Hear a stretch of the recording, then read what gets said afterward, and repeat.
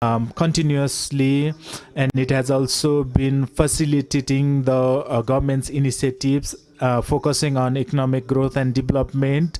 It has also been promoting the Nepalese industries and Nepalese products. The CNI has also been working to enhance the skills and qualifications of the various workers, and also been working to minimize the gap between the education and the industry skills required.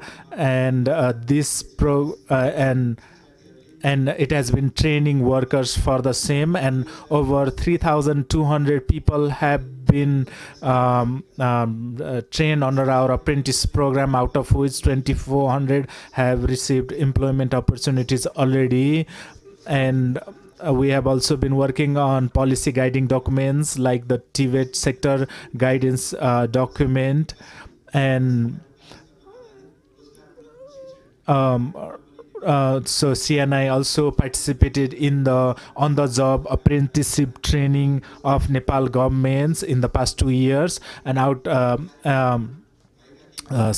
we have been the initiative is in process, through which we plan to train over 2,700 workers on various industry skills, and CNI is working to expedite the process. And CNI has also been forming various partnership with the various industries and enterprises to ensure that the workers are trained through the dual weight apprenticeship, and also to ensure the increased participation of the industries in training the workers. CNI has also been coordinating the process of certification and also training gap assessments for the workers. And we have also with the coordination between various agencies and the support of the Nepal skills vocational skills certification project, we have also like recently certified the skill mapping. And CNI and CSI and Hotel Association Nepal, they have, for the first time in the history of Nepal, have done the ELM project for the various sectors like the agriculture, and it has formulated various standards, and we have submitted the standards to the TVET to be included in their curriculum. And we have also conducted MOUs with various training providers. The CNI has also been working to strengthen the relationship between the education and the industries through various skill verticals. So the country, there is a severe shortage of skills. Our industries are struggling to get skilled workers, whereas on the other hand, our workers, they are they are without employment opportunities, and whereas our industries, they are having to rely on foreign workers, especially workers from our neighboring countries, to keep them operational, whereas our youth are leaving the country. So there is a severe need to address this mismatch. So therefore we need to implement more programs like the dual weight thing, and we have been coordinating and supporting such initiatives. We want to contribute further for skill development through more formal initiatives. We want to lead the process of training the workers as well as skills certification. And we are very happy that the Department of Industries has taken initiative to allow CNI to lead the workers in training of the workers. So finally, I'd like to thank the Honorable Minister and all the secretaries for allowing us this opportunity, and I'd like to welcome you all to this program. Thank you.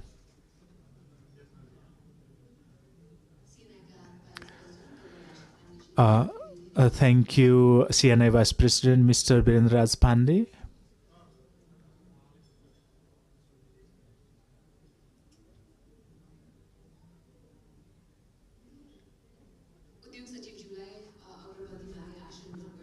I'd like to request our Secretary of Industry to come to the front of the room and take a seat in the first row. Thank you, Mr. Birendra Raj Pandey, for the welcome remarks. So now we'll be formally inaugurating this event by lighting the lamp, the Panas lamp. I'd like to request our Honorable Minister to formally inaugurate the program by lighting the lamp, and I'd like to request Mr. Birendra Raj Pandey to assist our chief guest in this initiative.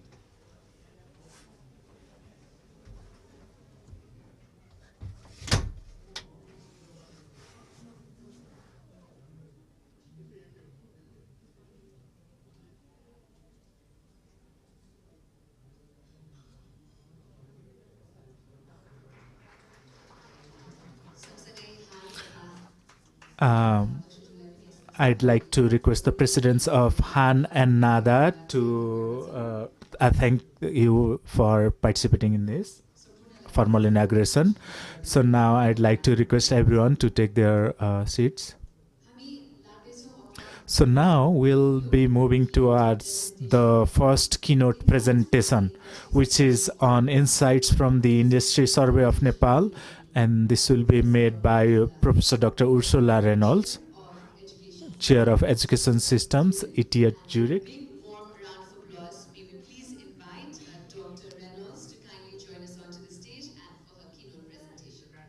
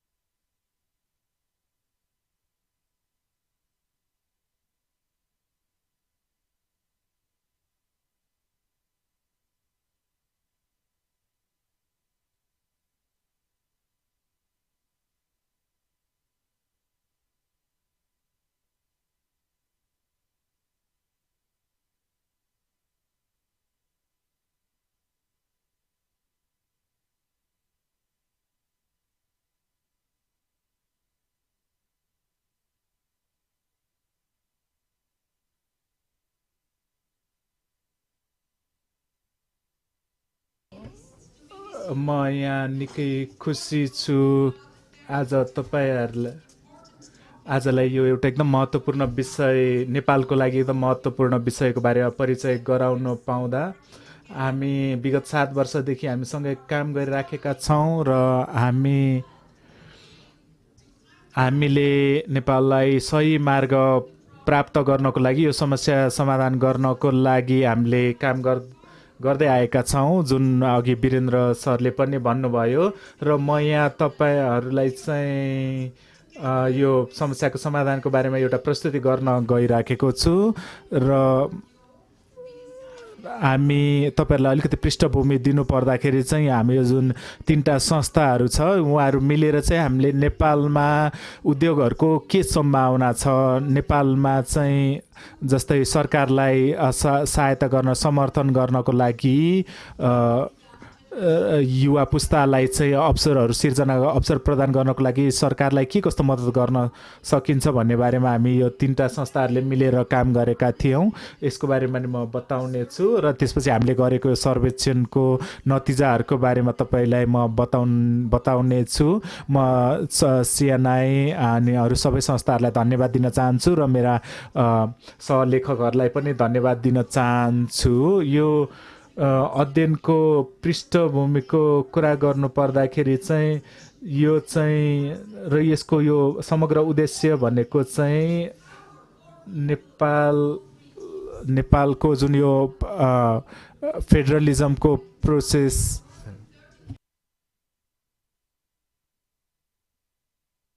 change for success I have for Nepal. Because of this constitutional change, because of many actors who start to work together and solve problems on the way forward. It's for me important that we all go together on a way. The results may be coming later, which we cannot see now, but if we learn how to work together, we have already a success. So that is a TVET sector plan, which I was happy to read and to give feedbacks. It's a wonderful document. This TVET sector strategic plan is the roadmap for the future. However, and this is why we are here today, there's a big challenge because the industry is not yet effectively involved in TVET. And that's normal in a change process like that. But with this study, I will tell you what are conditions necessary to make the TVET sector strong. It's about organizing the industry. Each side, education and employment, needs to do, I would say, their homework. And I will now focus more this time on the industry sector. Why companies are training? This is something we have to learn to understand. And we have a technical session on that. My postdoc, Dr. Patrick MacDonald, will go into the detail. But for companies here, it's very simple that you have here cost and benefits. You have the costs who are going on over the training time, and the productivity of an apprentice at the beginning is low because they have to learn. But if you have a good curriculum, which should be revised together with the CTVT, you may reach a break even when productivity turns into a return period. And this is the secrecy of robust TVET systems. So if companies, together with the CTVT, can create TVET curricula that pays off for the companies, you win. And why is this for companies important? If the company can make a small benefit out of the training, we don't have to care about poaching, and we can just prepare the next generation of TVET leaders. So conditions for a robust engagement of Nepal's industry partners in the TVET sector are: it must pay off for company. That's the incentive. And if that works across all occupation, you are a winner of the system.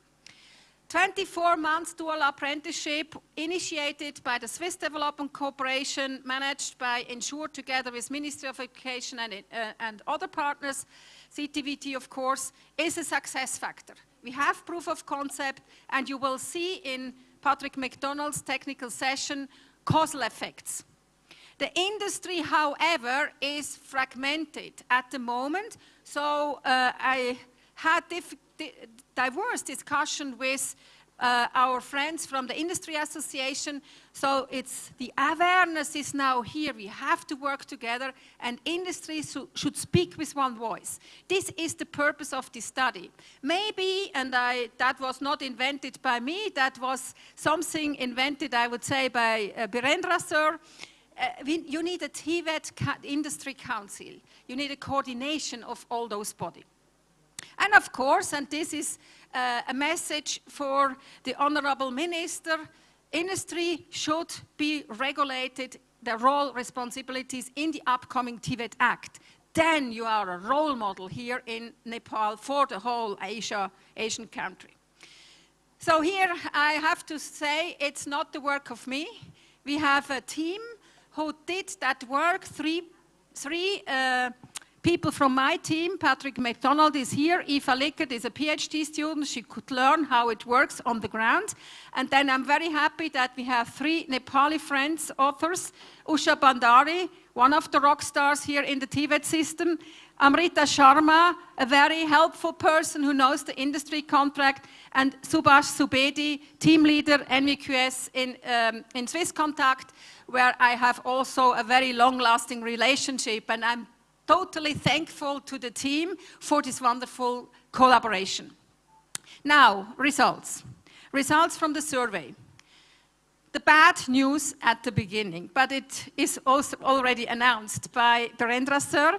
We were asking the companies how much does a lack of qualified, skilled employees affect the growth of your company. In total, you see that the blue one and the purple one together, 85% of Nepali companies face a significant shortage of skilled people.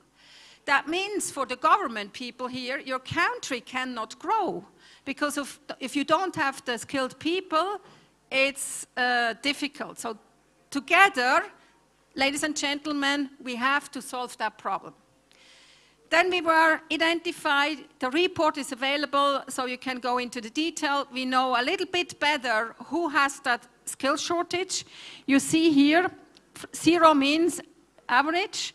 Those who are above and the average, they face a bigger skill shortage. That means the secondary sector, industry sector particularly, and also the medium, the small and medium and large companies are also facing a bit bigger skills mismatch. So this is important information where we should focus on first. Then we were asking the companies how important are those skills for your company. And then the second question was, what do you think is the best place to learn those skills? And we have here comparable data with other countries around the world. And you see, maybe the Hotel Association is not agreeing with that average finding, that foreign language has not that high importance. That depends, of course, on the industry. Then advanced math is the school subject, is not as important as, let's say, communication skill, digital technology, and so on.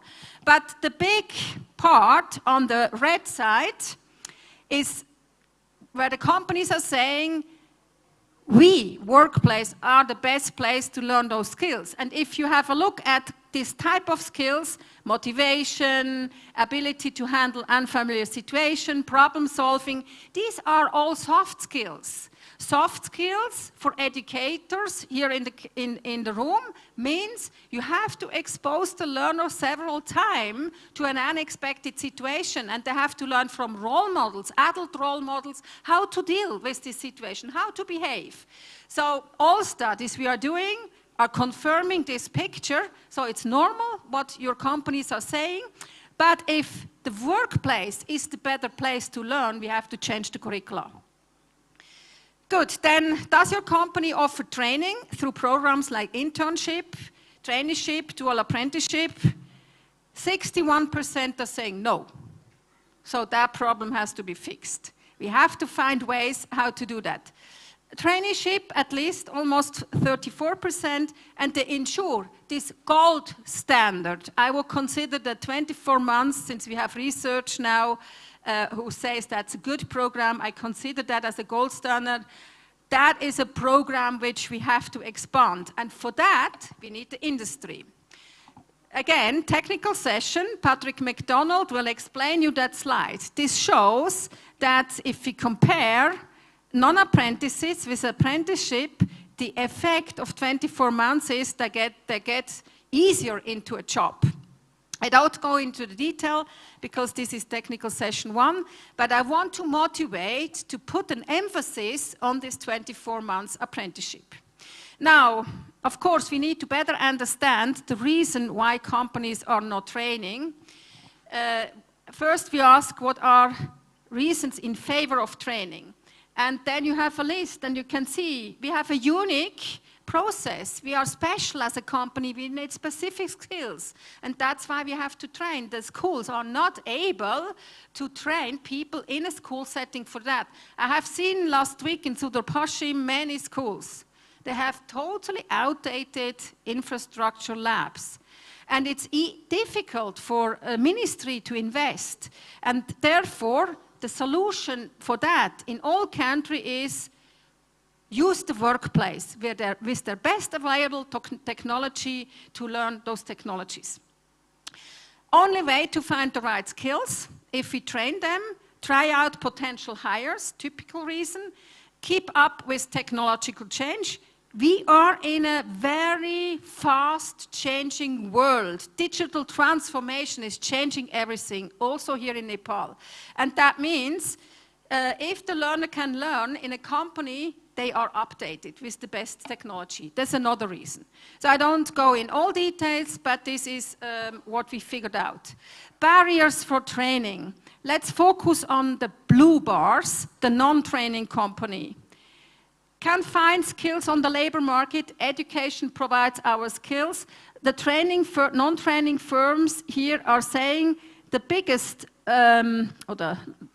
the longest bar, blue bar, I don't have enough of time. That's their claim, why they don't train. Or we don't know how to do. It's also an important problem why they don't train. But ladies and gentlemen, this is easy to solve. We have to help them. We have to train them. We have to understand why we should invest in a 24-month apprenticeship. So there are so many knowledgeable persons here in the room where I have trust in, you can do it. We just have to stimulate you. Factors that would help increase the training, nationwide qualification standard. Again, Nepal has a national vocational qualification system, wonderful. It's ready to be filled with good content on all levels, up to level 8 for TVET. External financial support. Well, this is something we will discuss in the technical session of Patrick MacDonald. The government need to spend money for TVET schools. But if you spend subsidies for company and you understand why it pays off in Nepal, it would not be good. It would not be good if the government spent money for companies. Well, at the beginning, or for industry association, to, accelerate the whole training initiative, yes. But for a single company, we have to make sure it pays off for a single company. Other factors is community, consumer recognition is maybe a factor that would increase the training development with other companies. This is the topic of today. Now, a little bit of bad news, and that's why we are here. Does company participate in curriculum development at the TVET level? So these companies, 600, which report to us, are saying 96% are saying no. We have no say. And only a small proportion. And ladies and gentlemen, from the TVET, this is a problem we can solve. I have trust in that. A little bit more, we were asking how strong is companies' influence. You have school board management committee, and there maybe is a representative in that school committee. But I can tell you this is good, but not enough. So we have to have much more influence. In Switzerland, in Germany, in Austria, in this strong TVET country, the industry is in the lead when it comes to define curriculum content, because you know what you need. Overall, how satisfied are you with the governance of the TVET system in Nepal? Mixed picture. Good news is the glass is half empty or half full. That means a little bit more than 50% are not really satisfied, but you have also companies who think we are on the good way forward. And now, this is the best news for you, all partners who are being engaged in this sector. We were asking, are you interested in a new apprenticeship initiative that Nepali companies, schools, and intermediates are currently developing together? Almost 60% of the companies in our surveys are saying yes. Good news for all of you. Find them, motivate them, educate them so that they understand the rationale behind. Good, then we also were analyzing with a more sophisticated research part, the factorial survey, what type of program companies are looking for. And that was a little bit for us a surprise. Not a surprise because the Indians are doing the same, but I want to see Nepal even better, you know, and because I think it's feasible. Nepali company prefer short program which has no net benefit. As an economist, I can tell you it's not rational to me, because I think companies want to make a business, and if you can do a business even with training, why you should not go for it. So my conclusion of that picture is we need to train companies. They have to understand. And I can tell you from Switzerland, I was Secretary of Education 20 years back in Switzerland when we had the first study like that. And to my surprise, even Swiss company did not know why they train, and that is a benefit. Because they take it for granted, and they were not aware about why it's an important case that they have to work together. So again, this slide will be in the technical session 1, and here, good news for all company. Our research has shown, and this is what gives me a lot of hope, because other countries do not have this data, not this nice data. 24 months apprenticeships can pay off. You see, almost 100,000 Nepali rupees per apprenticeship, net benefit. They can reinvest that in training. And this is the incentive. Patrick, I make an advertisement for that technical workshop, will explain you in detail how it works. But this is good news. Then, thank you very much for all industry leaders who took part in the focus group in January this year when we were the last time here in Kathmandu, Hetauda, and Janakpur. We want to understand the differences in the awareness of all the regions here in Nepal. And basically, 8 to 20 business representatives have taken part in those focus groups where we validated our results. And we want to better understand why the picture is like that. Just see some purple keywords. Significant shortage, I mean, this is obviously clear, everybody understands that. Then, long-lasting issue, is that in Nepal? So then we have to tackle that problem. If that is a long-lasting problem, let's face it. Participants emphasize the essential skills, particularly soft skills. And that was in our data too. That's worldwide now. The need, you know, they need soft skills much more than hard skills. And also what they want to have is more autonomy and decision-making power. This was in all 3 focus groups very clear. And they see that through new establishment of sector skills committee. So I would say it was a very nice discussion. They want to see also the willingness, they want to see the regulation of the industry in the TVET Act. That was also a topic we could discuss. Now, since I analyze all laws and developments policy in Nepal through our studies, I also would like to congratulate to Nepal's government for that fast pace. Honorable Minister, I have high respect for your role, for the governmental role, because such a complex change is very hard for leaders like you. I have felt that in Switzerland back, so I can understand your role. But what I see when I read your laws, it's extremely good what you are doing. And we see so many laws which affect always also the TVET sector.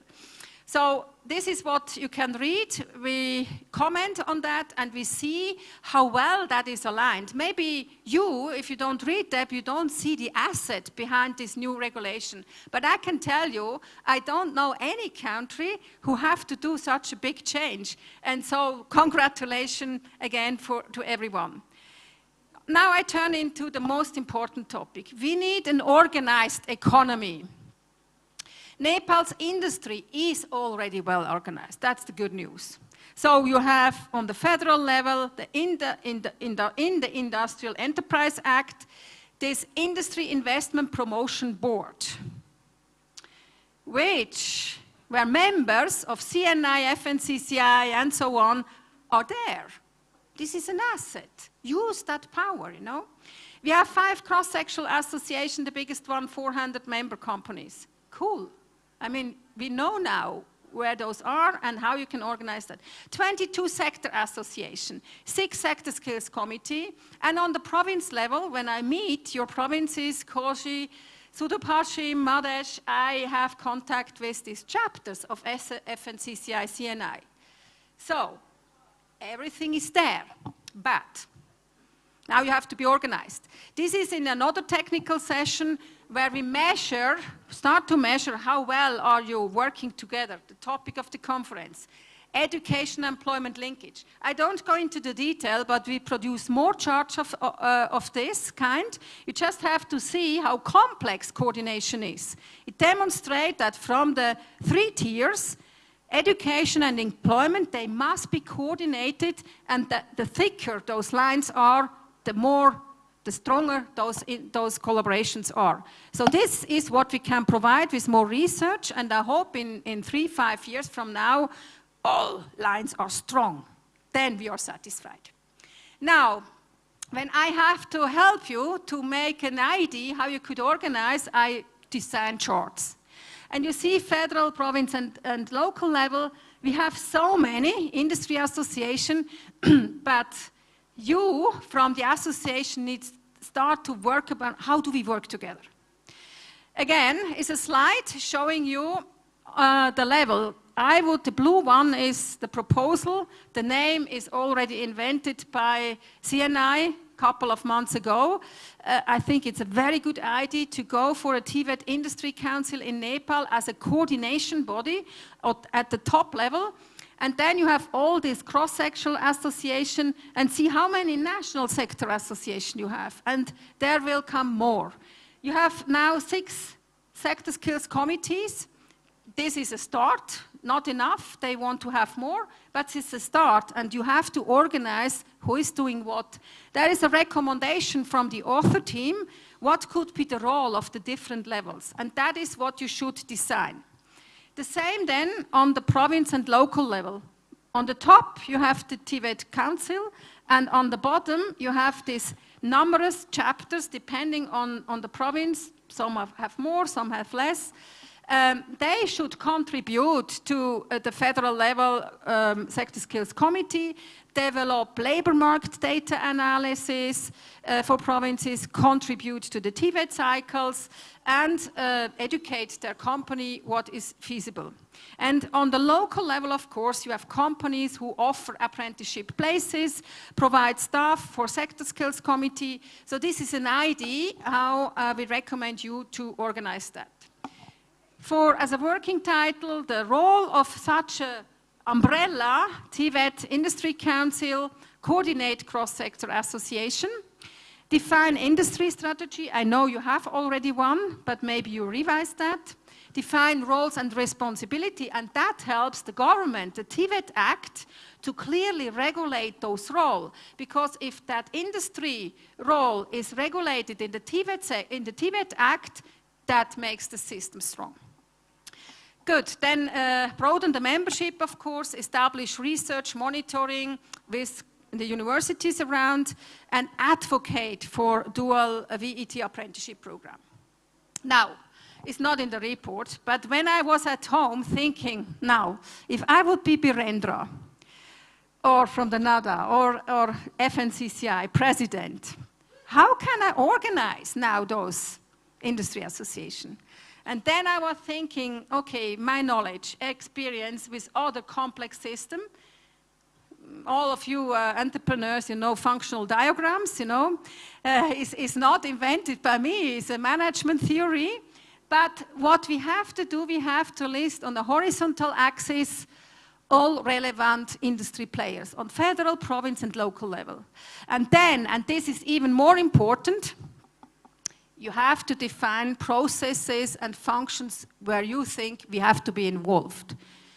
That is something which you already can do, it's easy. But now, and that's in my view the secrecy behind a coordinated industry, Now we have to say who has what kind of role, who can do requests, who can make a proposal for an act, for a regulation, who is the decision power, has the decision power among all of your institutions, who should be informed, who can give opinions to a process, and who makes the preparation.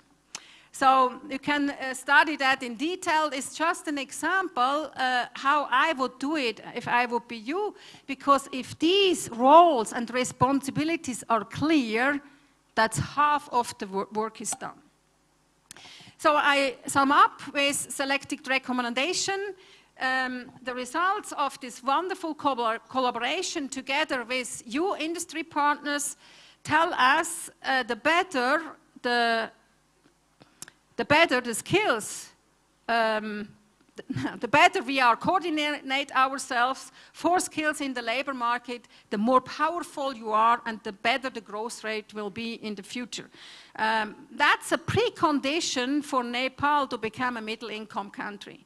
Without economic growth, forget it. So I would say skills, TVET is in the center, is the enabler of growth rate in Nepal.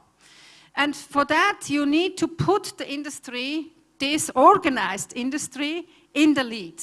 This is my request for Honorable Minister, that you try to regulate that in the TVET Act. Because if, and they have to do their homework first, of course, but if they are coordinated and speak with one voice, you have a partner which you can deal with and negotiate. Develop short-term training for company owners, and we are here to help you to set up programs so that companies understand the rationale behind training. Organize industry sector by creating this TVET Council. This is the coordination body for all associations, and float the country with 24 months apprenticeship. That may overwhelm STC with regard to how many spots you can provide, how many technical support you can provide, but that should be your goal for the next 10 to 20 years. We recommend also that you make a TVET strategy. Maybe the Industry and Investment Promotion Board can approve that, and maybe, Honorable Minister of Education, you can get support from your industry minister to, get stronger on that part. And yeah, then I have hope that the upcoming National TVET Act will be the best ever in Asia, because I know how many countries are struggling with that, but I want to see Nepal as the showcase in Asia. But I know, and I can tell you, American states are jealous what's going on here, and I want to see that country first with the success story. So thank you very much. My last statement, personal statement, because I have long-lasting experience.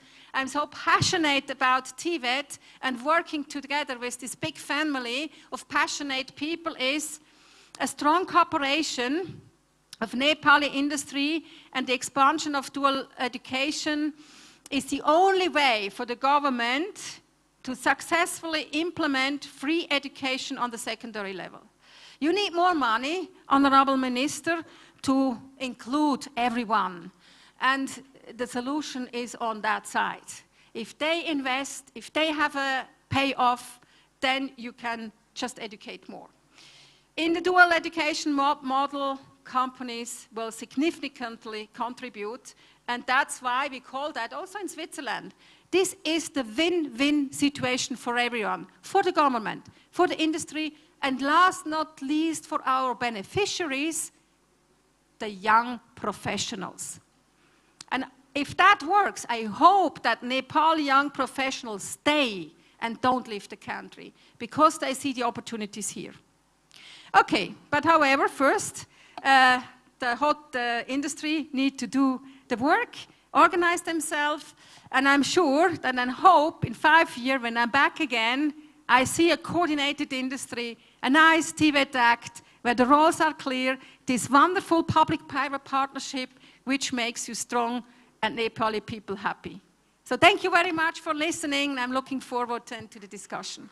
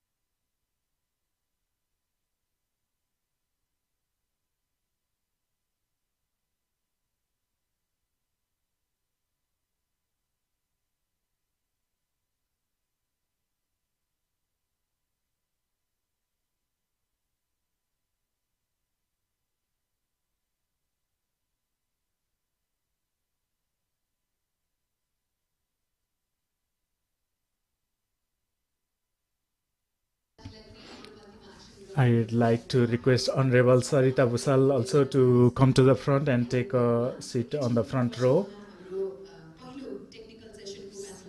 So she will also be participating in the first technical panel session.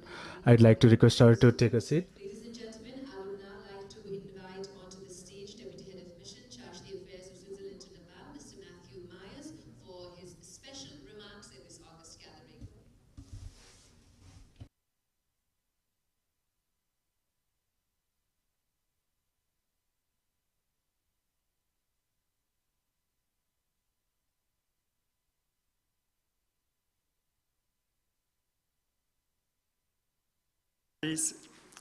Distinguished mayors, respected industry leaders, Professor Ursula Reynolds, dear guests, on behalf of the Embassy of Switzerland, I wish to congratulate the Confederation of Nepalese Industries, the Hotel Association of Nepal, and the Nepal Automobile Association.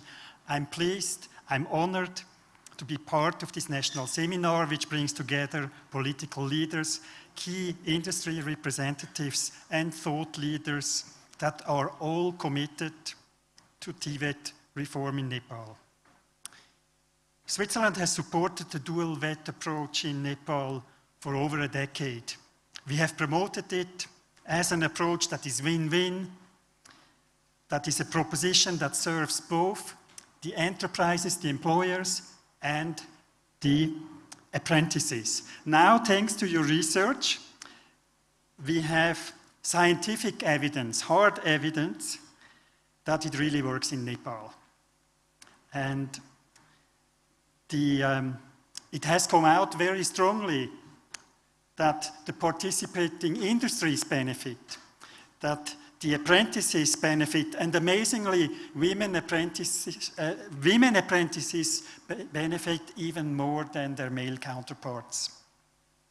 I'm very pleased that we were able to support you in this research. And ladies and gentlemen, this is a milestone. This randomized control trial methodology has traditionally been applied in medicine. Its application in TVET in Nepal is fantastic. It's great to have this instrument that credibly supports evidence-based policymaking. I think such kind of research will be very helpful for all of you reform champions in furthering TVET reform. However, ladies and gentlemen, we all know that scientific evidence alone is not sufficient. To make a difference, evidence needs to be translated into action, and I think this is why this seminar is being conducted. We get the chance to discuss the research findings. What do these findings mean for us individually? What do they imply for the daily work of your enterprises? And what do they mean collectively for the TVET system in the country? To empower you as TVET reform leaders, Switzerland has also supported another important initiative, which is called the TVET Implementation Lab, or short iLab, where reform champions from both the public and private sectors are equipped to translate research into actionable policies and reforms. I'm pleased that many iLab graduates are here today in the room. You are the drivers of change, and we count on you. Ladies and gentlemen, I too would like to take this occasion to emphasize the critical importance of the timely promulgation of the TVET Act. The legislation is needed to provide a robust legal framework that supports the effective engagement of the private sector in TVET. There's a need to clarify roles, responsibilities. The private sector's role in this system cannot be overstated. I fully agree with Professor Reynolds.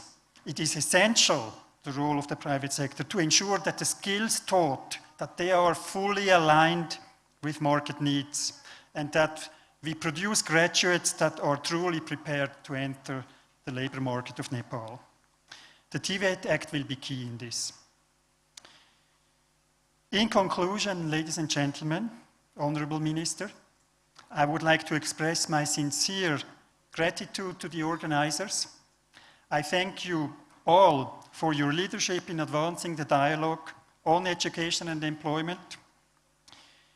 The collaboration between the public and private sector, informed by rigorous research and supported by state-of-the-art policies, is the path forward for Nepal. Together we can ensure that the youth of this nation is equipped with the skills they need to thrive, and that industries have the skilled labor force that they require. With this, I wish you all an insightful and inspiring seminar. Thank you.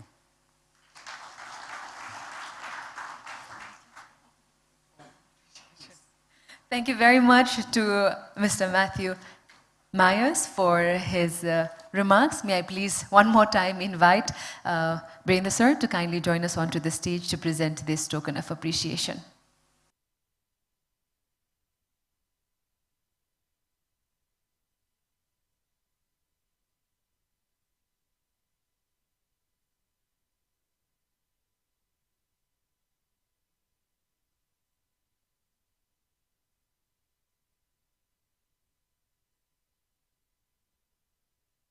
So now we'll be moving forward with the program. Now I'd like to invite Mr. Karan Chaudhary, President of NADA, for his special remarks.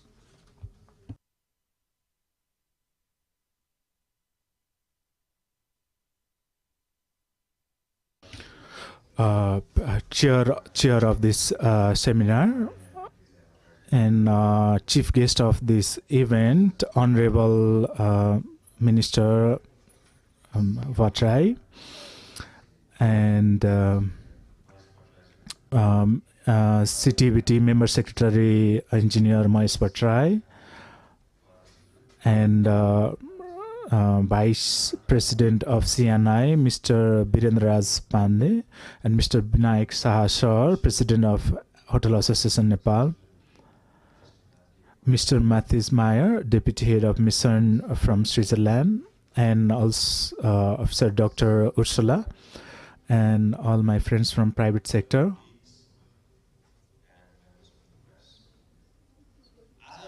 So, and all my colleagues and members from the press. Today we are here to discuss on issues that are very timely and very relevant. I am representing NADA, the Automobile Association of Nepal. Automobile is the backbone of this country, and we have to strengthen this backbone. In any business, in any organization, or in a country, the most important is the human resource. Human resource, the stronger it gets, the more benefits we will reap. In the country, we are now facing that the human resource is going away from the country. We have to remember that in Nepal, that the automobile is the biggest hit by the exodus of youth. Automobile is such a sector, touches lives of every Nepali every day. It is not just about mobility, it's about employment generation. And this employment generation is such important issue for us that we can take strides for this. You may have been looking and considering in the past, the automobile sector is always changing. In the beginning, we started with two-stroke engine motorcycle. Now we are marching towards electric mobility. Why is this change important? Because for the development of the country, for the electrification of the country, and in this electrification, we require collaborations.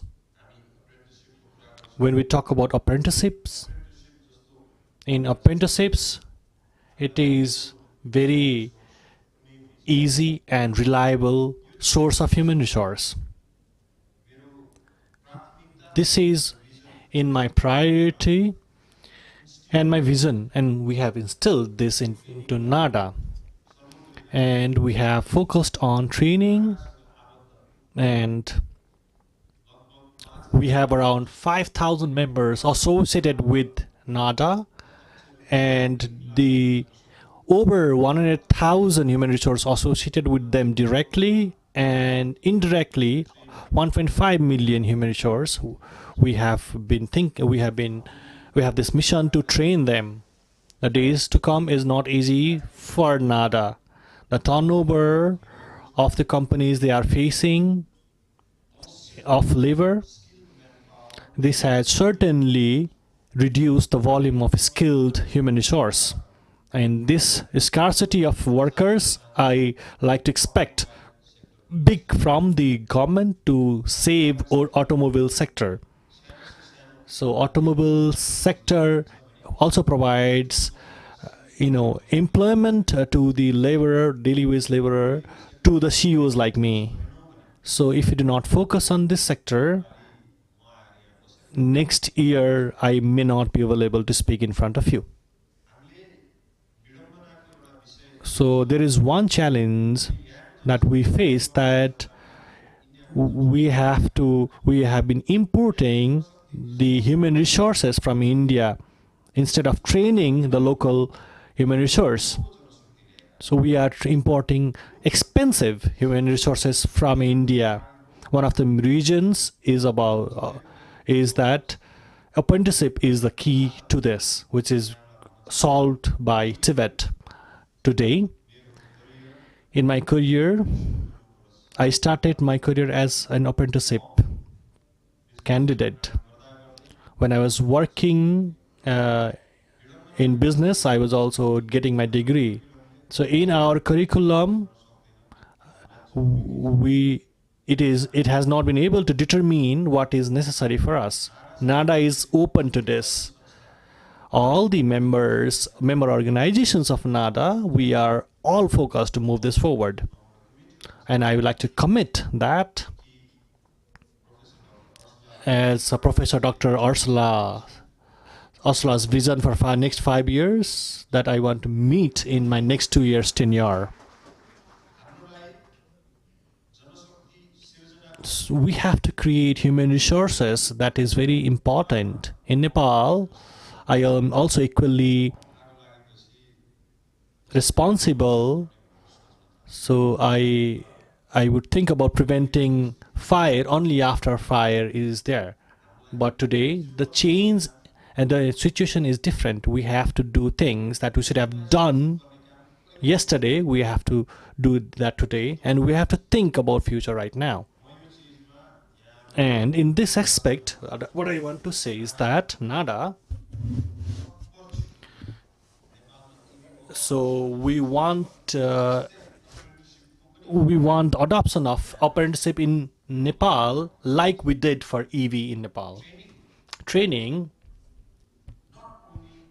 is not only industry specific. We have to bring about change in curriculum.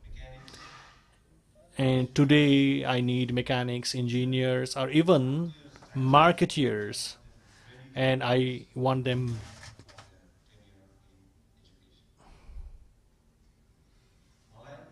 For me, you have done this through ENSSURE TVET today as well. So this is an eye-opening seminar for us. We have to also open other people's eye, and we are completely here with you. And in business, we use this acronym TDCA, Plan, Do, Check, Act, PDCA. So let's use that. Not every decision we make is right. So let's correct the wrong decisions. And as we correct those decisions, we would learn things. In automobile sector, it's such a sector which is very dynamic. So from ICE, we have come to EV, and perhaps we'll also go to hydrogen. and we would require your support. For this support and this initiative, so this is going to support and solve the biggest problem of Nepal, and it will encourage people to stay in Nepal, work in Nepal, and contribute towards Nepal.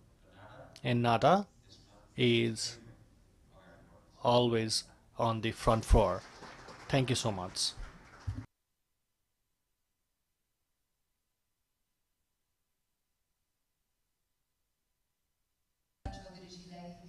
Thank you so much, Karan Chaudhary, for the commitment to achieve the vision of 5 years in 2 years. That was very optimistic. Now, I'd like to request Binek Shah, the president of Han, for his remarks.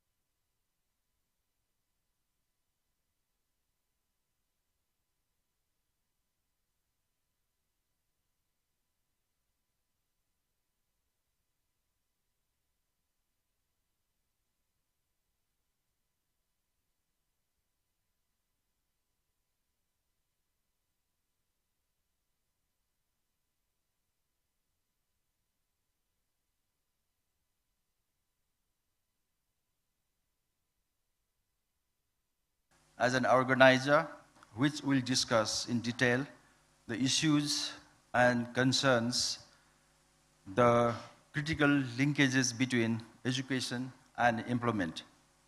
The hospitality sector, as you know, is a cornerstone of Nepal's economy. It is not only contributes significantly to our GDP, but also serve as a gateway to the cultural exchanges, international tourism, and job creation. It has a huge contribution and multiplier effect on the other economic sectors, including agriculture. However, for this sector to thrive and continue to meet the expectation of both domestic and international tourists, it is essential that we have a highly skilled and dedicated workers. Honorable Minister, distinguished guest, in the tourism sector, the connection between education and employment is not just important, it is vital. The skill, the passion, the dedication of our workers are what make Nepal a unique and attractive destination for travelers around the world. By aligning our educational pathways with needs of our industry, we can create sustainable career opportunities, elevate service standards, and position Nepal as hub of global hospitality. By working together with the government, industry, and educational institutions, we can build our future where education and employment seamlessly integrate to create a robust, skilled workforce ready to meet the challenges and opportunities tomorrow. For the past 2 years, Hotel Association Nepal has been proudly partnering with ENSSURE project to provide apprenticeship program in our sector. I am delighted to share that these initiatives have been very well received by our member, reflecting the significant demand for skilled apprentices in hospitality sector. In our continuous effort to foster skill human resources. We have also been working closely with CTVT to develop a diploma level course of hospitality management.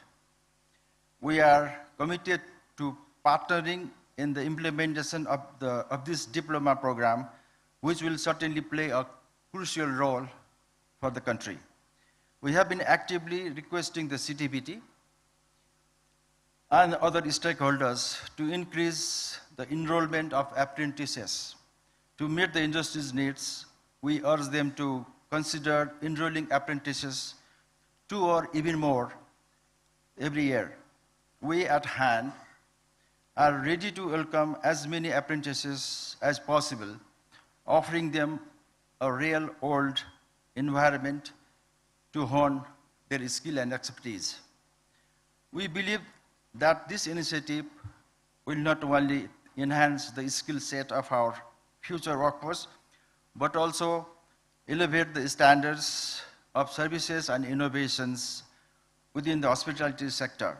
We are eager to collaborate with educational institutions, training centers, and other stakeholders to ensure the successful implementation and expansion of these programs in days ahead. So, to achieve the set objective as well as to elevate the existing status in TVET, it is paramount importance to increase the meaningful engagement of the private sector. We therefore request proper plans, conducive policies, and more importantly, legal frameworks, acts, and regulations be updated and aligned, keeping the views, the genuine ones of private sector at the center. We can thus spur the private sector by encouraging and incentivizing towards meaningful engagement. Likewise, private sector has always been facing the issues of instability and mobility of workforce because of ever-growing foreign employment of this country. We see every day 2,000 to 2,500 young Nepalese go abroad to seek employment abroad. Whereas at the same time, we in the industry and business here in this country, we are facing problem of qualified, skilled manpower. This is a big mismatch which has to be addressed as early as possible. Having invested so much into the preparation and upscaling of the workforce, we also want certain provisions to be in place to maintain the balance, synchrony of employers and employee in terms of the retention and a certain time, a year at the company level. This is an incentive itself to the company, which remarkably work wonders to enhance the image of such noble initiative which we all are undertaking. Our association will actively engage in providing guidance, resources, and opportunities for the apprentices. We'll also work to create seamless pathway for apprentices to transition into full-time employment in future, fostering a sustainable talent pipeline that benefit our industry, in particular, the nation as a whole. In closing, I would like to reiterate our full support and extend our sincere appreciation for the promotion and enrichment programs. I do expect the vocational education and training aligns perfectly with our goals in the hospitality sector, and we look forward towards positive change. Thank you very much. Han.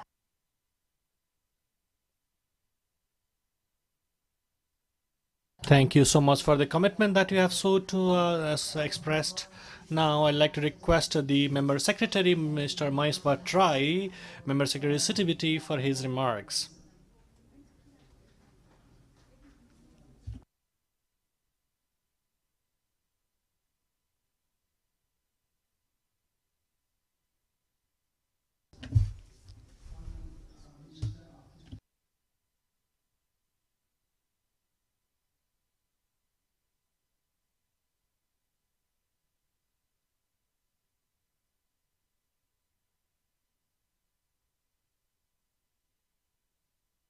CNI and government officials and all the friends, ladies and gentlemen over here.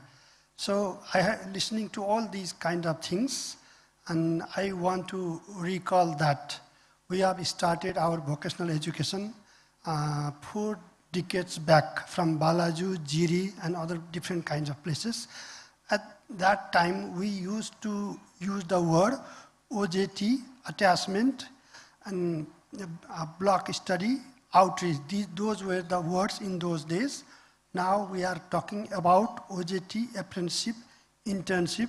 Now we have already started to talk about other technical and vocational words.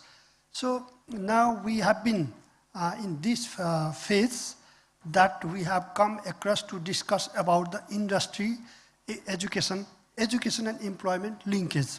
So the thing is that for these all kinds of things, CTVT has championed its efforts to come to this point of time.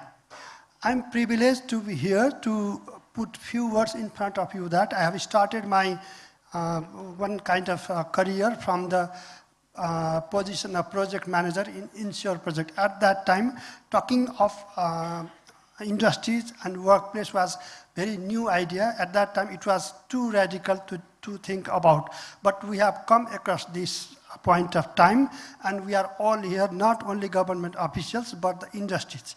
And now at that time, we have started one word, that is consortium of industries.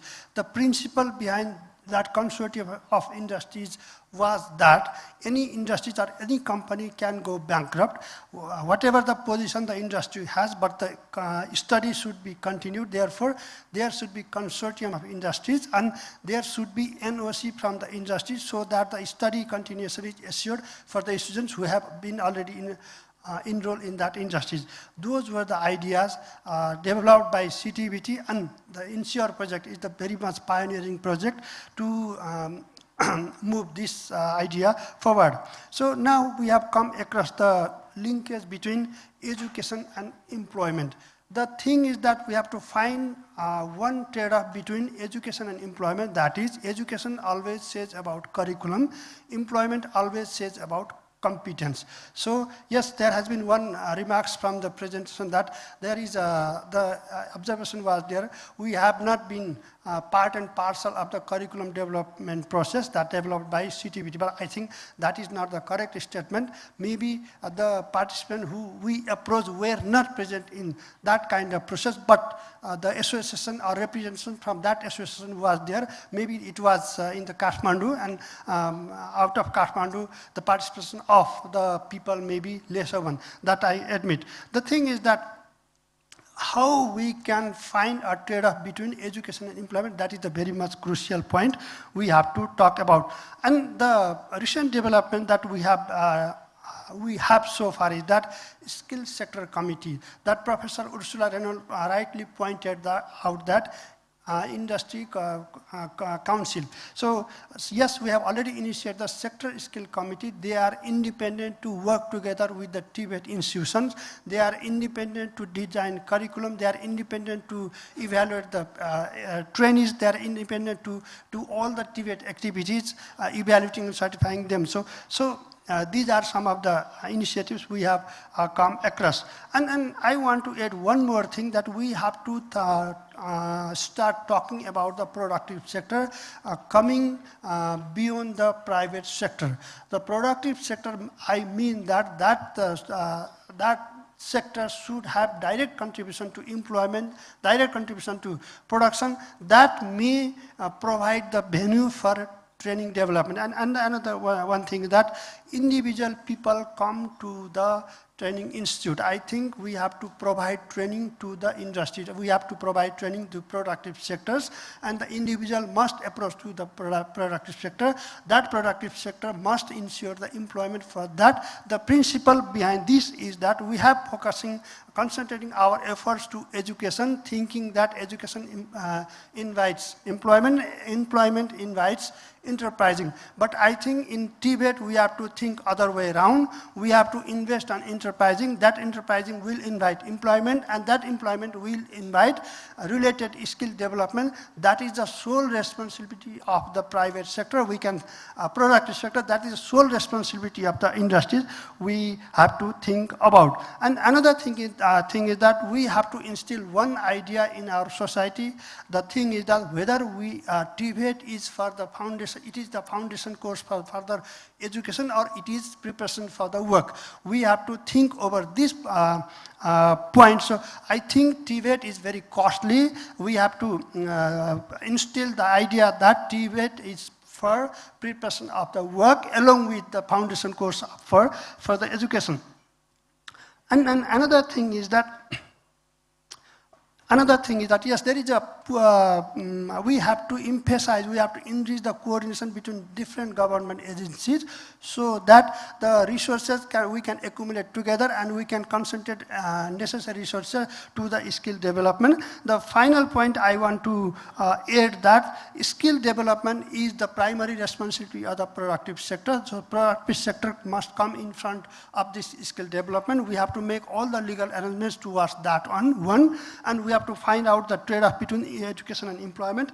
And finally, CTVT is ready to collaborate all the efforts to bring together all the stakeholders and all the agencies for this skill development. We have been doing well. Yes, we have been lacking in many aspects because industrial sector and productive sector is not flourished as much as we have expected. So the thing is that we have to emphasize all the things to bring all the stakeholders together for skill development, and the productive sector cannot get the skilled worker without paying a single money for their development. So they have to pay. I don't want, I mean to pay in terms of cash. I mean to say in terms of kinds and in terms of workplace. They have to provide for skill development. Without spending those kind investment, they cannot get the skilled resources, and productive sector can swiftly adapt the changes in the technology, changes in the market, because government agencies have to go through all the procurement processes.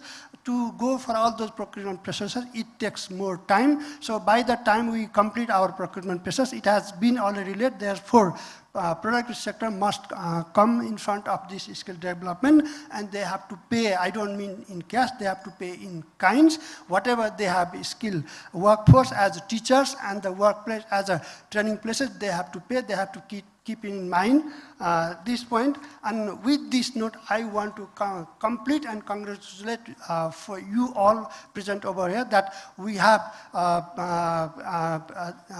started one higher generation of skill and employment ecosystem that we have started to think about the joint working of employment and education. That is the actual destination for our future and for our kids. With that, I want to conclude. Thank you.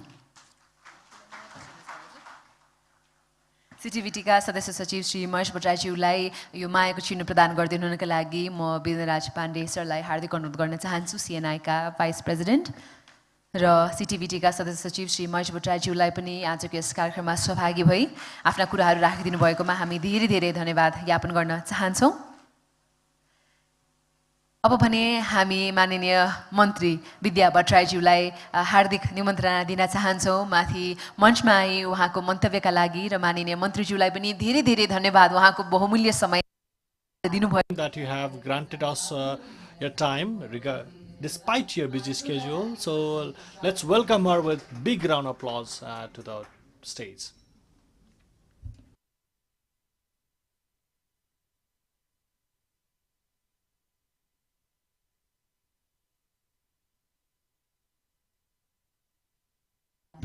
Thank you. So this is organized by CIN along with other collaborative partners, and this is a national seminar where we're discussing how we can join and collaborate education and employment. How do we link education and employment? So the chair of this event and Biren Pandey, who is also the vice president of CNI, Biren Pandey, and special guests and honorable member of parliament and secretary, under secretaries of government of Nepal, keynote speaker Dr. Ursula, and representative from Swiss diplomatic mission, representatives from NADA and Han, and the industrialist entrepreneurs, vice chancellors of the universities, and all the entrepreneurs, business people, and journalist participants. For everyone, on behalf of Ministry of Science, Education, Science and Technology, I like to share my good morning and namaste in this important program that you invited me. And as our keynote speaker said, and also the representatives from NADA, Han and CTBT, many things have been already said. So accepting all those and acknowledging all those, I like to share my point. First of all, I am happy that since till yesterday, our education and our employment were not related, and today's program is about linking employment and education, and like to thank all private sector for this. Why I'm saying this is because education is not working, so that is our narrative, that our people who are educated should not be working, or and the educated people are the powerful people. They should not be serving, and they should only be providing powers. So this is a narrative that we have created for a long time, and that is why we have not been able to do small works in our country, because our society will have a stigma against us, and that is what we think as our prestige. So but in foreign countries we do everything, so I think that has to be changed, and this program has provided that insight that we can work in collaboration, and through collaboration we can move forward. So this program has supported in that regard, in creating that narrative. Next thing, vocational and technical education.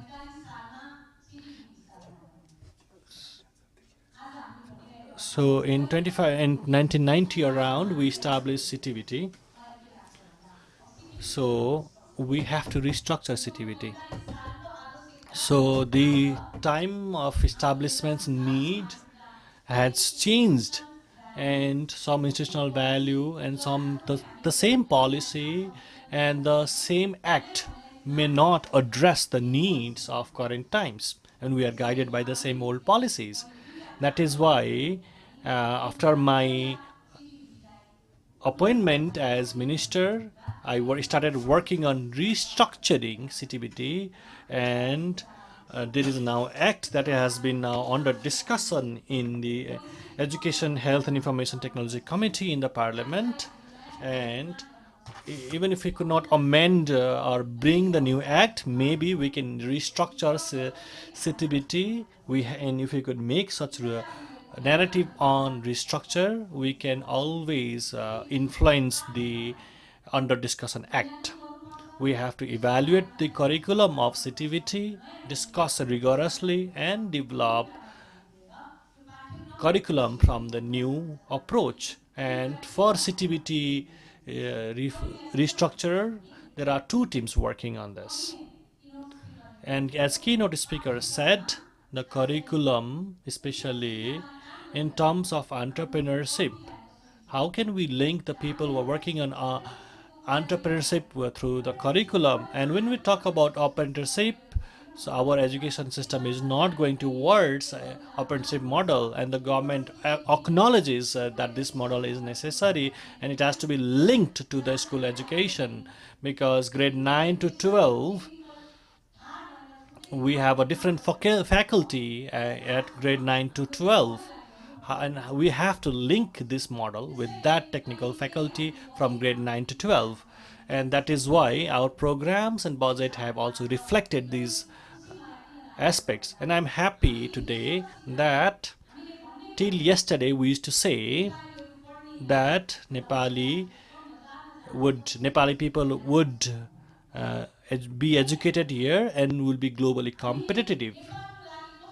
But we never thought about, we just thought about what kind of human resources would be required in Nepal.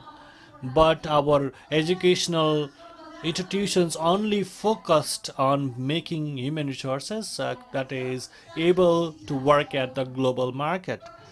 So if we want to create the competitive human resources, we have to do that, so that there is no nation or international space. There is a global village. So how do we start this linkages of global village? For that, the human resources they have to first contribute to contribute domestically, and then they can surely contribute globally. How can we make such human resource that can contribute domestically? So in that regard, the ministry has now been thinking and working to revise the curriculum, that could be of education or technical education or pure science. All the curricula have to be revised. That is what we have been working on, and in this regard we have been working on this. So that is why knowledge, skills, and apprenticeship, these are not three things that we have to think about. We have to think about making a person turning into an entrepreneur. So I think this event will help in that route. And as our keynote speaker said, she said three important things. First, let's not work in isolation, let's work collaboratively. If education and industry do not work together, we cannot achieve our goals. Education and industry have to work together, and for that, interministerial collaboration is required, and the overlapping between policies have to be made uniform, and one policy should not contradict the next policy, and we have to change such contradictions. That is why Ministry of Education, while we are working on this, we have to work on the coalition and collaboration. And when we talk about three tiers of the government, the local level will be implementing everything, and the province should be coordinating, and the federal agencies should be working on policy formulation and resource mobilization. Although if we do not work, we have three tiers of government, and there is a lack of coordination and collaboration, and because of which many problems are arising. When we talk about three tiers of governments and the coordination between them, so, and how can we make federalism effective? It should be the focus of developing the policy for coordination and collaboration among three tiers of the government. We have been drafting a debate bill, and we are also now restructuring CTBT in education bill. So, and we are focusing on not having contradiction between these two. TVET in, how can we not have contradiction between TVET bill and education bill? So that is, if we do that, we can solve many questions that have been now raised. That's why we have to focus on two things. The education ministry, when makes its curriculum, it has to link with livelihood and entrepreneurship. Yesterday we just focusing on the education knowledge part of the education, but now we have to realize education is education, skill, art, and once a person is educated, the work and skill can be connected, so that the person can not just focus on personality development, but they can think about really linking education with work. And if I do not work, I will not be a capable citizen. That should be the vision of every individual. We have been working on that vision, and we have also getting your support in this regard, and I'm very happy about receiving such support. So education, employment, and other ministries should also come together. So education is very multidimensional. So we have to bring the ministries online, and so we are making foundations on the different ministries, and the education is the at the helm of driving all this together. So today as well, we are not getting science teachers. We have computer classes, but we do not have teachers teaching computer classes. That means human resource is our requirement, and many, like over 100,000 students are leaving country. So how can we keep these students in our country? And our education and entrepreneurship and industry can help retain those people. For that, I'd like to thank you. And in the curricula that the Ministry of Education is building, and in all other sectors, I hope that you will continue contributing. And if there is any gap, please feel free to come to us. And CTVT is and CDC, so Curriculum Development Center, is also working together. How do we integrate technology in knowledge? So I think I will also get support in this regard. And thank you so much for providing this opportunity to share my point. And we have a lot to do to aware people in society, so that we can retain our young people in our country, and for that it requires unity. And so I'd like to thank you everyone. I'm grateful to everyone. Thank you so much.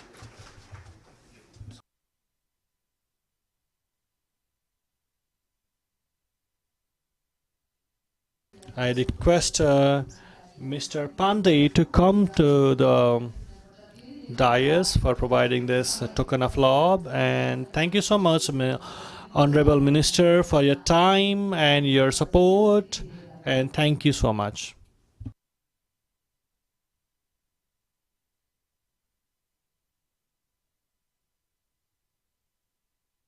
Thank you so much for providing this opportunity. And because of our busy schedules, he has to leave. Thank you so much for your time.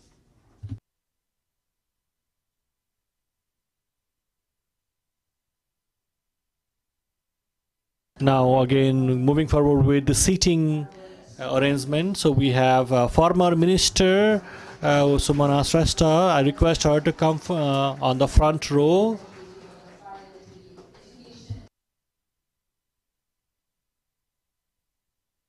She is our keynote speaker as well, and she will be with us in our technical session. So let's welcome her with a big round of applause. Honorable Sumana Shrestha for coming to our event.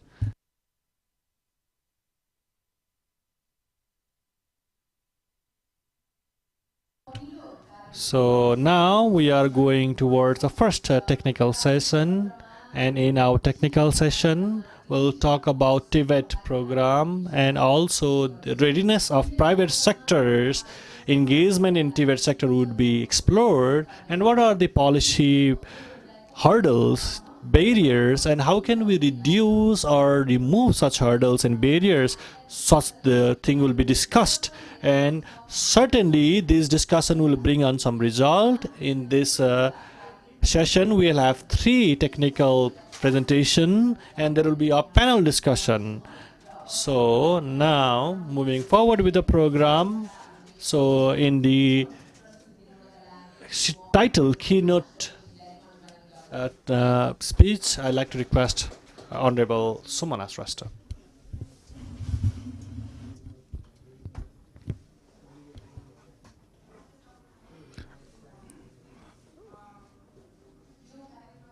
Good morning to you all.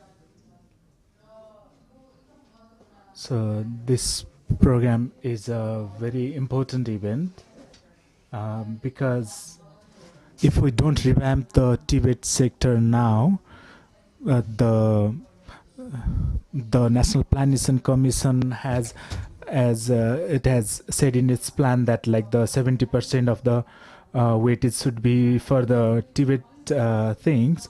Otherwise, it will be very difficult if we don't revamp the TVET sector.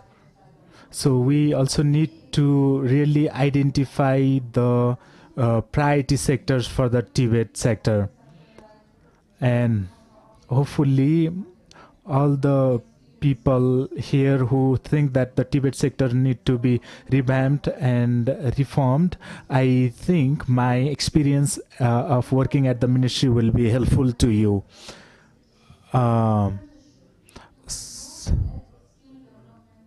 So this apprenticeship, it is like the industry-led training. I think the ministry has been really impressed by this idea, the colleagues at our ministry. But for this to work, we need to think differently, flip it on the head. We need to, so if we want to produce technical and vocational education skill manpower, then the industry has to play a very active role, because the industry should also have a say on what the curriculum should be and how the program should be run, and various things have to be updated. So accordingly, we also updated the regulation regarding the apprenticeship. Besides that, in the ministry, we have also done rethinking of like whether the CTVT should be unbundled or not. There is a report on this. So all these things had to be done. But while doing all these initiatives, I think our way forward should be very clear. Let me share you about where this concept of apprenticeship came from. So an advisor told me about this Oz building, which is which is a German concept and German word for training, apprenticeship. So while I was exploring studying the technical and vocational education, I was looking at what are the countries achieving the best results on this sector, and what we could learn from them, and what we can adapt. So I think we should think about this, take this approach of learning from the best. And so that's how I came to know about us building the approach. And recently I visited Germany, and there I spent some time in their IECH, the chamber, and there I tried to learn like how things work, and I was asking them this question a lot. So I was asking the chambers, the industries, how they would work on this Oz building. So in Germany, like a significant majority of the students, they go for the Oz building approach. So I was asking the industries, like, why are you doing this? How do you do this? And like, what incentives do the industries have to put in money for this? There I came to learn that the students, while they were learning, they would also earn. So the jargon that we use, earn while you learn, they are applying that. And also, so there I found that all these chambers and the national law governing them, I came to know about that. And there was these approved companies we could take in the students for training. And during the training period, the wages of the companies would chip in the money to pay for the wages of these trainees. So, and then I was curious, and I asked them, like, why would this company chip in the money? The company would chip in the money because in Nepal, it's the students who have to pay, and the companies don't chip in any money. So when I asked this, this person, they told me, they answered me that like, why wouldn't the industry invest? Because if they don't invest this money, if they don't chip in, they won't get the skilled manpower they will need in future. So therefore, I think we need to flip this concept, flip this understanding that the students have to have to go for the vocational training, and then they go for the on-the-job training, and then they go to the labor market. So I think we need to ensure that there is not a mismatch, because our signaling mechanism in the survey process is not very good. And for the matching, the ministry has been creating a platform, and there are other platforms being created by other ministries. So there are like 12 different initiatives at least for all this vocational training. For example, under tourism they have NETHAM, and so all these different ministries, they have all these initiatives, but they are very scattered, and because of this scattered initiatives, our resources are not being used properly. To integrate and unify all these measures and all these initiatives, there is a process, a bill pending at the cabinet currently.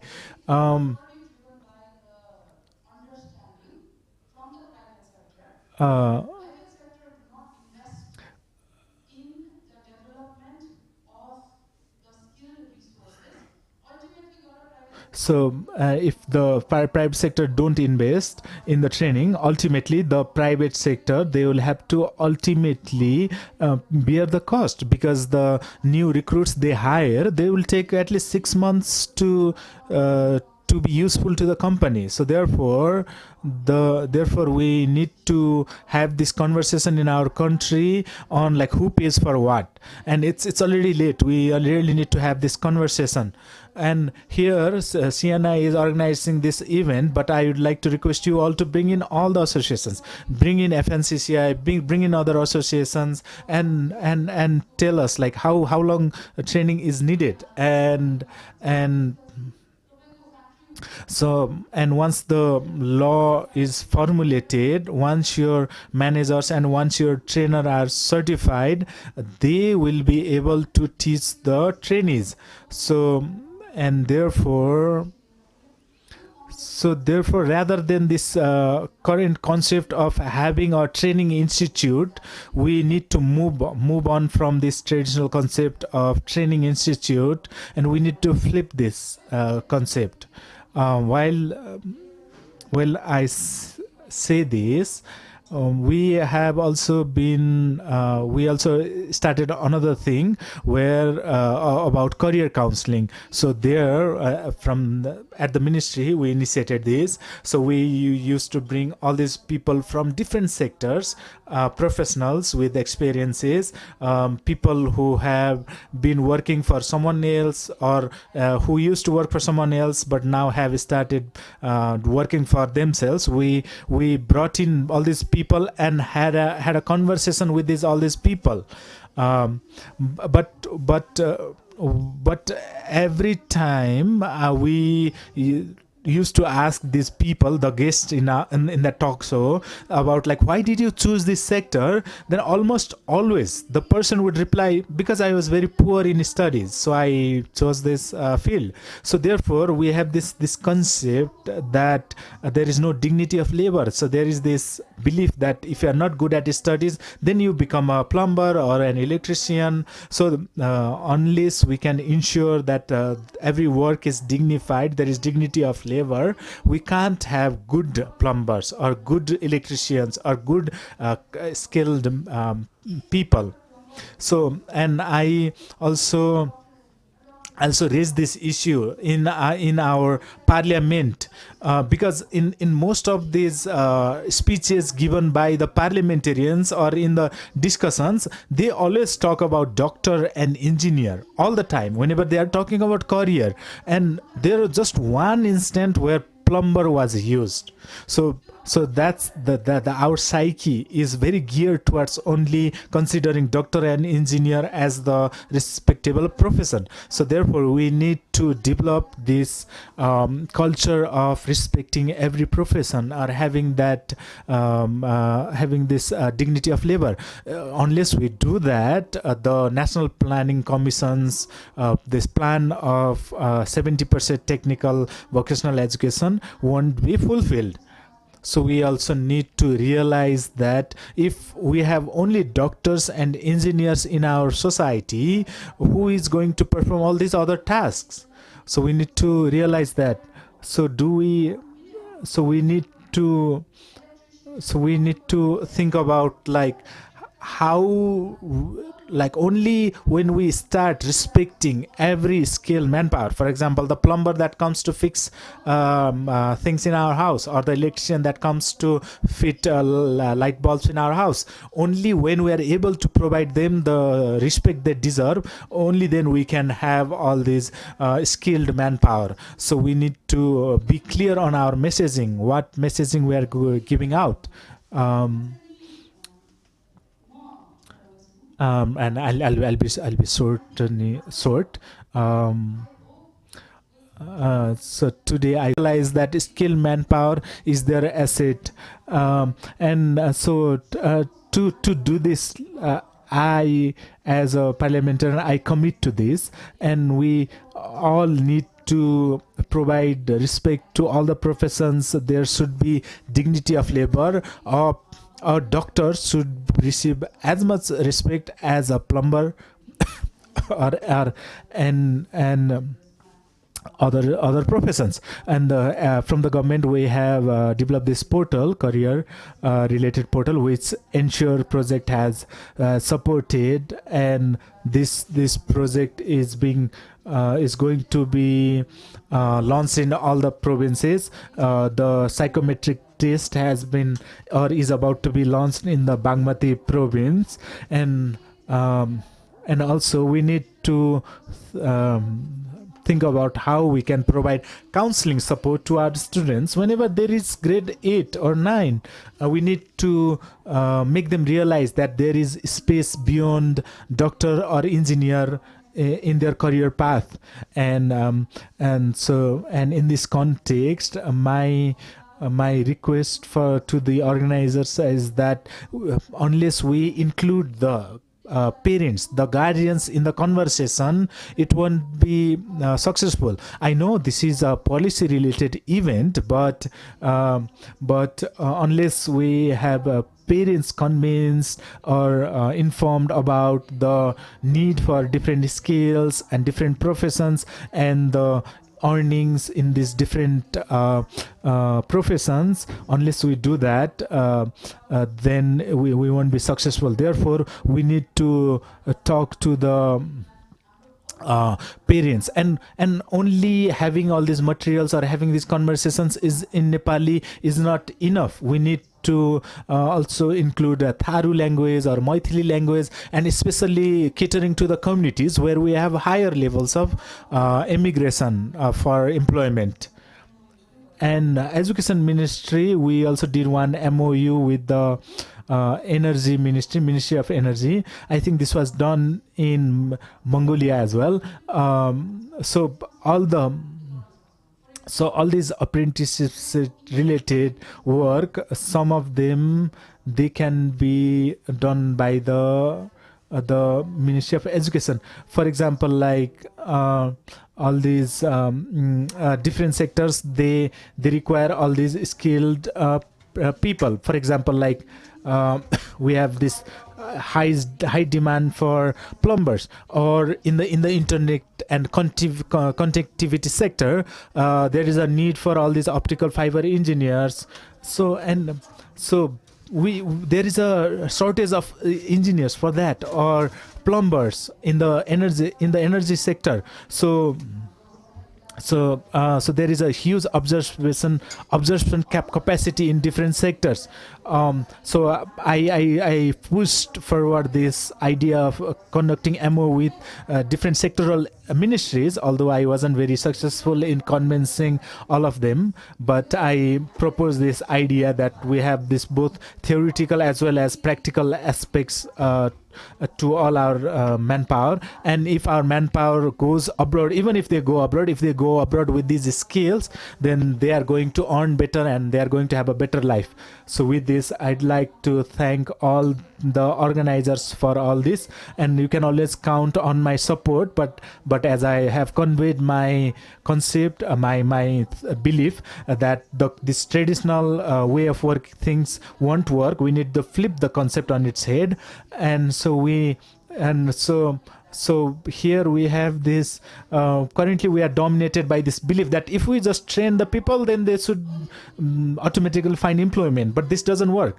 So we need to, whoever is the employer, they need based, what kind of skills that they will be employable or what kind of skills they are looking for. So we need to have this process led by the private sector led. So far, all the initiative, all the process have been government led. So now we need to have a market led process. And also traditionally we have been working too much on the supply side, and we have been hiring the expectations. So we need to also work on the demand side. We need to make the expectations realistic. And if we focus on this both aspects, then I think we will be able to achieve this plan set by the National Planning Commission of 70-30%. Thank you very much.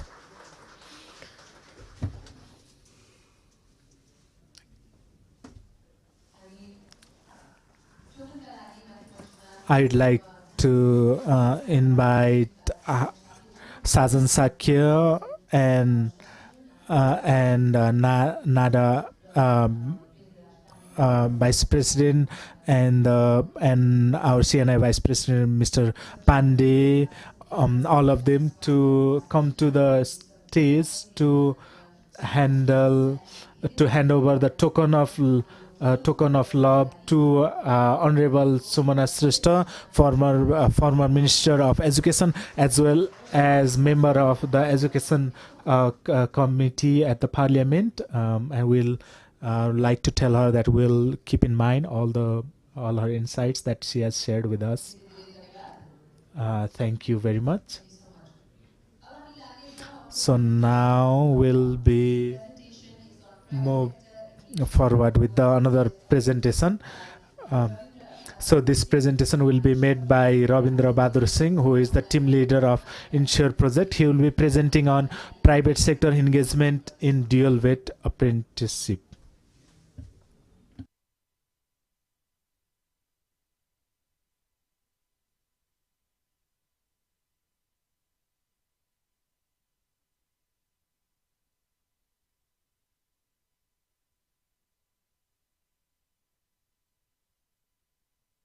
So the presentation on private sector engagement in dual VET apprenticeship, and the presentation will be made by Ravindra Bahadur Singh.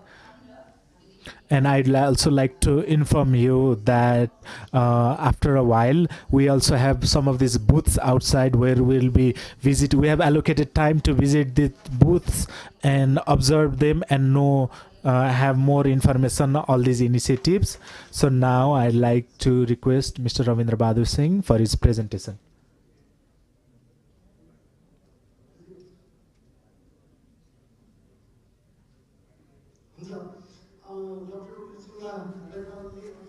So Dr. Ursula Reynolds, she already presented about the private sector engagement in general, the status of private sector engagement in general. Now I'll be focusing on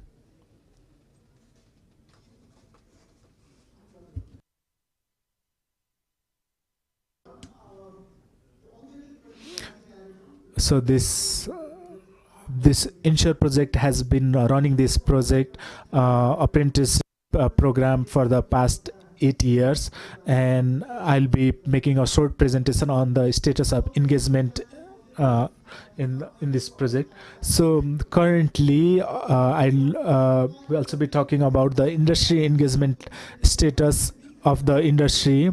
In Ursula's presentation, we saw the mixed. We kind of got the mixed results, but the industry's engagement is quite encouraging. I'll also be talking about that. And also, just having encouraging engagement is not enough. We also need to translate that engagement into efficiency and effectiveness of the program. So I'll also briefly be talking about that as well, and I'll also be talking about some of the areas of improvement. So first of all, under ENSSURE project, we have been running this 24-month pre-diploma program, and we have this another 8-month project programs. So we have all these engineering related programs, and also we are also about to start 36-month long diploma course in the hospitality sector. And in the apprenticeship program, the majority of learning happens in the industry, and the participants, they develop their skills in the industry. So out of that period, for the first 3.5 months, they learn at the institute, and then they go out there and work and learn at the industry itself. So 70% of the learning happens at the industry. Since the majority of the learning happens at the industry, so the engagement of the private sector and the industry is very important, and we are very happy to share that the industry engagement is very encouraging. And so far 1062 industries have already been engaged in this program, and they have already provided apprenticeship placement to over 3,400 youth. And as Mahesh sir shared earlier, when we were starting the ENSSURE project, it was quite challenging, because at that time the industries were not very convinced, and we were not able to prove, like it wasn't proven like how the private sectors would benefit or industries would benefit from it. So initially we had very few industries, and mainly the micro level industries. But by the time we reached the ENSSURE project phase 2, the industries also saw the benefit, and in the past 2 years we have over 900 industries joining us in this program, which is very encouraging. And also in the past, only the micro entrepreneurs were part of this project, but nowadays even medium scale and large scale enterprises are part of this project. They are engaged in this project. I have some examples here. We have even a multinational company like Unilever or CG or Panchakanya Group. They are engaged here. And we have the Chaudhary Group, which is one of the largest business houses in Nepal. We also have CG representative here. We recently signed a MOU for collaboration with CG Group, and they have agreed to enroll 100 apprenticeship every year, and they have also told us that this is just the start, and very soon they have no problem expanding the number of enrollments to 1,000 every year. So how the private sector is being engaged in this apprenticeship program. So this is mainly work-based learning, and the industries have been providing us the space and their machinery to be used for training of our apprenticeships, and their experienced employees and their trainers, they are training us. And also, and in addition to providing us the space, the private sector has also been co-investing. The private sector has they have already contributed over 16 crores Nepali rupees, which is around 160 million Nepali rupees. And also, so as per the legal provision, the apprenticeship have to be paid 25% of the wages while they are apprenticing, and they are the private sector, the industries are providing them the wages, they are bearing the cost. And so, and also, so also the also, if we, in addition to the wages, if we also include the uses of the machinery and the uses of the space, then the private sector is bearing a higher level of cost. And also, so in the past, it was the training institute's responsibility to find placement, but now the private sector industries, they have started coming asking for placements, and and we have this annual these programs where the industries, they choose apprenticeship, and the apprentices, they choose the industry, so they both choose each other. So in the past, there used to be complaint about like a mismatch between the training and the skill set and the industry, but now industries themselves are like demanding, and based on their demand, the programs are being guided, as mentioned by some of our speakers early in the morning. Another engagement is like the private sector and industries are engaged in the training evaluation as well, in the internal and as well as external evaluation. The industries are engaged.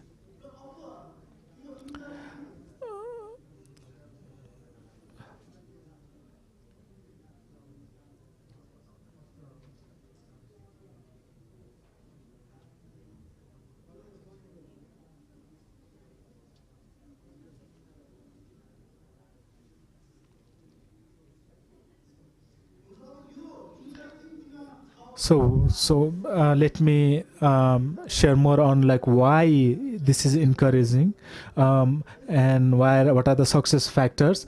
It's also because the industries stand to benefit from this, and as our former minister shared, like this process contributes to addressing the skill gap in our market, because this process ensures that the skills, the apprenticeship gain are very industry relevant skills, and also it also helps enhance the productivity of our workers.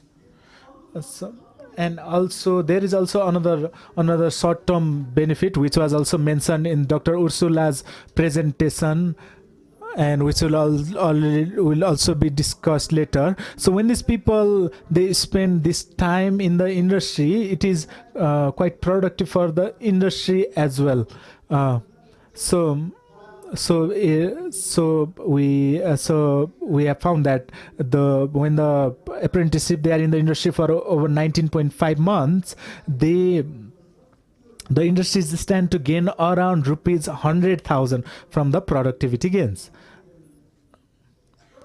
And also another success factor is that while we're doing the ENSSURE phase 2,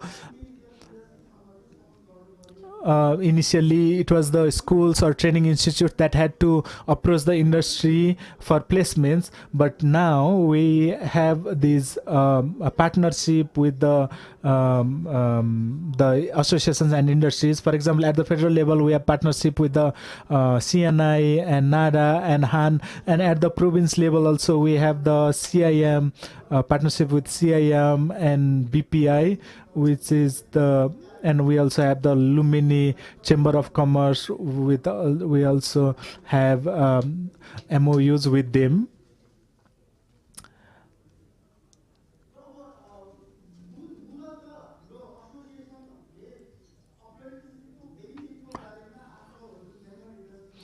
And so all these associations, they are mainly helping us with making their member industries aware about the benefits of apprenticeship. And also they have also also made provision for these awards to award their industries to encourage them to take in apprenticeship and be more engaged in the apprenticeship program. And also they have been taking initiative in programs like today, which are very policy focused. So thus these association, they have been helping us not only to onboard their member organizations or their industries, but they have also been helping us in gaining the visibility for apprenticeship programs. And also regarding what's the impact on the efficiency of the program?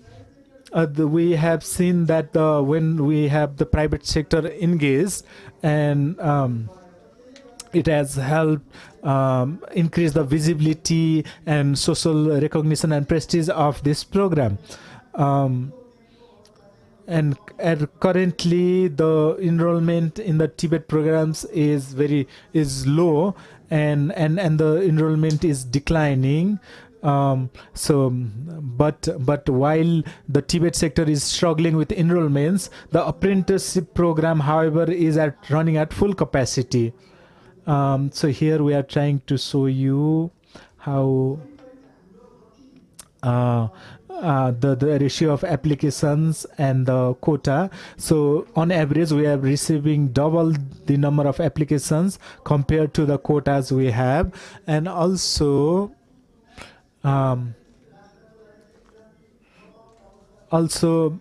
initially when we started the project, or we used to struggle to place all our apprenticeship, but now the things have flipped, and so currently we are struggling to meet the demand of the industries for the apprentice.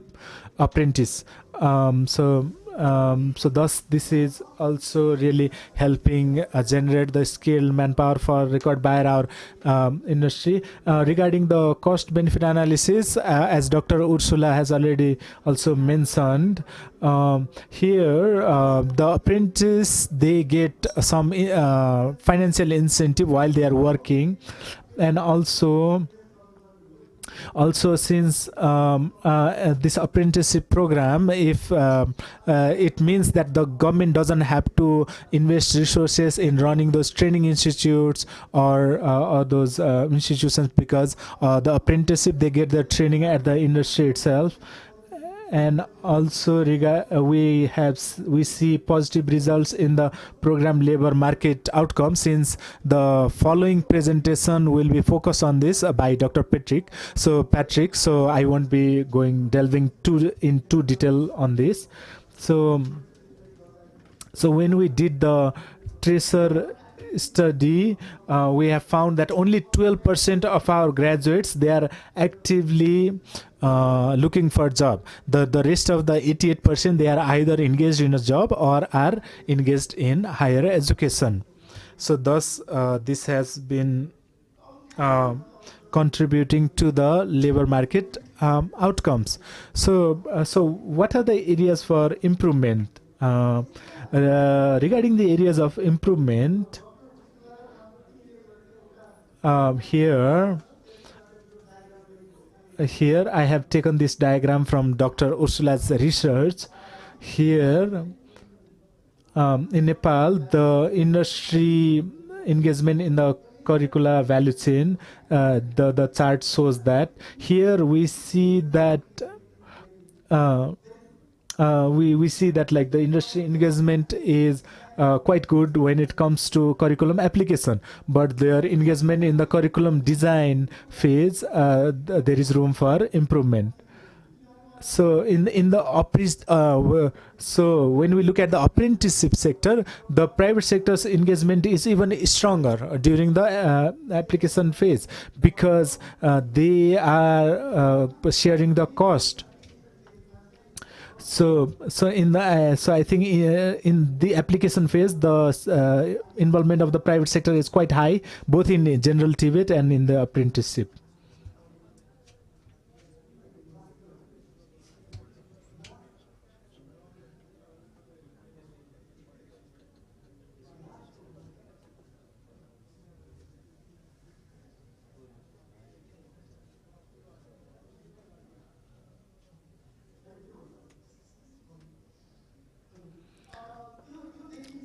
And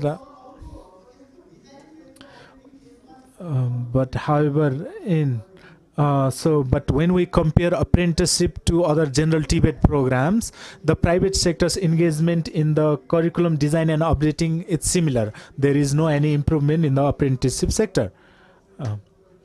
So we haven't been able to update the curriculum for the apprenticeship sector. We need to improve and have a stronger role of the private sector. And also it came up in the presentation of all the presidents. So we need to improve on the incentive to the private sector to enhance their engagement. Of course, we already talked about addressing the skill gap and enhancing the proper productivity gain, but we also need to think about if there could be any further incentive mechanisms, could be like the tax breaks or social recognition. And also currently we have seen this, some of the industries from in the private sector, they have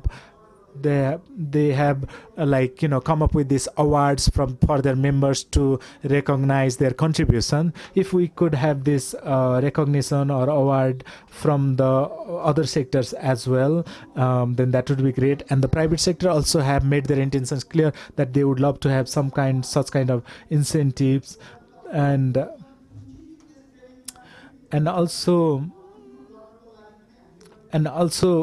we can contribute to the institute-based learnings. For that also the private sector has expressed their interest. And also and since the private sector, they have like spaces and the machineries, they have also been asking that they be allowed to carry out all these different kind of training, since they already have the space and the machineries. And so based on the demand of the private sector, the ministry has been working on the PBT related guidelines and regulations. And so if we can have that, these are some of the expectations from the private sector, and if we can improve on these things, the private sector engagement can be enhanced even further. With this, I'd like to end my presentation. Thank you.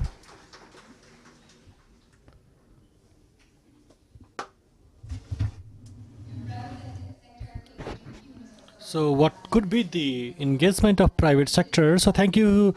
So that was a topic, and thank you so much for that presentation. Now I request the Han President to come forward to provide this token of love. So I request the Ravindra sir and receive this token of love.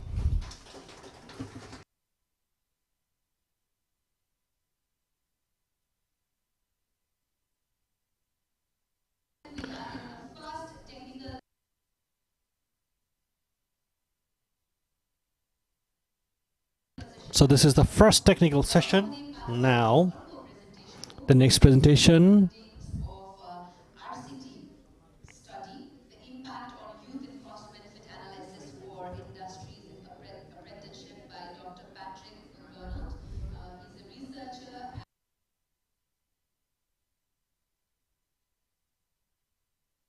So he is presenting his findings and cost-benefit analysis for industries and impact on youth about apprenticeship. So we have industry leaders, and I request all the guests please be seated. And we have tea, coffee, and if you have not grabbed a cup of coffee for yourself, please do and come back to the hall. We have such a research, and the presentations have been backed with such research.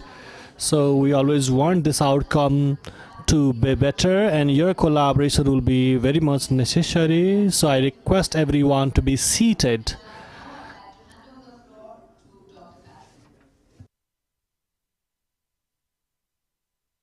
Good morning, dear distinguished guests and colleagues and friends. It's a pleasure to be here to present to you some analysis of the ENSSURE Dual Apprenticeship Program that we've been hearing about already this morning.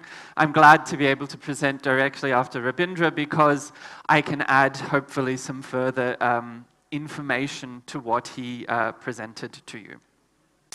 So, you'll have to excuse me because most of the time when I do presentations like this, it's to university students.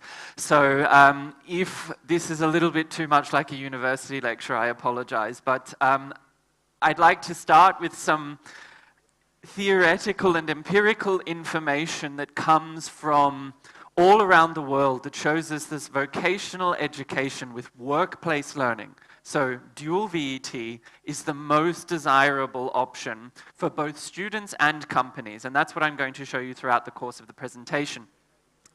The reason is that students with dual VET have better labor market outcomes in terms of finding work and employment, and that the work is good and matches with their skills. And dual VET is also best placed to provide the skills that the labor market demands, and that means that it is a more sustainable way for industry to be able to find their find workers. What we did for the second cohort of the 24-month apprenticeship program is that we made an analysis of both the students or the apprentices and the companies to be able to find out how well it had worked and if it also met these these outcomes.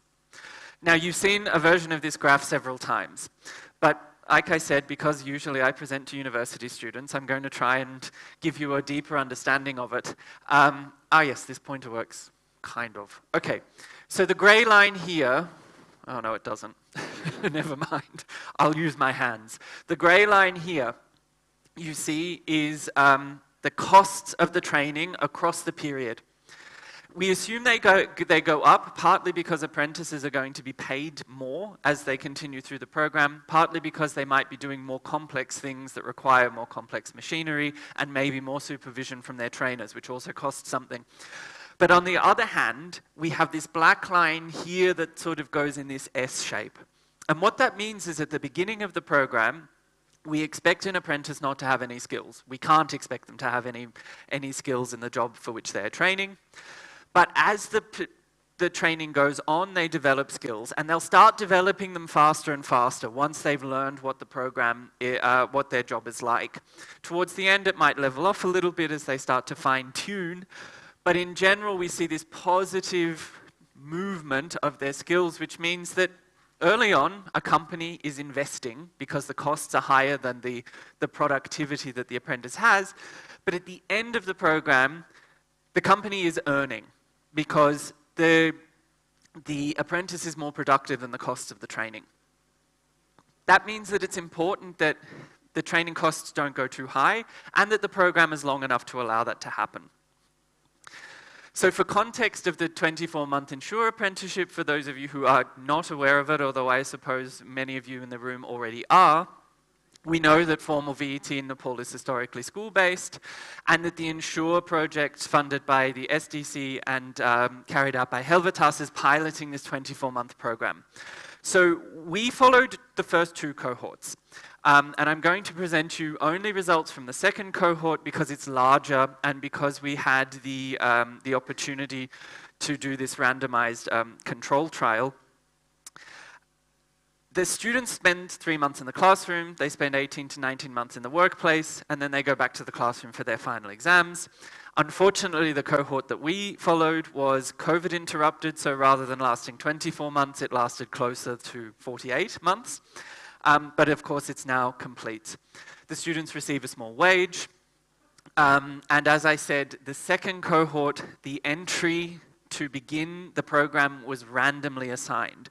And that means, very importantly, that we are able to pinpoint whether or not what happens afterwards is caused by the program, rather than maybe being caused by something else.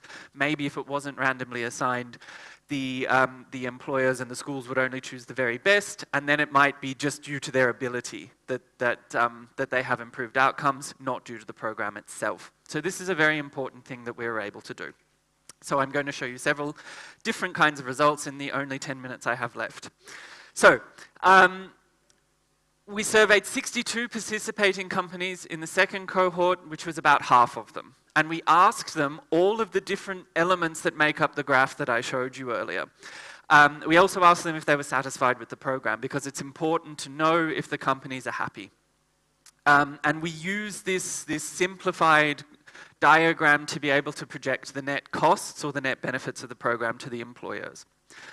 For the students, not only did we survey the apprentices that were originally accepted to the program in the second cohort, but we also surveyed as many as we could, as many as we were able to contact, of the people who applied but were not accepted into the program during this period. And we did it 3 times, just during the program, but unfortunately during a school closure. In 2023, so a little while after the program ended, but before the results were published, and again in 2024, only a few months ago. And again, we asked about their satisfaction with the program, and we also asked them what they were doing. So the companies that we had, and I'm focusing only on the last 2 columns, the last column here because it's all of the companies that we surveyed in this second cohort. About half of them, as you heard from Rabindra, had less than 10 employees, but then the other half had more than that. On average, of the companies that we surveyed, they had 4.5 apprentices. And that made up about 1/3 of the workforce of the companies that they were working in. So I think that those are the most important figures from here. This is, of course, all in our report if you would like to read it at a later date. So companies are generally satisfied. That's what we see on the far left. Anything that is green is good. Anything that is a yellow we should be a bit concerned about, and anything in red is bad. In general, companies are satisfied, which is very good, but we can see that in the middle here we have some areas of concern, and those are with the behavior and the learning attitude of the apprentices, and especially there needs to be, and I'm glad to hear, I think, judging by what Rabindra has presented, this is already beginning to happen, a better coordination between the schools and the companies, because the companies were not always pleased with the aspects of the program related to the time that the apprentices spent in school.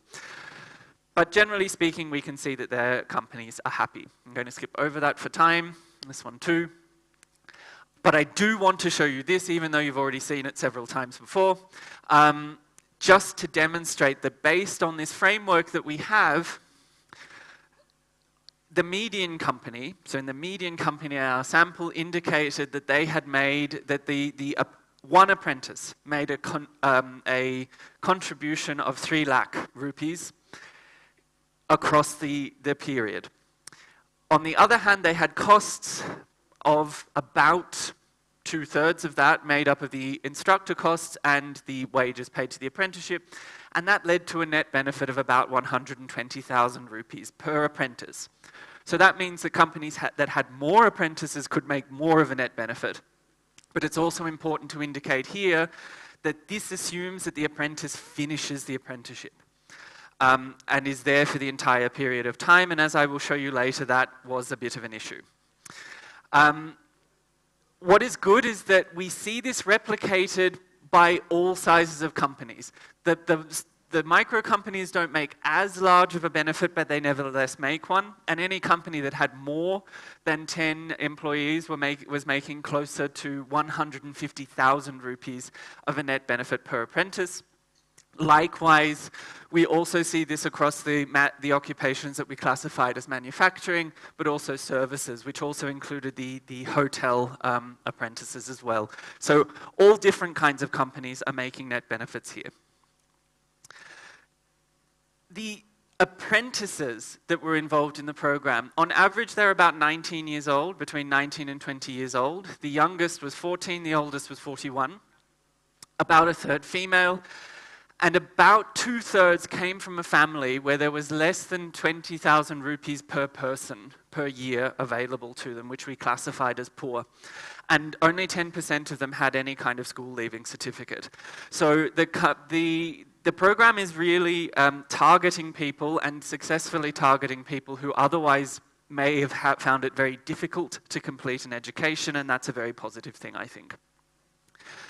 Apprentices are also satisfied with the program.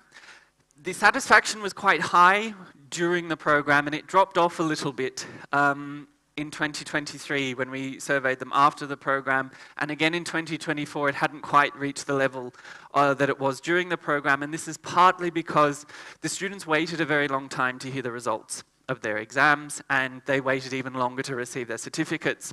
And so some of the feedback we got in the interviews with the students was, well, I like the program, but what's the point if I can't get a job for which I'm qualified afterwards because I don't know if I've passed? So this is one thing that we would recommend that the project and that the CTVET look into to see why this had happened and make sure that for future cohorts they don't have to wait so long to receive their results and their certificates. This is a very complicated chart, and I apologize for that, but the reason that it is complicated is because we actually split the people that we surveyed into 3 different groups. We split them, the first 3 you see in 2020, 2023 and 2024, people who never did the apprenticeship program, so who applied for it but didn't do it, what they had been doing at all of these different periods of time. The second 3 are the people who began the apprenticeship but dropped out at some point. So what they were doing in 2020, 2023 and 2024, and then the last 2 columns we have the people who successfully completed the apprenticeship, what they were doing at any time. I'm going to, for the sake of time, focus on the purple part of the bar, which is people who are working in a company in Nepal. And it is consistently larger share of the total population amongst the people who completed the apprenticeship than amongst the other groups. So what that means is that if you completed the apprenticeship, you had a higher likelihood of being in paid work in a company in Nepal than any of the other groups. We also see positive outcomes on some of the other factors, but I will leave it at that for the time being.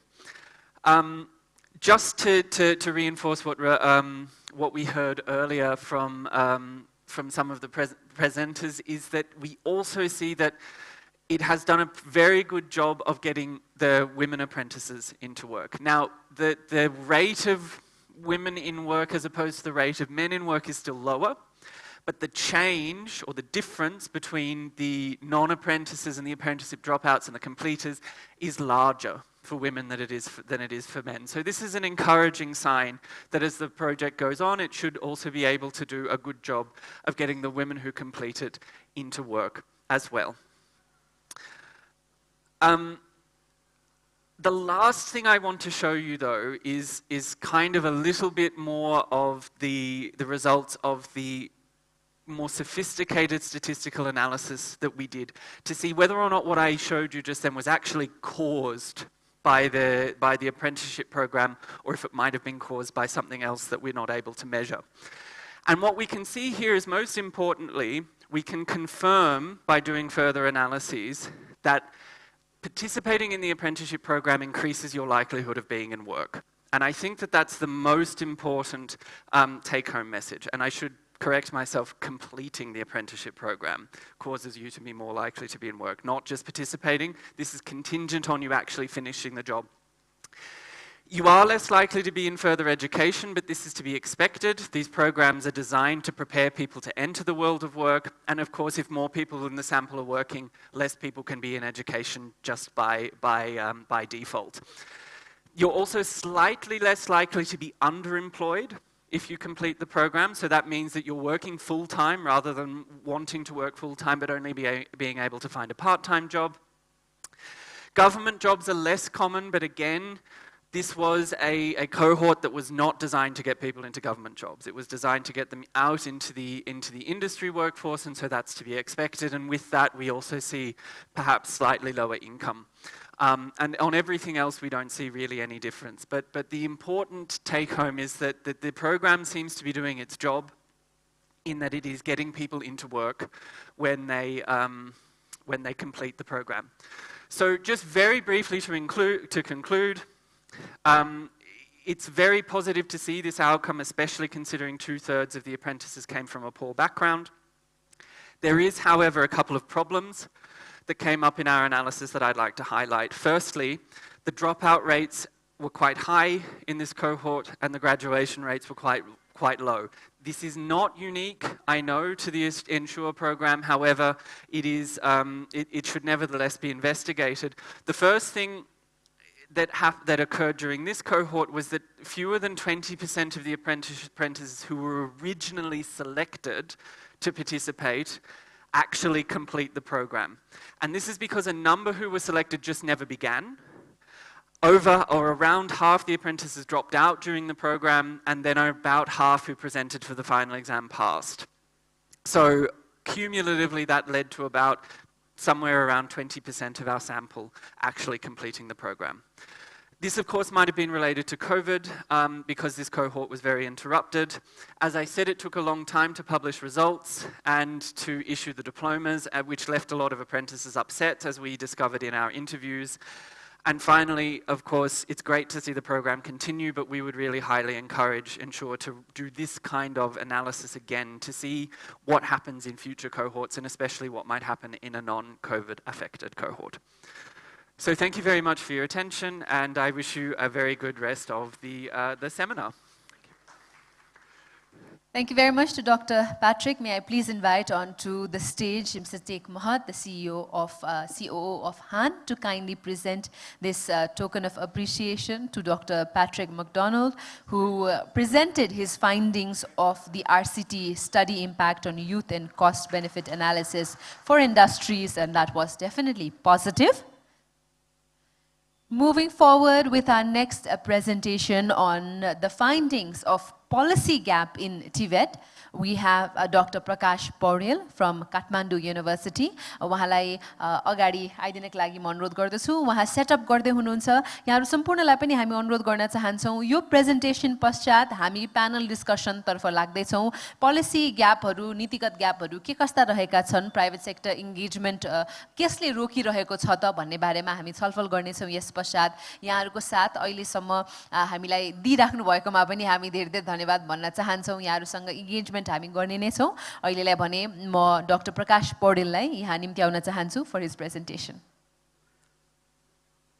Thank you. नमस्ते सबैजनालाई।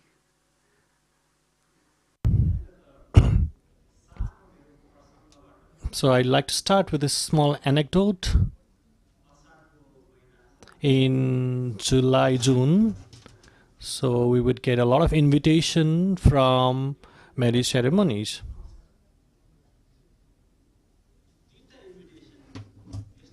So there were 2 invitations. So it was I was invited to a groom's side of wedding. So how much money should we offer as a gift? Let's say, she said, it's like 500.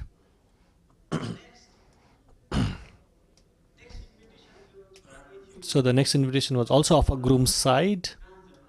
It should not be 500, it should be 5,000. So as a student of social science, this struck me. Why? First, you just come and go. You're just going for the reception. And in second, it was also for the entire wedding ceremony, including the reception. Participation was there for both events, but the invitation also kind of, so it also kind of acknowledged my status, and that is why it motivated to segregate that money. So you have asked me to analyze the policy gap, but I wanted to see what is the status of private sector in TVET ecosystem. If you see, we have ample visions from the Constitution, and we'll have economic growth, we'll also focus on skill development, we'll also collaborate in skill development. And the same has been envisioned by 16th plan. It has translated the same vision. So in national skill development, there will be a bigger role of private sector in as we move forward. TVET sector strategic plan has set a big target, and it is such a visionary and anticipatory target. It shows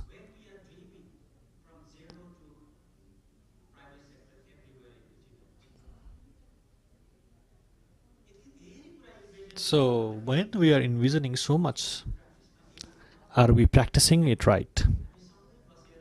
So when we are we collaborating, are we working together, or are we just participating?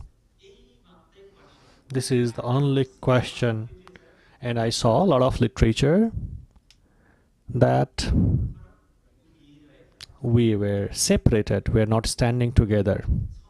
We are on the same place, on the same plane, but we are different.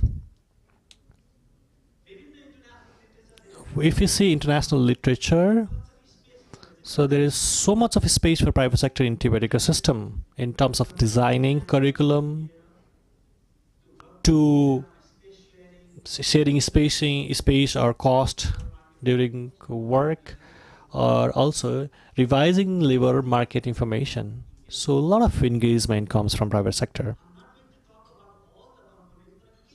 But I'll talk about a few components where how private sector are engaging in a few components. I try to see if there is collaboration and where is our status. If you see bylaws, maybe perhaps we have not identified each other. We participate, yes. Sometimes, I have gone to CTVT and they said, okay, you have such credentials, can you be part of our committee? That's what they said. So, there was communication to the institution, to the federation, and they have sent someone from the dealership, not the experienced person or person who can give insights. So we have not identified each other. CTVT has a rigorous criteria and process, and I am convinced about curriculum development. It is scientific and rigorous. First, we have draft committee, technical subject committee, technical committee, and board would look it for 4 or 5 times. So, and I said, why can't we bring one, private sector in one committee, or at least making an operational profile, or maybe we can model. Maybe the technical would discuss about the credit scores, and approval would be by the board. But we have to start, the gap starts from there. Now, as I said before, we are doing this individually. When we are not representing and our status is not being reflected, you called and you asked us to sign, and people will sign and leave. This is not just in one sector. This is a gap. We are not in understanding each other. But there is a space. The regulation has one point that so if the sector chairperson can select the best person to participate in that committee, if he could do that, it could certainly bring results. When we talk about financing, and there is a myth that private sector is not financing it, but if you see, private sector is already on board.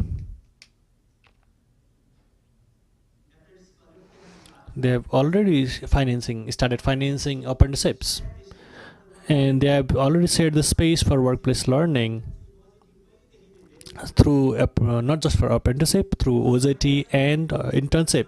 They have allocated supervisors, and they are also providing tools and equipment for schools, and in some cases they are in action. Private sector are in action, but the problem is that policies are there that promise makes that make better promises on tax exemption, but it has not been fulfilled.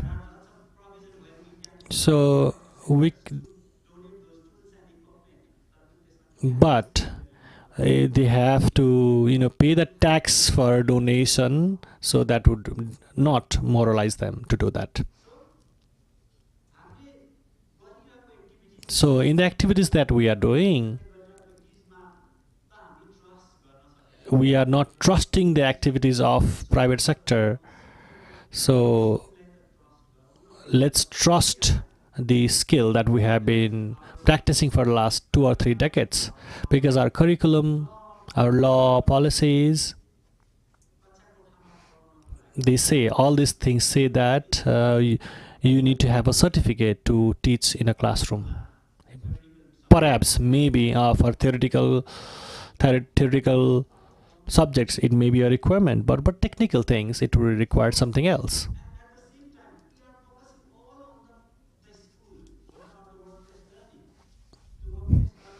The workplace learning, the supervisors in workplace learning could be enhanced. If we could enhance them, they can transfer skills better. TITI is responsible for grooming teachers, needs to think on both the aspects. And the better thing is,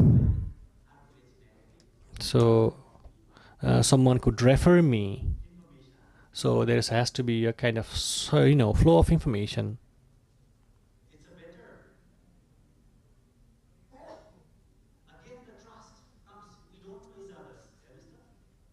If you see here, we trust in Google, but we are trusting Google more than the person who has been experienced for a longer time.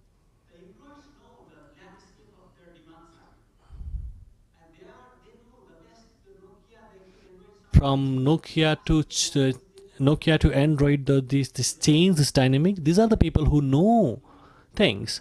These are the people who can give us the good information. But the problem is the education or information is only at the partners or part of education. So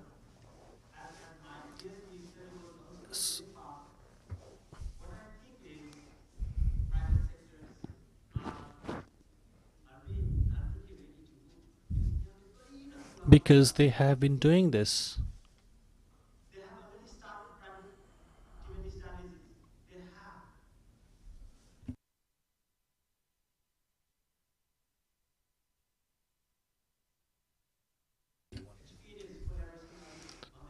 And so we have already tried. So we have not recognized these people. And we have formed the skill committee to establish ourselves. But the problem is we have not been able to recognize that legally. So we have to do that. The big gap is there. From the beginning, we just are talking about demand-based. But where we are, so you are captivating and you are kind of tying our hands and legs and asking us to run. So we are still running on the same policy we made around 40 years ago. That's the reality. It is very easy. Let's partner, let's collaborate. But where is the legal framework for that? It doesn't mean that private sector, they are not perfect. They are not all perfect. So they do not have all perfect mechanism developed. What I want to say is that things are already initiated. We have not legalized those things. If we give a role, you are making them more responsible. You are not losing anything. That is why the both part, sensitivity, We have research division, curriculum division. So where is industry linkage division? In CNI, we have tax exemption division or some other division. Where is skill relation division? So those are the institutions or framework that can help us know each other. That's why let's start developing the mechanism. So there are different layers of policy, from constitution to policy to day-to-day regulations and guidelines. So we have just been talking about supply side. Let's make a mechanism. But before that, trust. Until you do not bring the private sector upfront, we'll just be talking, and again in next 10 years we'll just be talking the same thing. The myth and reality will be still separated. Thank you for your patience.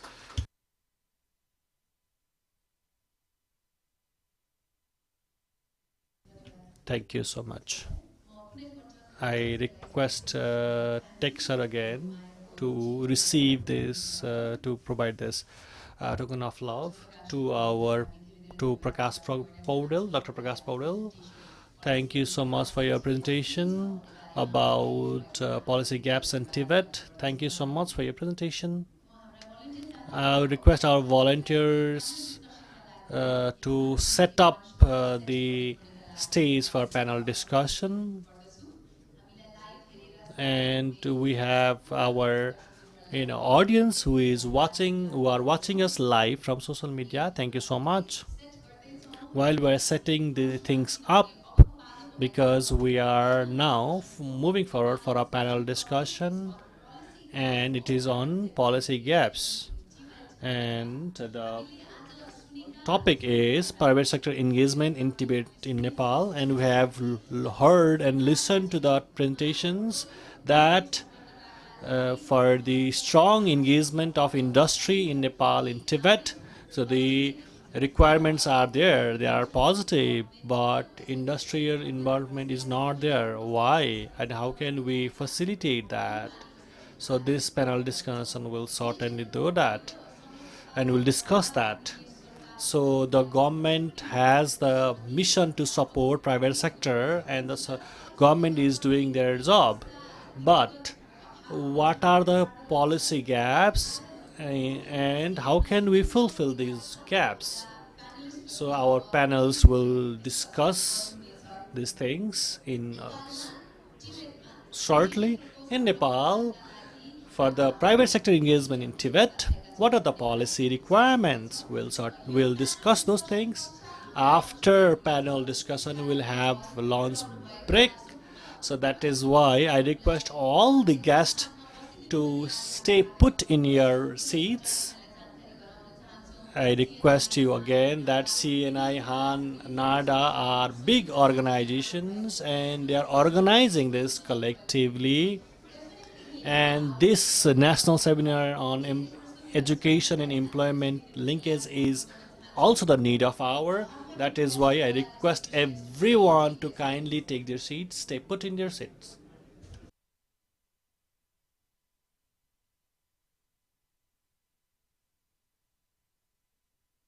If you have just arrived, I request you to take your seats. So our panelists the table have been set for panelists. So we have Honorable Sarta Bhusal, who is member of Parliamentary Education, Health and Information Technology Committee. Let's welcome all with a round of applause. We have Birendra Raj Pandey, who is Vice President of CNI. I request Durga Kadel, who is the Under Secretary of MOEST. Binda Acharya. So I request she is the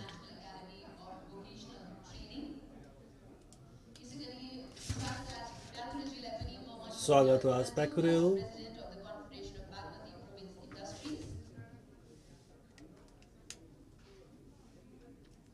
And I'd also like to invite the person who will bring together this panel discussion, our moderator, Dr. Ghanshyam Prasad Oja, Director General of CNM.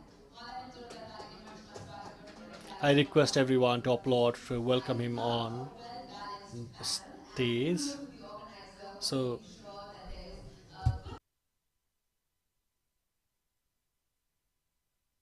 said before, so we will be discussing the policy gaps and how can we fulfill those gaps.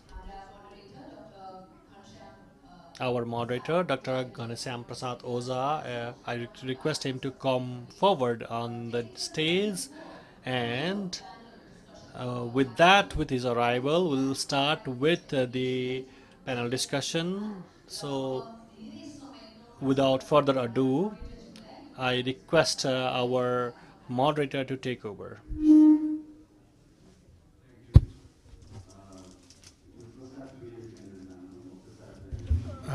Looks like someone had added this middle name to my name.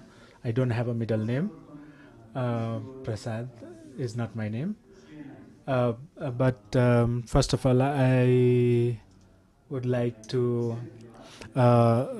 express special thanks to CNI, Nada, and Han for this program. Especially this program on identifying what's our gap and what are the benefits of supplying skilled manpower to the industries, and what are the benefits of these apprenticeship programs and all. I found all the presentation this morning very fruitful. I have been listening to all these presentations intently. So based on those, what I have heard, I'd like to carry forward this panel discussion. So 40 years ago, when we established CTVT, even after 40 years of CTVT's operation, we're still talking about the gap of skill mismatch and gap of skill in the market. So that says something, maybe, because even after 40 years of operation of an organization, if the issue hasn't been solved, and in fact, if the problem has become worse, exacerbated, then in this case, there must be other way of doing things. So here we also came to know that the private sector and the development sector, they have taken some initiatives to address these problems, and also the CTVT also has been contributing to some extent to address this gap. So that's a good thing. And also we all saw in the presentations before that the skills training, especially the technical vocational training, they one thing is they enhance the productivity of the workers. And also I read somewhere in an ILO's report that even among our migrant workers, compared to migrant workers from Bangladesh or India or other countries, our workers, Nepali workers, are getting paid much less than their counterparts. Why? Because they lack the skills. And so therefore, instilling skills in the workers is both beneficial, whether they work within the country or whether they go abroad for employment. And so based on this context, we'll be running this panel discussion.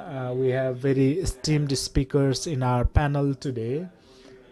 I don't want to reintroduce the panelists because our Master of Ceremony has already introduced all of them. So time-wise, we have 35 to 40 minutes. So since the timing for lunch is 12:35, so we have around like 35 minutes. So now let me dive straight into the questions. Let me ask Honorable Sarita Busel. So we have seen that the gap is primarily because the role of private sector hasn't been well defined, and their engagement hasn't been properly drawn out. So, and it seems that a proper provision hasn't been developed to engage the private sector properly. So also the presentation, in our presentation, it was mentioned that in the new TVET Act that's being discussed, we can have a provision of TVET Council. What do you think about this TVET Council, and like what do you think about the role of the private sector, and what could be the mechanisms for higher engagement of the private sector, especially because in the latest presentation, we saw that the private sector are engaged, but in nominal way, like they don't are not motivated, nor their role is clearly defined. So in this context, my question is for you. Thank you for the question.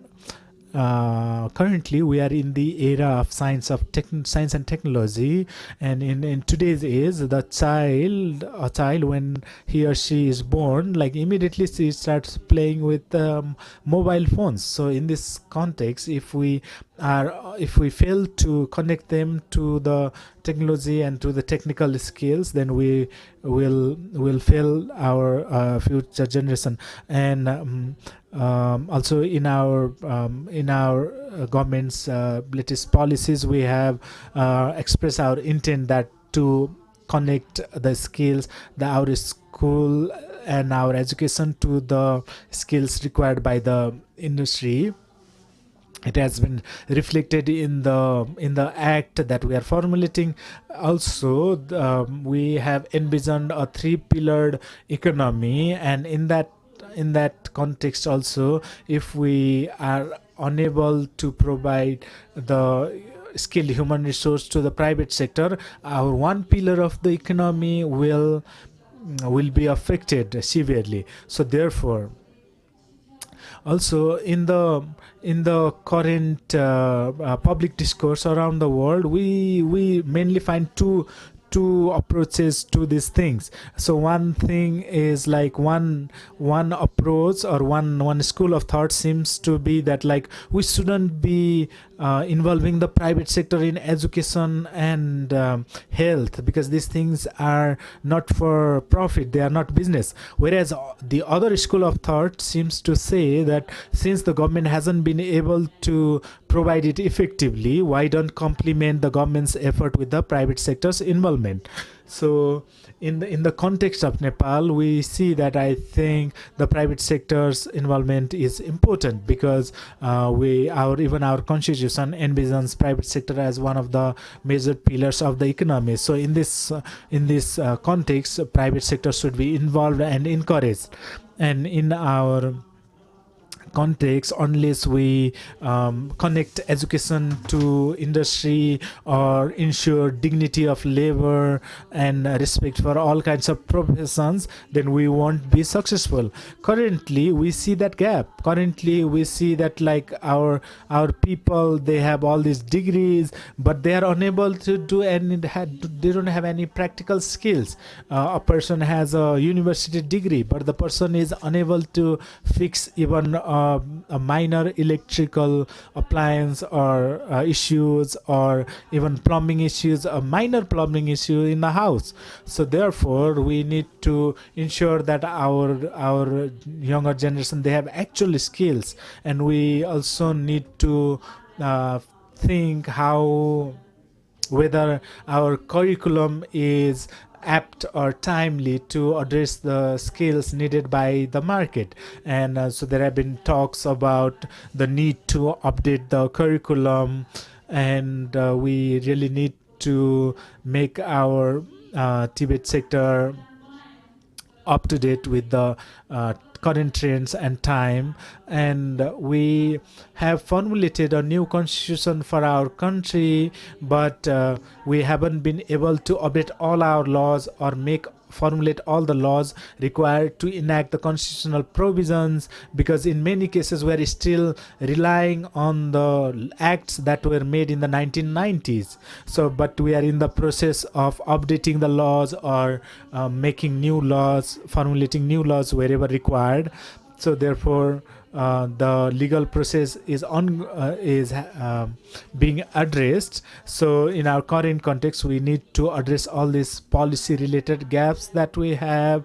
So we need to update all the laws that require updating, and also formulate new laws. For example, our former current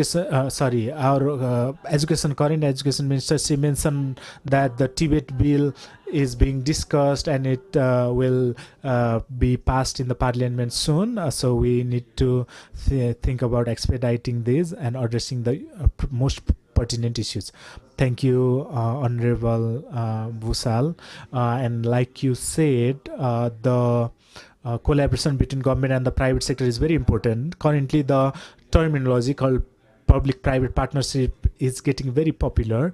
So in this scenario, all these initiatives where we encourage the private sector is very important, and so we need to think about both private sectors being engaged and motivated, at the same time the state or the government lessening its burden. Thank you for your remarks. Now let me turn towards the Undersecretary of MOEST, Mr. Durga. But before asking the question, to set the context, in Nepal we see like two kinds of problems. The first problem is the people who have received vocational trainings. Even these people, when they go to the even the people trained in vocational training, whenever they go to the industry for actual work, there seems to be gap in skill. And secondly, our students who have received the academic education, like even after doing undergrad or even the postgrad, like master's degree, the students are clueless on what they want to do or what their career is going to be. Because it's one of the reasons is because we haven't been able to connect the academics to the industry, and because of that we see this trend where the young people are leaving education because they don't see any value in it. On the other hand, we have all these people who don't have the education but are taking the vocational education, but their vocational training is not being linked to the industry, so they are earning very little. And these vocationally trained people, even when they go abroad, they are not being able to make as much money. So in this context, my question to you is like, how does the ministry see this issue? How does the ministry look at it? If you could share on that. Thank you for the question and greetings to everyone. So your question, it mainly talked about the mismatch where the skilled manpower is not getting jobs and the industries, they are not getting skilled manpower. So regarding this mismatch, as per our constitutional provision, our constitution envisions making our education very competitive, professional and technical and employment oriented. So therefore employment orientation is a very important aspect. And also so whenever we say employment, it's the private sector that plays the main role. And in this context, so the private sector plays a very important role in promoting the TVET system, both as an employer, also as a training provider. So in this, I'm sorry, I'm speaking in Nepali. And so here we therefore we need to align all our training initiatives or skills to the needs of the employers. So in this scenario, the question is like, how do we connect the education to the industry needs or market needs? For this, we need to figure out like what are the industry's needs. Like, so what kind of manpower does the industry need or want? It's up to the industry. It's the industry's call to answer these questions, and based on their needs or requirements, the based on that, they should make the demand, and based on that, the training should be provided. And these competency standards also should be set by the private sector, and the private sector should lead the process. So, and they should be able to demand or tell what kind of skills they are looking for, or what kind of skilled manpower they are looking for or they require. So I think this hasn't been done properly. I think it requires mapping of the overall sectors and the subsectors, and also we need to figure out like what kind of trainings will be needed, what will be the competencies required, all these things. So only after we do all this research and being clear on what they require, then the private sector can make their demands to the training providers. So therefore, the private sector should lead the curriculum design as well as all this recruitment process. So we need to have an updated curriculum, and there should be enough space or location for carrying out the trainings. So it's not that no initiative has happened in this sector, though. There have been some initiatives. So as per the law of 2069, we have been increasing the role of private sector, and our impetus has been to enhance the role and involvement of the private sector. So there are a number of policy initiatives. It's not that there is a dearth of policies, but for example, the Education Act of 2017 has also envisioned promoting apprenticeship and on the job training in collaboration or in support of the private sector. And also we also have the TVET strategic plan from 2024 to 2032, 2022 to 2032. This is a decade-long master plan, and it's the most important document. To share with you how this document was developed. For that we did a literature review, and we also had very extensive consultations, including the private sector, and in collaboration and coordination with all the stakeholders, we have developed this document that will guide the TVET sector for the next 10 years. But for this, now the implementation is of issue. So now we are currently making the implementation plan for this as well. So we are talking with the various stakeholders to ensure a smooth implementation. And regarding the policy, other policy provisions, we have the TVET National Curriculum Framework is being formulated, and for that also we need an active engagement and consultation from the private sector. We have also the teacher consultancy framework is also being formulated, and in addition to that, we have a series of initiatives are happening currently.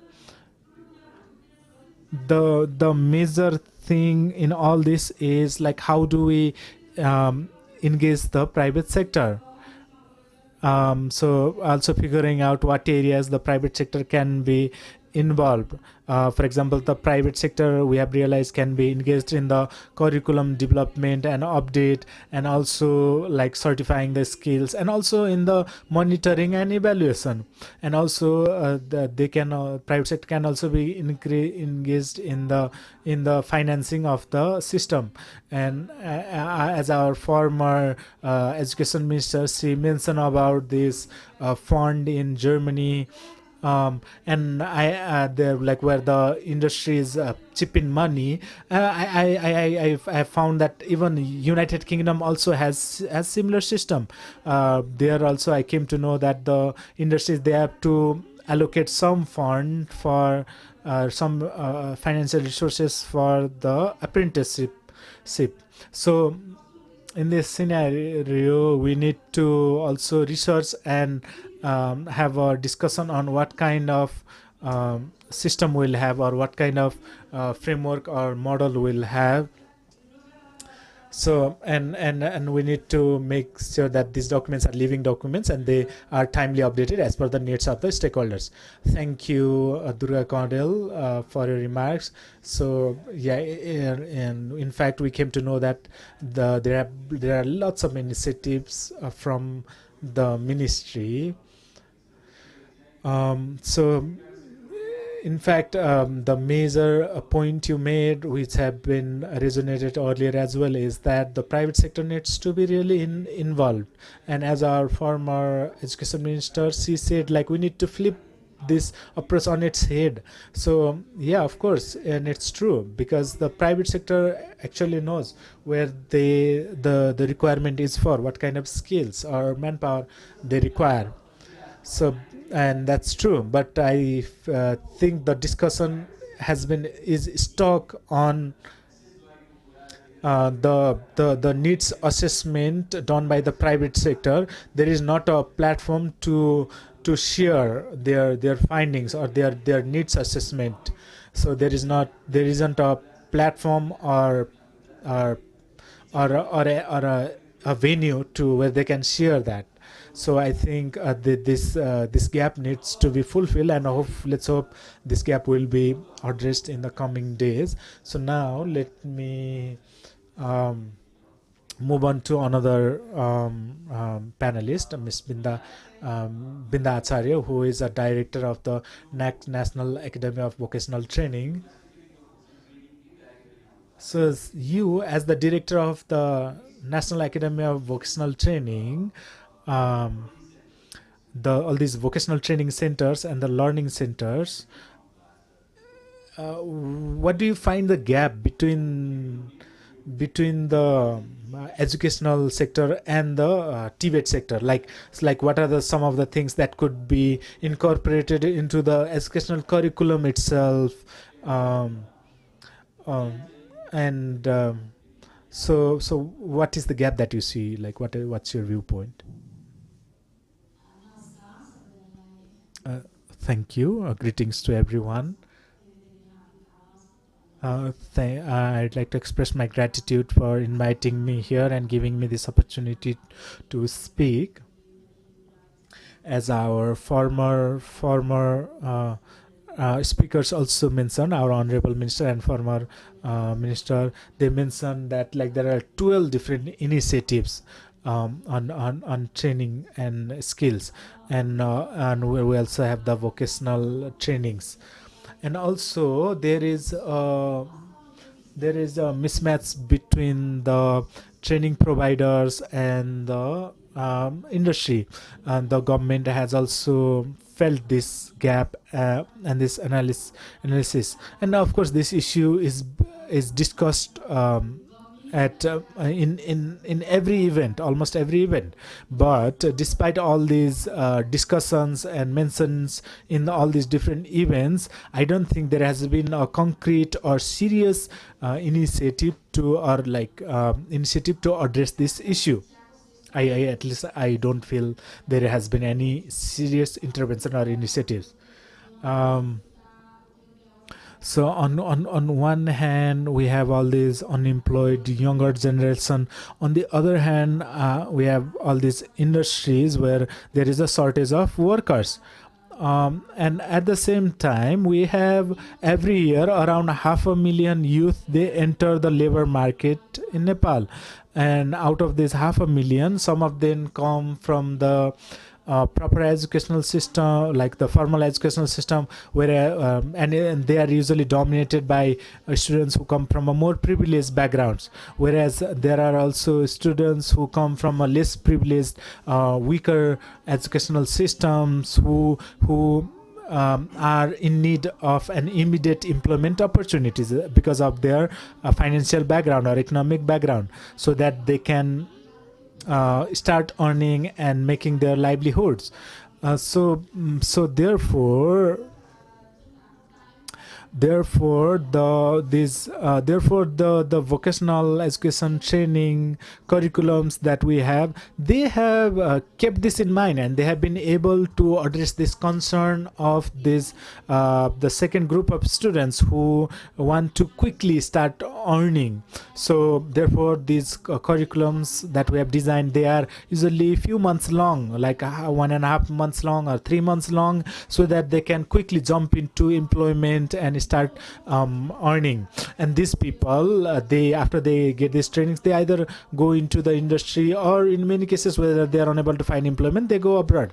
So therefore so in this scenario, we need to uniformize, like bring uniformity to the standards and to the curriculums. So there is a lack of uniformity, the way we are working, that it lacks uniformity. And also, so at the NAVT, we have been focusing mainly on short-term skills and trainings that will immediately help them get employment opportunities the moment they finish their training. And because of that objective, our trainings have been designed accordingly. And so also we have all these people seeking employment, and we also have the industries looking for employees. So there is a gap of a facilitator or a mediator. So the government could play that role. So we need a party that could be a link to the education and to the workers and the employers. There is a dire need for such a linkage, and it could be an online platform, or it could be a physical institution. Thank you,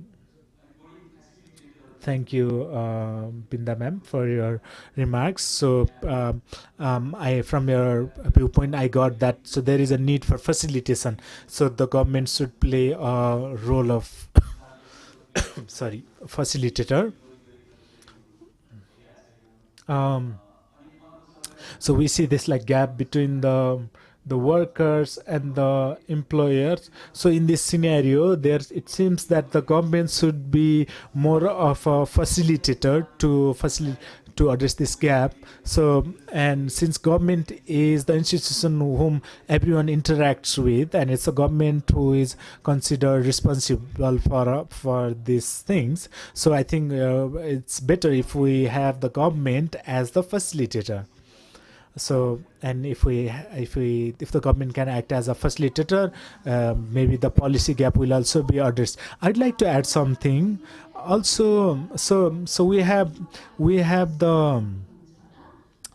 workers on one hand, and the employers on the other hand, and in the middle, the training providing organizations can also play that role. They are also there. If these training providing organizations, if they could involve the private sector and the industries properly in developing and delivering the curriculums or the training, the programs, then this issue will be solved. So here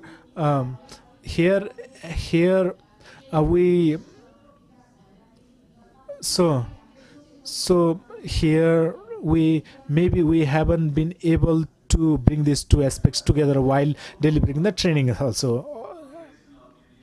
So now I'd like to ask question to Mr. Birendra Raj Pandey. Mr.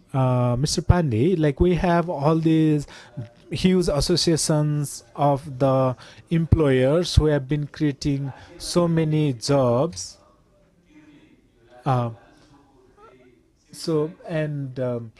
private sector has been paying a lot of taxes, and like CNI is one of the major players. So the 70% of the government's revenue is paid by the industries associated with CNI. So here we see this huge gap between the aspiring workers and the private sector employers. So in this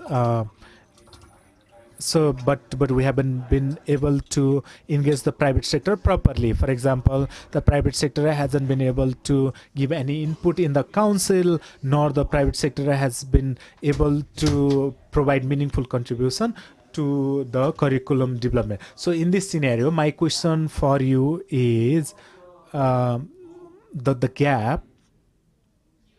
So how has this gap been affecting the industries in overall, especially in getting the resources for the industries?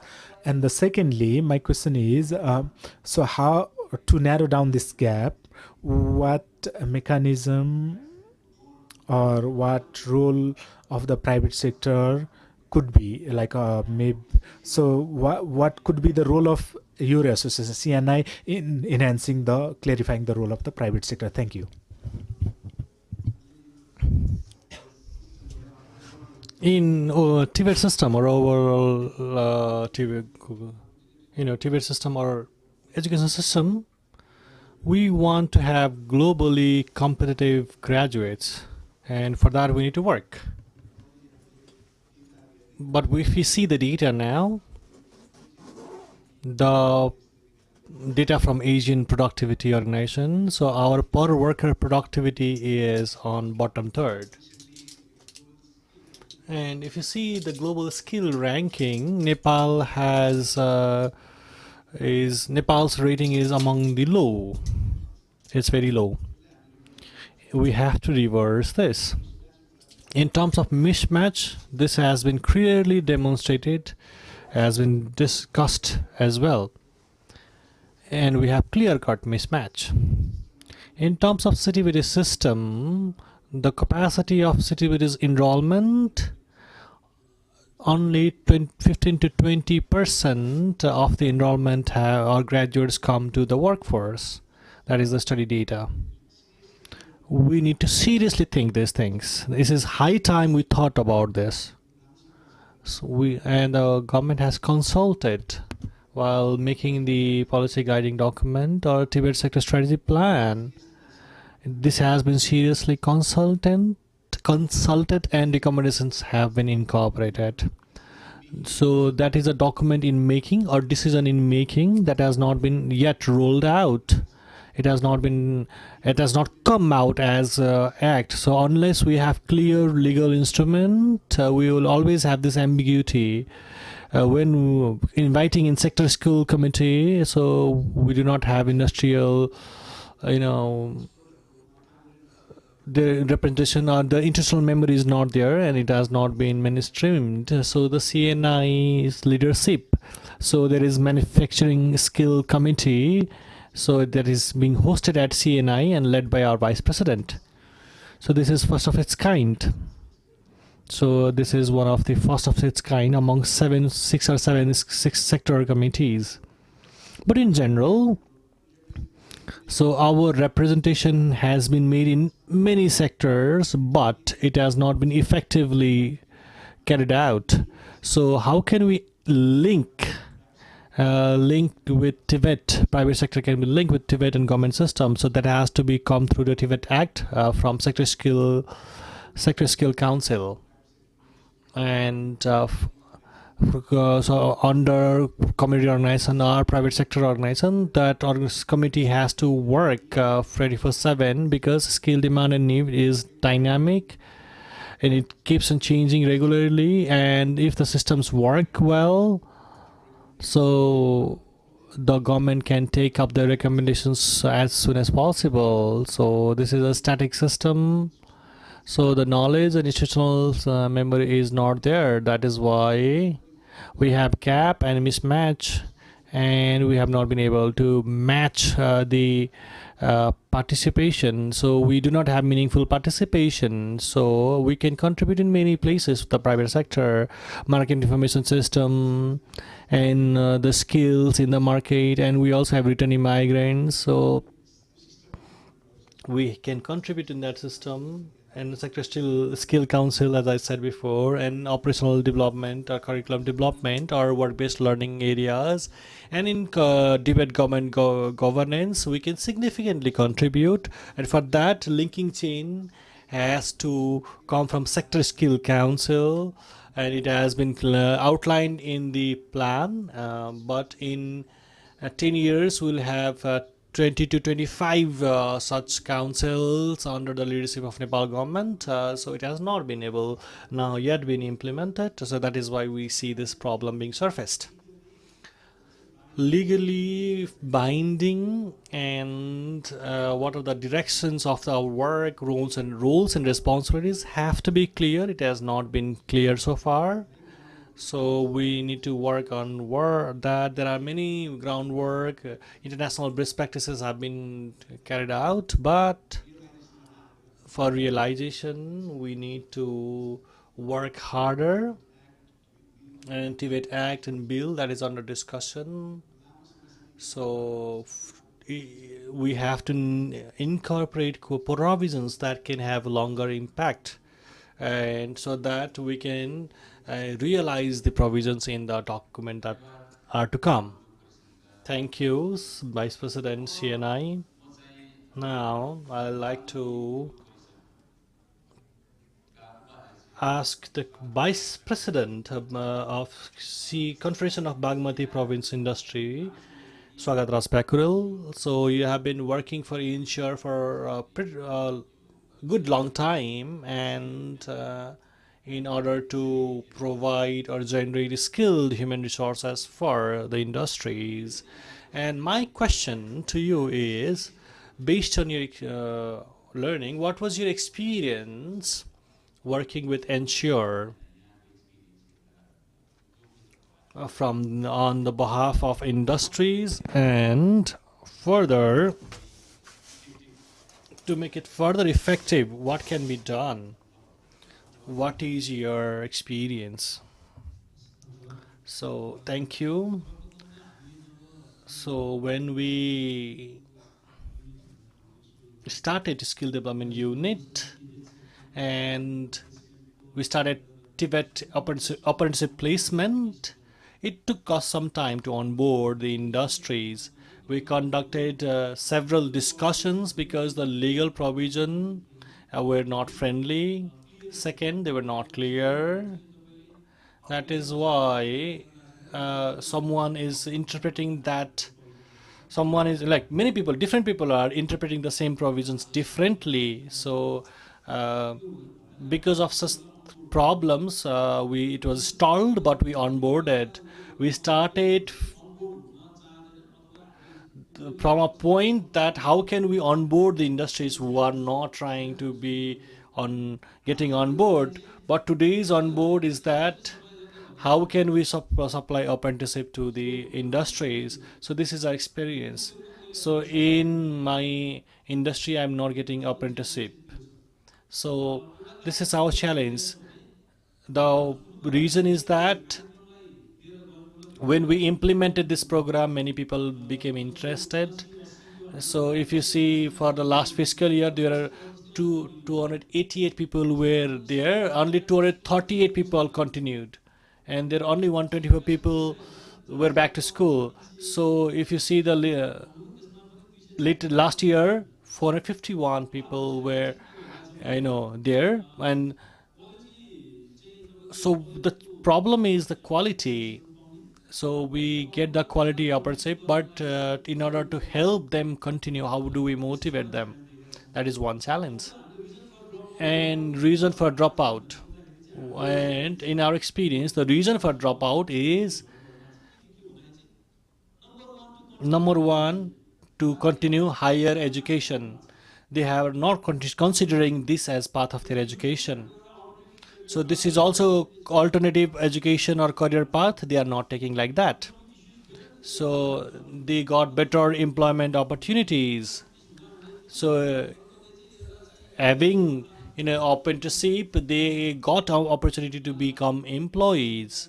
So once they started working 1 or 2 months, so after 3 months, they got hired, because they do not have this sense that they have to complete this 24 months and then I can continue for academic fields. They do not have this understanding and do not have assurance. And there are also industry-based issues for a dropout. And the surprising thing is, so in first 3 months, 70% of the students drop out at the school for in first 3 months. So occupation-wise dropout. So we are we are not getting the right human resources that we are asking for. But 63% are dropping out in mechanical and 60% in electrical streams. So conditioning at a school is important. That's why. And what should be done in policy? There is so long list, but that I'll be concise. So permeability should be ensured. So TVET Act should institutionalize that this is also optional course career path, that you can also go to PhD level from this path. That has to be assured. Without that ensuring that, we will not get quality apprenticeship, and without quality apprenticeship, the status of apprenticeship program will never be better in the eyes of industries, because there has to be a career path. There should not be a dead end. If there is a dead end, you won't get quality students. So permeability has to be established. That framework has to be established. Second, the basic minimum requirement have to be set up and implemented. So what are because the schools can save the students. So they are all fresh students, and they have to be saved by school and industries. That's why school's role is very crucial. And we always give this example that the new destination. So when government finds new immigrant destination such as Poland, government takes it as a big achievement. So until we have such achievements popularized, we won't have better students. So I wanted a machine operator in my industry, but someone who was returning migrant, he was interested. So we asked him that if he could provide you the salary that he was getting in foreign country, and he was ready to work with us. And there was another person who had visa, but he said, if you say that you can give me long-term employment, I will stay. And I said, okay, I can provide you long-term employment, and then he stayed back. So this is a dual thing, and many things are just tokenism. Certainly every industry may have signed somewhere, but we need institutional representation. Our organization has to send the representatives. And my request to the government, all the government agencies, when you ask and invite industrialists to come to discuss with you, do not give them allowance, because if the industrialists who receive allowance are not industrialists. Maybe you can offer them good food or good or provide merchandise, notebooks or pens. Please do not give allowance to industrialists. So please do not. So that is one thing. So this allowance has to be gotten rid of. So our ministries ministers are maybe very busy. So, and regarding foreign workers, the foreign workers have to be regulated. So in our Bagmati province, CNI, what we are proposing is that the registration of foreign workers have to be there. It has to be legally implemented. Second, the industries should also say that there should be a provision that the industries should show that a roadmap for developing human resources domestically, and till that time they can hire foreign workers. So because a big problem is that the industries need people and the people are being imported, and so the industries never want to build on their own, because they do not have confidence in the government or in Nepali people. So the Nepali people can work in foreign countries, but we do not have the confidence in Nepali people that they can work domestically. So I think that we need to have a stricter policies, and the inclusion should also be focused. And finally, there are so many other points. What I want to say is that what we need to think is, so the strong provincial government is not stronger. We do not have stronger provincial mechanisms, and the province is self-sufficient and strong. We cannot achieve anything, because local body is implementing, and the policy level work has to be done by the federal government, and the provincial Ministry of Industry has to be strong, because all of the provincial industries should come to the provincial ministry. So you have to provide power to the provincial authority, establish them stronger, and maybe some case things have to be scrapped. So please, we need to scrap such things like pickles. If you see, CTVT certificates have been distributed to over so many people that it may be even more than Nepal's total population. So the certificates that are useless cannot bring us results. So that is why provincial setup should be authorized. Second, labor export destination should not be, made a thing of pride. And how can we regularize foreign workers? That has to be there. Third, and token representation has to made meaningful representation. Private sector has to be brought in. And fourth, skill certification recognition has to be there. So there has to be a habit of work, and we have to have, at least in government tenders, the skilled labor workers have to be fulfilled by certified. So if there is any laborer or mission is working, there has to be a certified Nepali citizen. So that will increase the quality of work and reputation of the worker. And it will also, we should not be feeling that we are driving on a sea, not on roads. So, and we can contribute, if we do that, we can contribute to industrial development. And so certification and implementation has to be made stronger, and the government has to be working more on monitoring and facilitation. Monitoring should not be scary. Facilitation should be brought together. These are my comments. And in other things, we can discuss in other discussions. Thank you. Thank you so much, Swagat sir. You discussed based on your experience about apprenticeship and the things to be reformed, and also the narrative.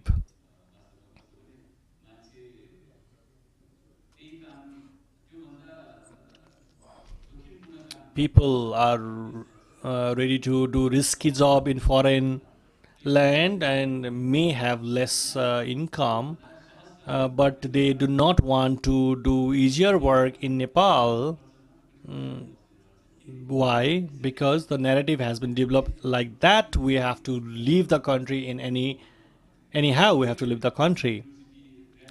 And this is equally prevalent in university graduates or the low skill workers.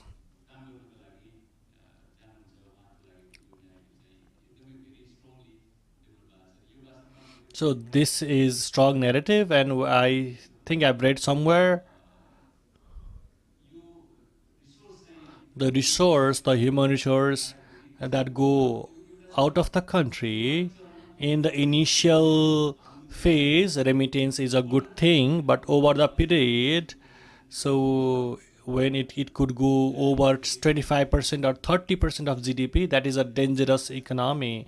It is a bubble and it may burst any time. That is why our dependency on remittance over 30% or 25% of GDP. This is a dangerous economy. This is what I've read somewhere. And generally, politicians. So politicians say that if people stay in the country, they will protest, or and if they go abroad, there won't be people to protest against them. Maybe this is one of the things. So this is the first phase of panel discussion we have completed, and such good remarks have come forward. We have very limited time. We have 6 minutes. So if you have any question, please just ask your question with your introduction without the background, and you can also use our app. We can also have online chat for the questions. He is looking for mic.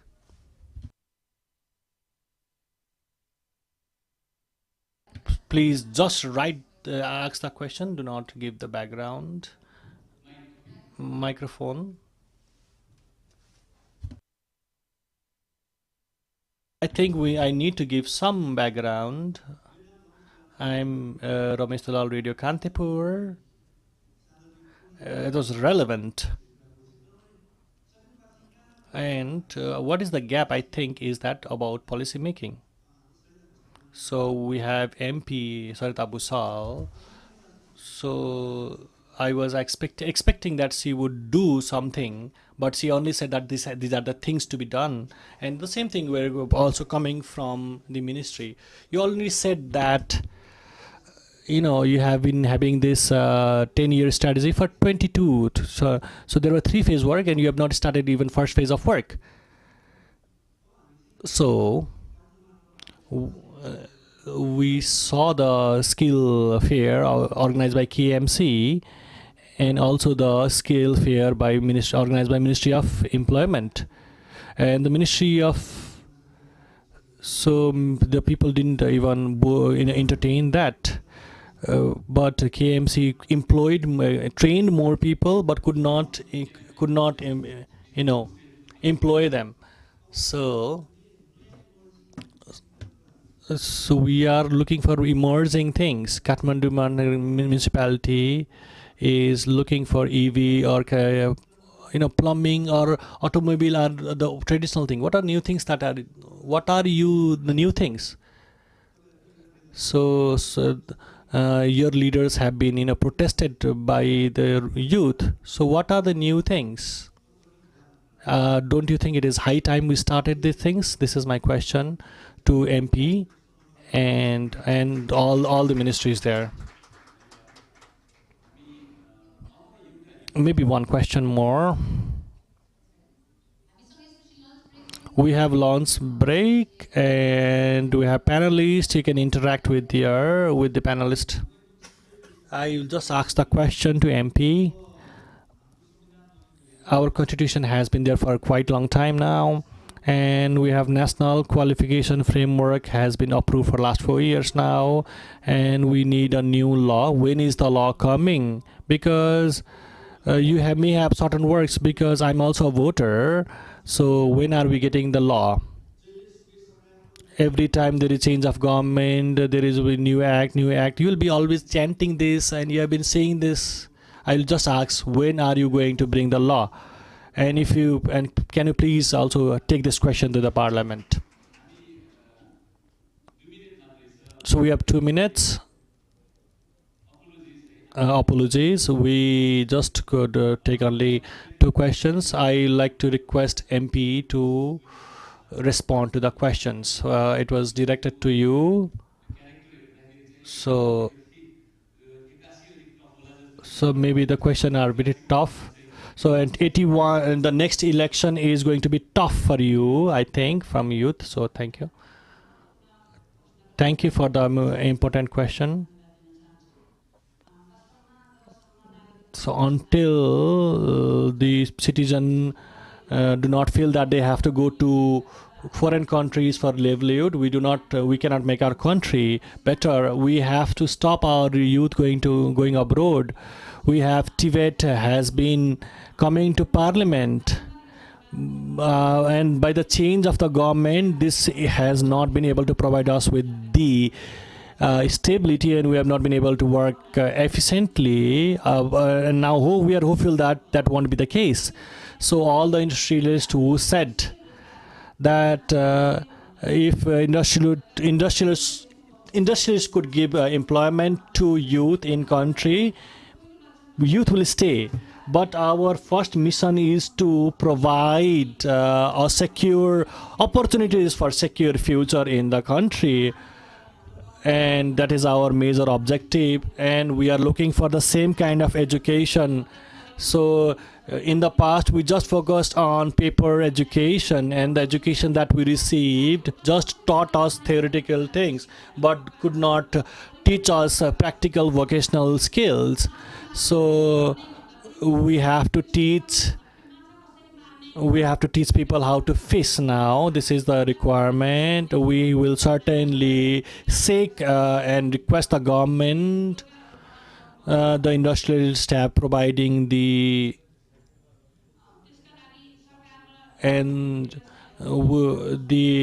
industrialist government have to work together for this. And so we have to retain youth in industries and stop youth from going abroad. We are in the Parliament. We are just a breeze to take your voices to the government, and we are the parliamentarians to make the law. But what kind of law should we make? You have to provide us with recommendation.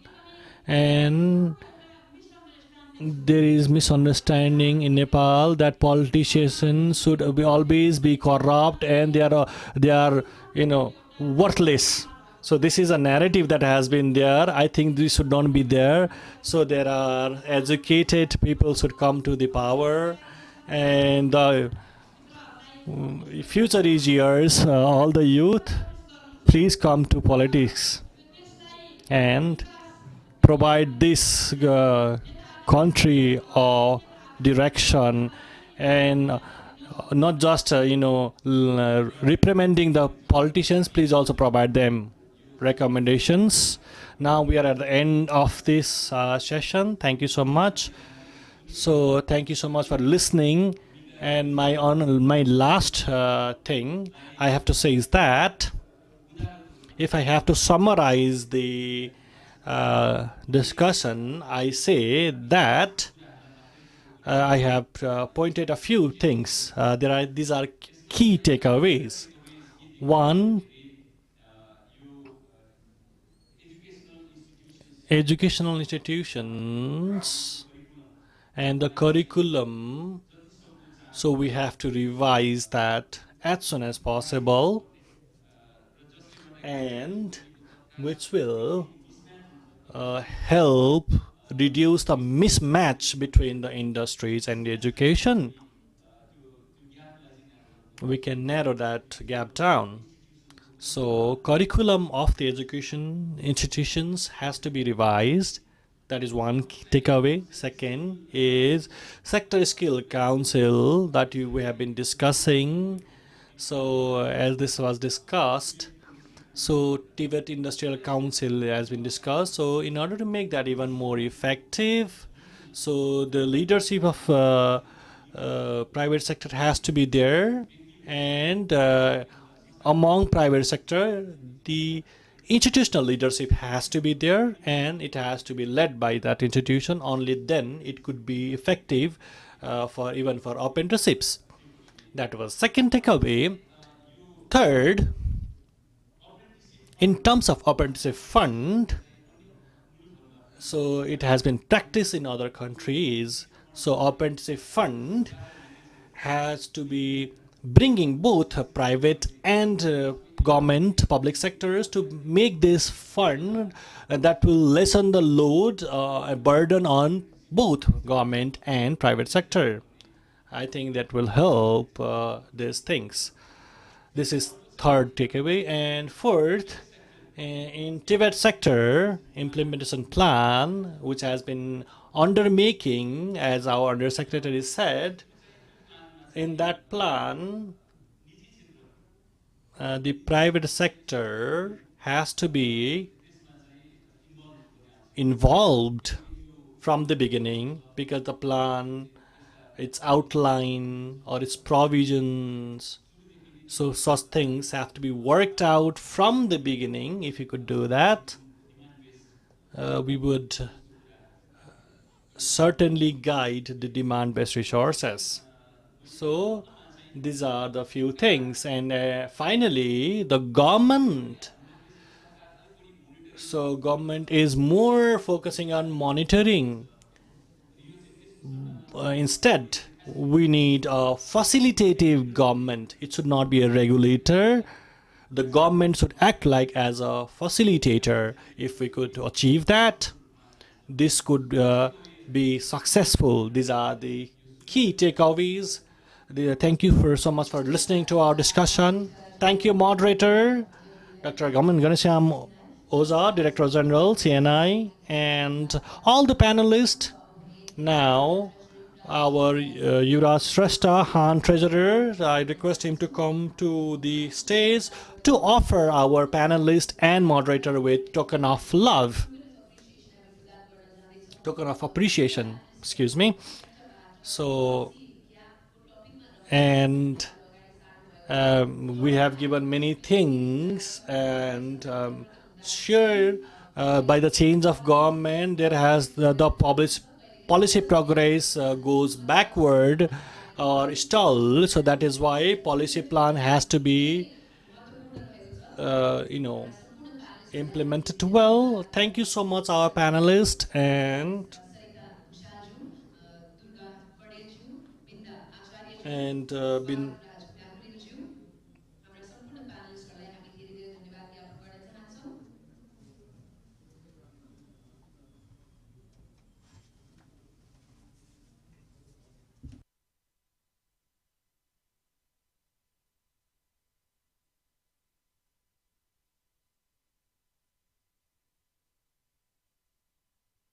We'll have lunch break after this, which will be for 40 minutes. And I request everyone to come back to hall. So Dr. Khansam Oza, thank you so much for completing this on time. And I request every panelist and moderator for a group photograph. All the guests, I request you to participate, to have your lunch after lunch. Let's get back to the hall in by 1:40.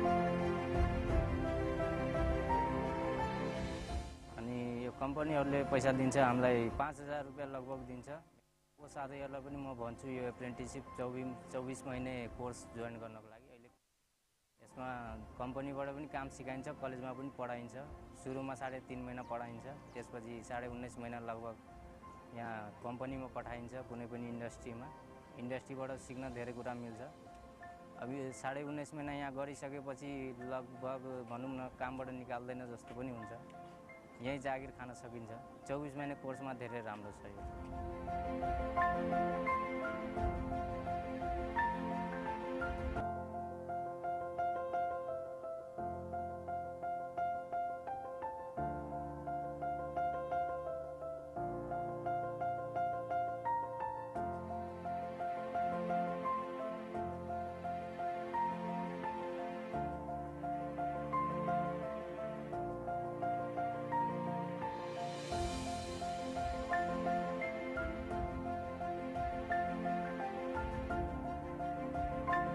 हामीले अहिले 1-2 वर्षदेखि यो एनईएको कोल प्लान्टमा चाहिँ सबै कामदारहरू कामहरू चलाउँदै आइरहेका छौँ यसमा के छ भने सबैभन्दा ठुलो सिक्ने मौका पाउने मान्छेहरू जस्तो कलेजबाट आउने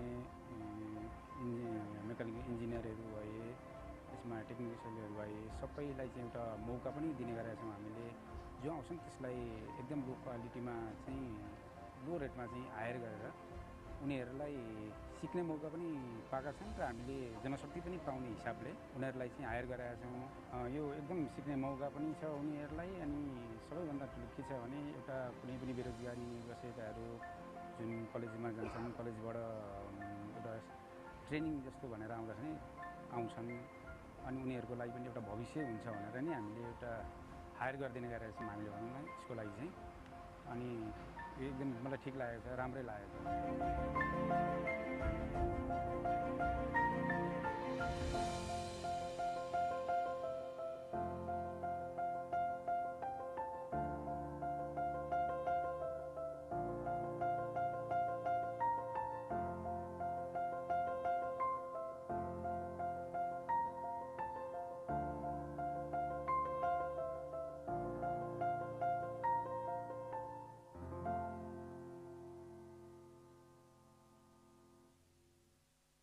नमस्ते मेरो नाम वीरेन्द्र कुमार शाह म दोहबी नगरपालिका वडा नम्बर 1 बाट यो कोर्स गर्नुभन्दा पहिला हामी कलेज गएर यतिकै बसेका थिए अनि त्यसपछि कक्षा 12 पढ्दा पढ्दै खासै लागेन हामी पढेर के जब पाउँछु भनेपछि त्यसपछि हामी मोबाइल मार्फत अनि फेसबुक मार्फत एउटा फर्म खोले free diploma automobile engineering firm खोलेको देखेँ अनि त्यसपश्चात अनि सरसँग सोध्न गयो के छ सर हाम्रो यो इन्जिनियरमा भर्न पाउँछु पाउँदिनँ अनि सरले पनि भन्नुभयो भाइ तिमीहरू विद्यार्थी मान्छे छौ भनेर बेरोजगार छौ भनेर लग हातमा कालो लाउनै पर्छ गाडीतर्फ सुत्नै पर्छ भनेर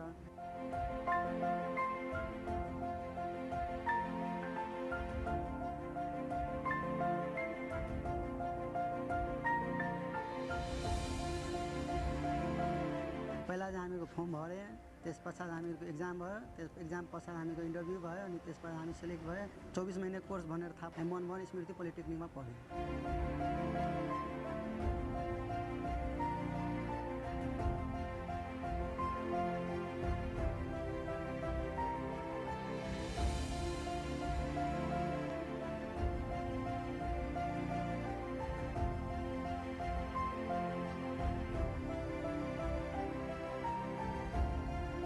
मनमोहनमा चाहिँ हामी सायद 3 महिना थ्योरी गरे त्यो सायद 3 महिनाभित्र हामी कहिलेकाहीँ हप्तामा एक दिन प्र्याक्टिकल पनि जान्थ्यौँ प्र्याक्टिकल पनि हाम्रो बेसिक कुराहरू सिकिसकेका थिए अनि त्यसपछि हामी ओजिटी यहाँ सायद 19 महिनाको ओजिटीमा आएको छौँ वैशाखको अन्तिमतिर आयो अहिले असोज चलिरहेछ यो बिचमा हाम्रो सहयोग गरेर हामीलाई सिकाउनु हुँदै रहेका छन् अनि त्यसै गरी हामीहरू पनि लगनशील भएर सिकिरहेछौँ गुणस्तरीय सिकाइ भइरहेछ यो ग्यारेजमा हामी अहिले वैशाखदेखि असोजसम्म कन्टिन्यू क्लास पनि गइरहेछु त हप्तामा एक दिन अनि यता सिक्न आएको छु भने तर हामीहरू केही मात्रामा सिकेको छौँ ब्रेक जस्तै ब्रेक सोलहरू चेन्ज गर्ने ब्रेकहरू चेन्ज गर्ने गाडी सर्भिसिङ गर्ने मोबिलहरू झार्ने मोबिल फिल्टरहरू चेन्ज गर्ने लगायतका आदि इत्यादिको कामहरू सिकेको चाहिँ एकैचोटि मान्छे सिक्दैन नि त हाम्रो यहाँ सिक्ने वातावरण हाम्रो सरहरू सहयोगी हुनुहुन्छ हाम्रो आफ्नै मान्छे जस्तो सिकाउनुहुन्छ अनि यहाँ रिन्सियो गर यस्तो खोला भनेर सिकाइदिनुहुन्छ नि त हप्ताको 5 दिन यो ग्यारेजमा आउँछु अनि ब्याकको लागि एक दिन कलेज जान्छौँ। हामी यहाँ 3 जना साथी छौँ। बिहान 10 बजेदेखि 5 बजेसम्म बस्छौँ। हामीले 10 बजेदेखि 5 बजेसम्म यस कम्पनीमा 8 घन्टा ड्युटी गरे बापत हाम्रो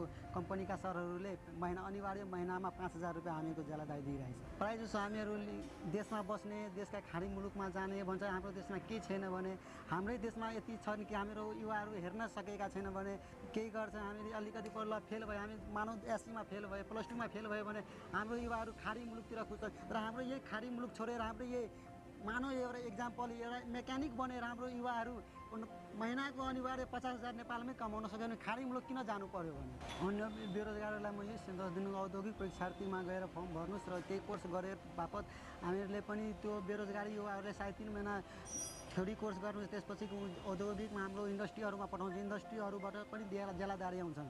त्यसै ज्यालादारीबाट हामीहरूको कमाइ हुन सकिन्छ।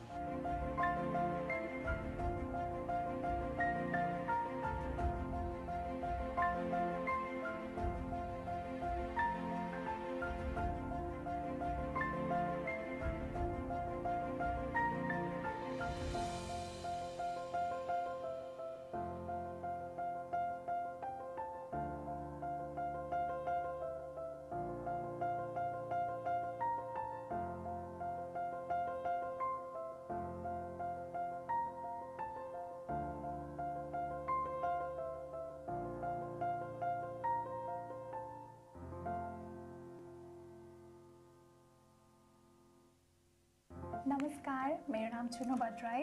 म चाहिँ बिर्तामोड 5 बाट यहाँ प्रथम आइटी सिस्टममा कार्यरत भएको लगभग विगत 3 सालदेखि।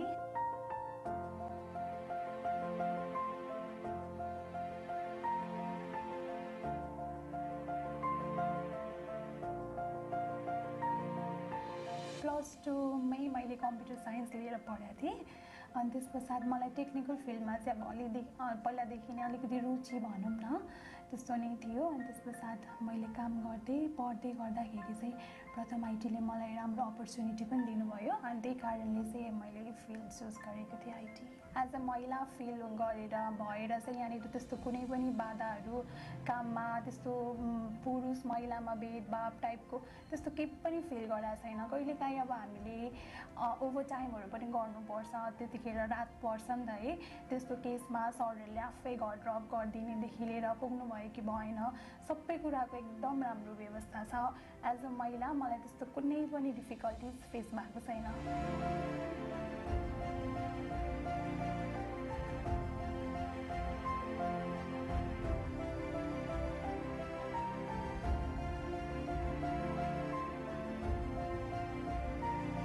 हामी प्रथम आइटी सिस्टममा लगभग अहिले 6 जना महिला अनि अरू चाहिँ 28 जना पुरुष छौँ। ठ्याक्कै त्यो हामीले प्लानिङ चाहिँ यसरी नै गर्ने भनेर त्यो सेड्युलहरू चाहिँ प्रिपेयर गर्ने गरेको छैन।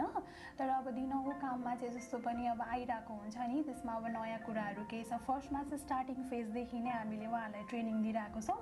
अब जस्तो उहाँहरूको जति पनि करिकुलममा उहाँहरूले पढ्नुपर्ने त हामीले सबै यहीँबाट त सिकाउन सक्दैनौँ। जति पनि सिकाउने गरेका छौँ, जति पनि हाम्रो सफ्टवेयर हाम्रो कम्पनीमा चाहिँ हामीले सिकाउन सक्ने क्षमता भएको हाम्रो कम्पनीबाट चाहिँ हुन सक्ने कुराहरू चाहिँ स्टार्टिङ लेभलदेखि उहाँहरूलाई एकदम 3 मन्थमा रोटेसन गर्दै एउटा काममा दक्ष बनाएर, जस्तो आजको दिनमा उहाँहरूले यो काम गर्नुभयो, यो त्यो काममा चाहिँ डिफिकल्टिज फेस गर्नुभयो भने फेरि भोलि त्यही कामलाई रिपिट गरेर त्यस्तो गर्ने गरेछ।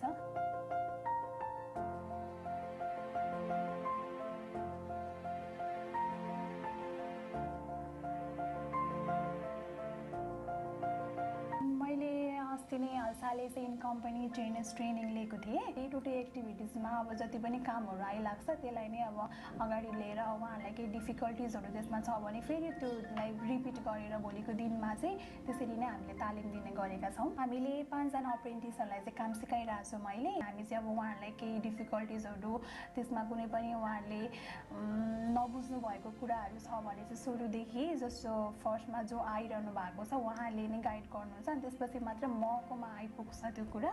अनि त्यस पछाडि त्यसरी नै सबैजनाले मिलेर गर्ने गरेका छौँ। उहाँहरू चाहिँ एउटा कुनै पनि क्लाइन्ट जस्तो हाम्रो फोन कल्सहरू आउँछ यहाँनिर, अनि उहाँहरूले चाहिँ उहाँहरूको सफ्टवेयरमा चाहिँ अब जस्तो इन्ट्रेस्ट क्यालकुलेसनहरूदेखि लिएर फाइन सेटअपहरूदेखि लिएर जति पनि सफ्टवेयर रिलेटेड कुराहरू हुन्छ उहाँहरूले चाहिँ सपोर्ट माग्नुहुन्छ। त्यो केसमा चाहिँ उहाँहरूलाई अब अलिकति त्यसमा केही उहाँहरूले बुझ्नु भएन भने चाहिँ मैले सिकाउने, उहाँहरूलाई ट्रेनिङ दिने गर्ने गरिरहेको छु। युवाहरूलाई अहिले जति पनि युथहरू हुनुहुन्छ उहाँहरूलाई चाहिँ हामीले जस्तो प्रथम आइटी सल्युसनमा चाहिँ अब एकदम धेरै नै बिजी भइरहेको छ नि त, व्यस्तताका कारणले गर्दा हामीसँग अनलाइन कामदेखि लिएर सायद फिल्ड कामहरू पनि भइरहेको छ। अनि त्यसमा चाहिँ अप्रेन्टिसहरू प्रायः जब फिल्डमा जानुहुन्छ उहाँले चाहिँ आफ्नो त्यो अनरसिप एउटा हुन्छ नि, म यो कम्पनीमा चाहिँ काम गर्दैछु भन्ने खालको उहाँहरूलाई त्यो मोटिभेट आफै हुनुहुन्छ कि उहाँहरू फिल्डमा गइसकेपछि। अनि जति पनि कामहरू उहाँहरू गर्नुहुन्छ त्यसमा एकदम दक्ष पनि भइरहनु भएको हुन्छ। एकदम च्यालेन्जिङ कुरा चाहिँ एज अ स्टुडेन्ट हेर्नु पर्दाखेरि चाहिँ उहाँहरूले जति पनि उहाँहरूको करिकुलममा छ त्यो चाहिँ सायद एउटै चाहिँ संस्थाबाट त्यो कभरअप हुन अलिक गाह्रो छ कि जस्तो लाग्छ। सायद अब जस्तो कि हाम्रोमा सफ्टवेयर कम्पनी भयो, उहाँहरूको करिकुलममा त हार्डवेयर पनि इन्क्लुडेड छ है। अब 19 महिनामै उहाँहरू यसमै कार्यरत रहँदाखेरि, यहीँनिर अप्रेन्टिस गरिरहँदाखेरि चाहिँ उहाँहरूलाई एकदम गाह्रो हुने हो कि एज अ कम्पनी हेर्दाखेरि हामीलाई सबै कुरा ठिकै छ है। अब सिक्ने जसले सिकिरहनु भएको छ, राम्ररी इन्ट्रेस्ट देखाइरहनु भएको छ त हामीलाई त एज अ प्रफिटै भइरहेछ नि त। तर स्टुडेन्टको तर्फबाट हेर्दाखेरि चाहिँ उहाँहरूलाई अब त्यो कभरअप गर्न चाहिँ अलिक गाह्रो भएको हो कि जस्तो लाग्छ। मैले इन कम्पनी ट्रेनर्स ट्रेनिङ लिइसकेको छु, अस्ति भर्खरै यहाँनिर सुगममा भएको थियो। त्यसमा मलाई धेरै नै हेल्प गरेको छ। त्यसले पहिला त हामीलाई थाहै थिएन अब अप्रेन्टिस भनेको के हो, उहाँहरूलाई कसरी गर्नुपर्छ, कसरी ट्रिट गर्ने हो, एज अ स्टाफ ट्रिट गर्ने हो कि एज अ स्टुडेन्ट ट्रिट गर्ने हो, उहाँहरू हाम्रोमा के सिक्न आउनुभएको त्यो कुरा नै बेसिक नलेजै इभन थिएन है।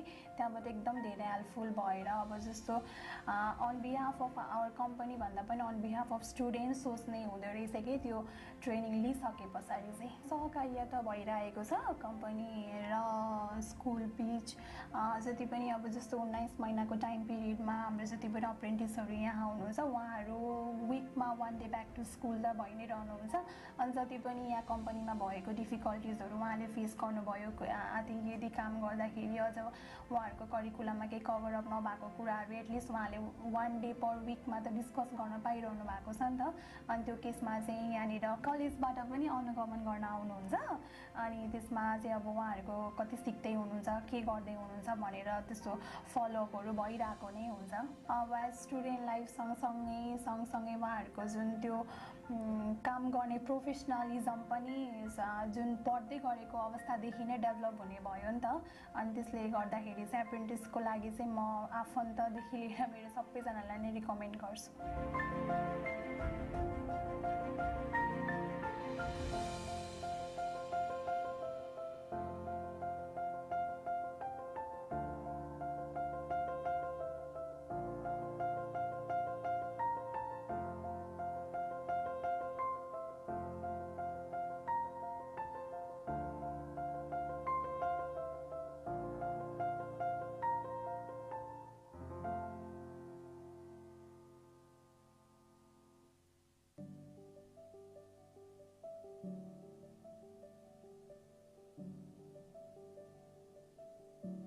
मैले कलेजमा पढेँ, त्यस पछाडि एप्रेन्टिससिप तालिमको लागि अरिहन्त मल्टिफाइबर्समा काम गरेँ। त्यस पछाडि त्यहाँ सकिएपछि यता बाहिरतिर आफ्नै साइट खोजेर वायरिङको काम गर्छु। अब सामान्य योभन्दा अगाडि नै मैले बत्ती बाल्ने काम गर्थेँ। यो पढिसकेपछि चाहिँ काम गर्न सजिलो भयो। अनि आफूले साइटहरू खोज्दा, कामहरू खोज्दा पनि यस्तो गर्न सकिन्छ भनेर अब घरबेटी अब उहाँहरूलाई बुझाउन सकिन्छ। एप्रेन्टिससिप र अरूमा चाहिँ के फरक छ भने एप्रेन्टिससिप भनेको चाहिँ थ्योरी जहाँ पढिन्छ त्यसपछि प्र्याक्टिकल तुरुन्तै हुन्छ। अनि त्यो हामीले प्र्याक्टिकलको ज्ञान लिन सक्छौँ। अरूमा चाहिँ पढ्ने मात्र हो, त्यति गऱ्यौँ पो नगऱ्यौँ पो। एप्रेन्टिससिपमा चाहिँ त्यो प्र्याक्टिसै गर्नुपर्ने भएकोले यो चाहिँ राम्रो हुन्छ। मैले एप्रेन्टिससिप गरेँ। नमस्कार, गुड आफ्टरनुन यहाँहरू सम्पूर्णलाई। काम पनि गरेर भाइ बहिनीलाई पढाउन सकेँ। मैले अहिले पास गरिसकेँ, सर्टिफिकेट पाएपछि। नमस्कार यहाँहरू सम्पूर्णलाई हामी कार्यक्रममा पुनः स्वागत गर्न चाहन्छौँ। हल बाहिर हुनुहुन्छ भने हलभित्र आइदिनका लागि म हार्दिक अनुरोध गर्दछु। अलिक राम्रो काम गरेर मार्केट लिएर सब अरूलाई रोजगार दिन चाहन्छु। Mic check, mic check. अलिकति ठुलो बनाइदिनका लागि अनुरोध।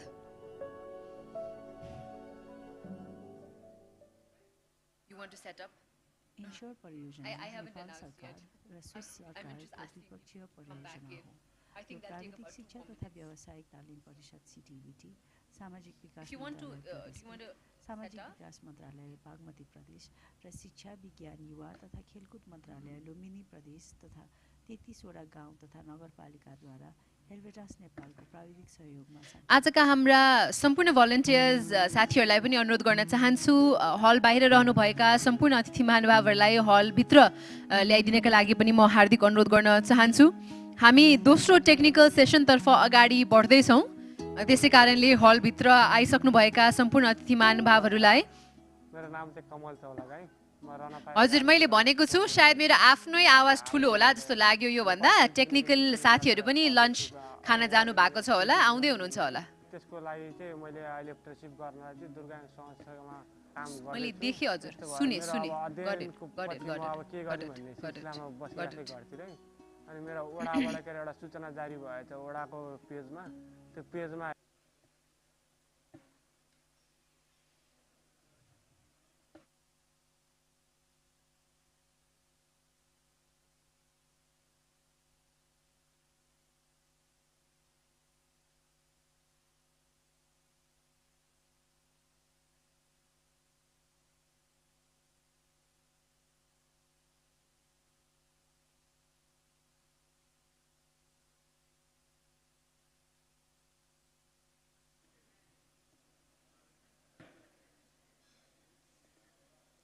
हलभित्र आइसक्नुभएका सम्पूर्ण अतिथि महानुभावहरूलाई यथास्थानमा आसन ग्रहण गरिदिनु हुनको लागि म हार्दिक अनुरोध गर्दछु।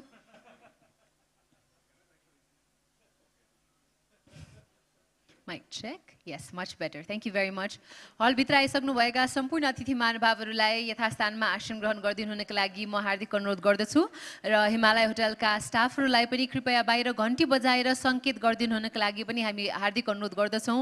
यो टेक्निकल सेसन, दोस्रो टेक्निकल सेसनको सुरुवात भइसकेको छ भन्ने जानकारी सबैमाझ गराइदिनु हुनको लागि हामी हार्दिक अनुरोध गर्दछौँ। We would also like to apologize. We are running slightly behind, but we hope that we will make up some time during the session to follow as well. यहाँहरु सम्पूर्णलाई हामी आजको कार्यक्रममा हार्दिक हार्दिक स्वागत गर्न चाहन्छौँ। पुनः एकपटक national seminar on education and employment linkage बारे भइरहेको यो सेमिनारमा यहाँहरु सम्पूर्णलाई म कार्यक्रम सञ्चालिका सदीक्षा श्रेष्ठ हार्दिक स्वागत गर्दछु। लाइभ मार्फत हामीलाई हेरिराख्नु भएका सम्पूर्ण भ्युअर्सहरूलाई पनि हामी कार्यक्रममा हार्दिक स्वागत गर्दछौँ र यो दोस्रो टेक्निकल सेसनमा पनि हामी यहाँहरुलाई वेलकम गर्न चाहन्छौँ।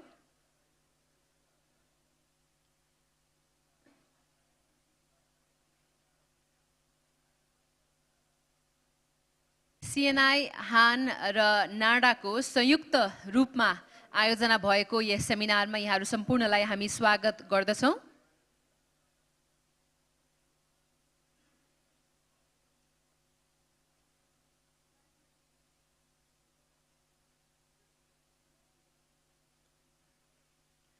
यस सत्रमा हामी टिभेट कार्यक्रमहरूमा प्रशिक्षण चक्रमा निजी क्षेत्रको भूमिकामा केन्द्रित रहेर कुराकानी गर्नेछौँ।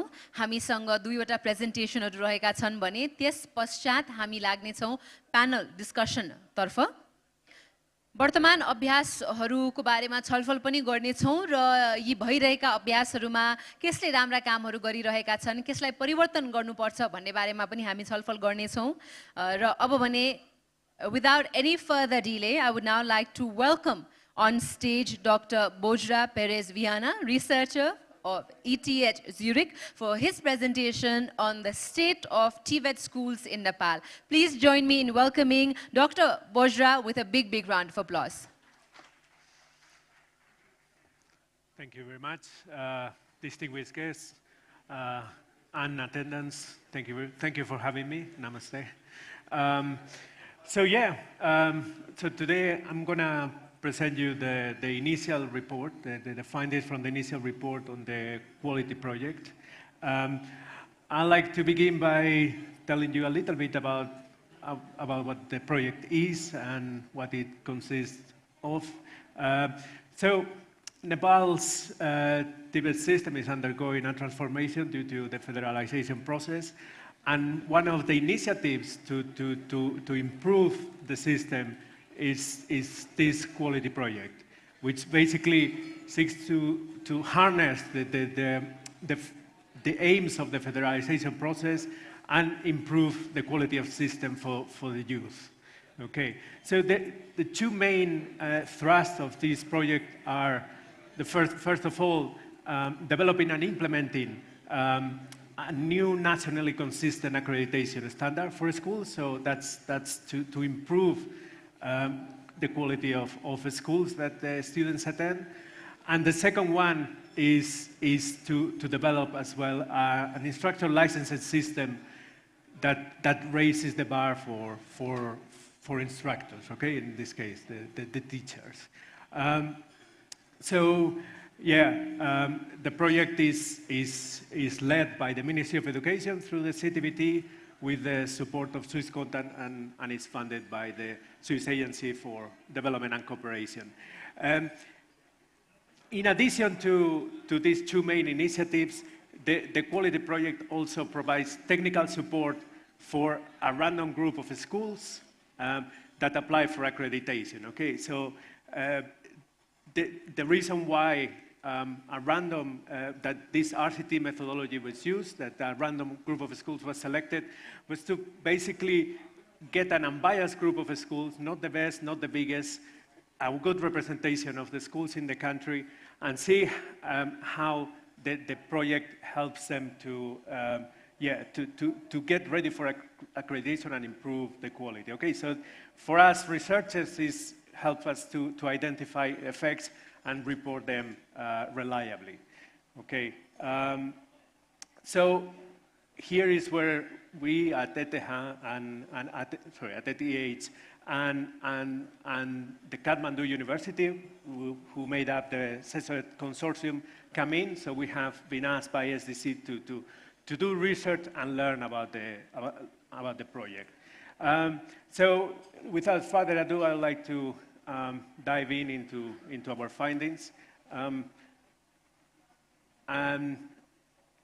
I need to begin by telling you a bit about the data we collected. So rather than taking a sample of schools and see how it looked like, we went bigger and we tried to develop a census of all of them. So we basically collected data of all the schools in the country. We did that by administering telephone interviews, and we used a large team of enumerators that were led by one of us. The important thing for us also was to talk to the right people, so we interviewed the principals, the managers of the schools, or those who they delegated to answer our questions, okay? We got a fairly good response rate with 83% of the schools reply and were happy to participate. And the rest was a mix of basically refusal to participate in some cases, and the other thing was more of a systemic problem that in some cases we couldn't find out the details to contact these schools, or the program was simply closed, or even the school was not operating anymore. So let me give you an overview of like some facts about the system. So this is not just for a random group of schools, this is for all the schools in the country, okay? So I'm gonna be focused now on the state of schools at the beginning of the project. So I want you to give you an idea of how the situation is at present. So first of all, we have 4 types of schools. Constituent, partnership, private, and TECs, okay?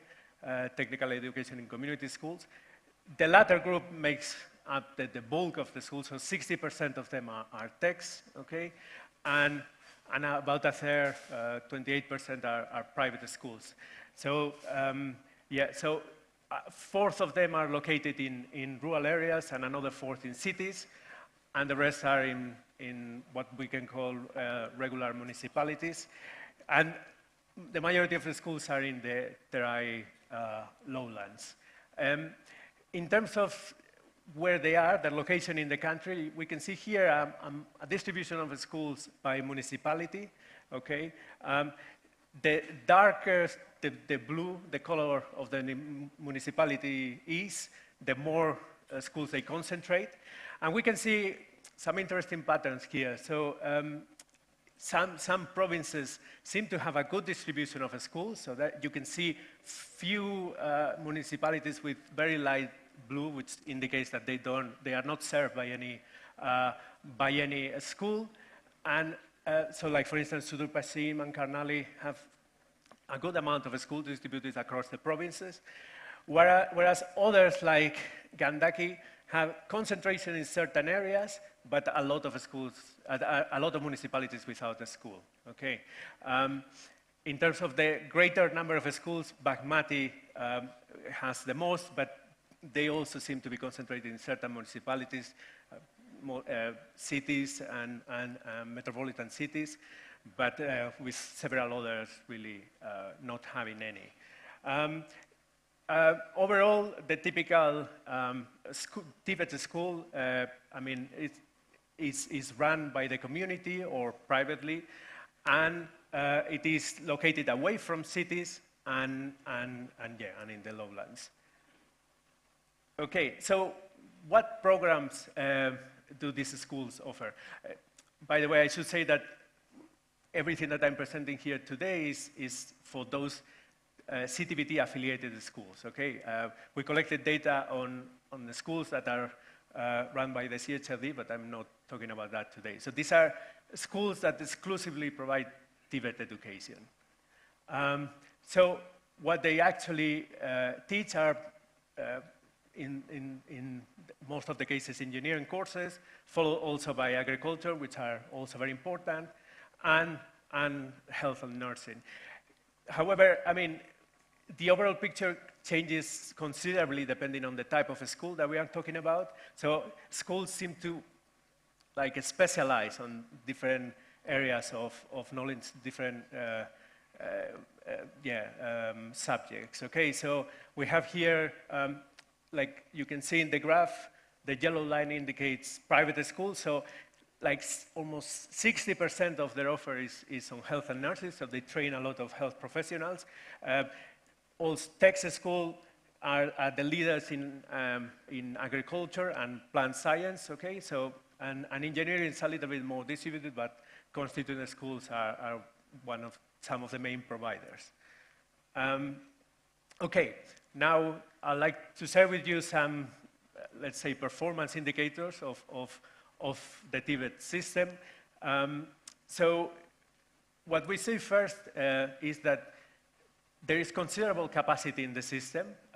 So TVET schools are able to enroll a good number of students. I mean, particularly constituents and partnership can enroll like almost 100 students or more. TECs have a smaller capacity typically. And the reason why I say that the capacity is considerable is that enrollment is around half of that capacity, okay? So here in this section you see the rates for the whole system. So this red line indicates, which is above, roughly above 50%, that's where the overall enrollment stands, okay? And of those enrolled, around half are women, and a quarter are members sorry, how we say, classified groups, exactly, yeah. So what could be the reasons for this middling enrollment? So some of it seems to be the capacity of schools to basically produce graduates. So what we see is that on average, about only 40% of students graduate. And this was in the last year, so after they have completed their courses and the results were in. And furthermore, around a third of schools reported to us that they had no graduates, that no one graduated from their programs. Okay. Yeah, so we have seen some statistics that relate to students. Another key pillar of the system are school instructors, okay? And what we find is that well, the majority of schools employ around 9 instructors. I mean, again, depends on the size. So Texas school employ a third with respect to the other schools. And also schools in cities have much larger workforces. In terms of their qualifications, so they do seem to have the titles that, or the qualifications that are demanded of them, so either master's or bachelor's degree. Not that many possess industry experience, so around a quarter, depends on the school, to 40%. And some of them have also training certificates, so meaning that they are qualified teachers. However, their conditions are relatively poor, okay? Because many of them work very long hours, so we can see there that they give about 18 classes per week, which lasts up to 24 hours. It's a long working week of 5 hours per day teaching. And more importantly, like 3/4 of them are employed in temporary contracts, so they don't have permanent contracts.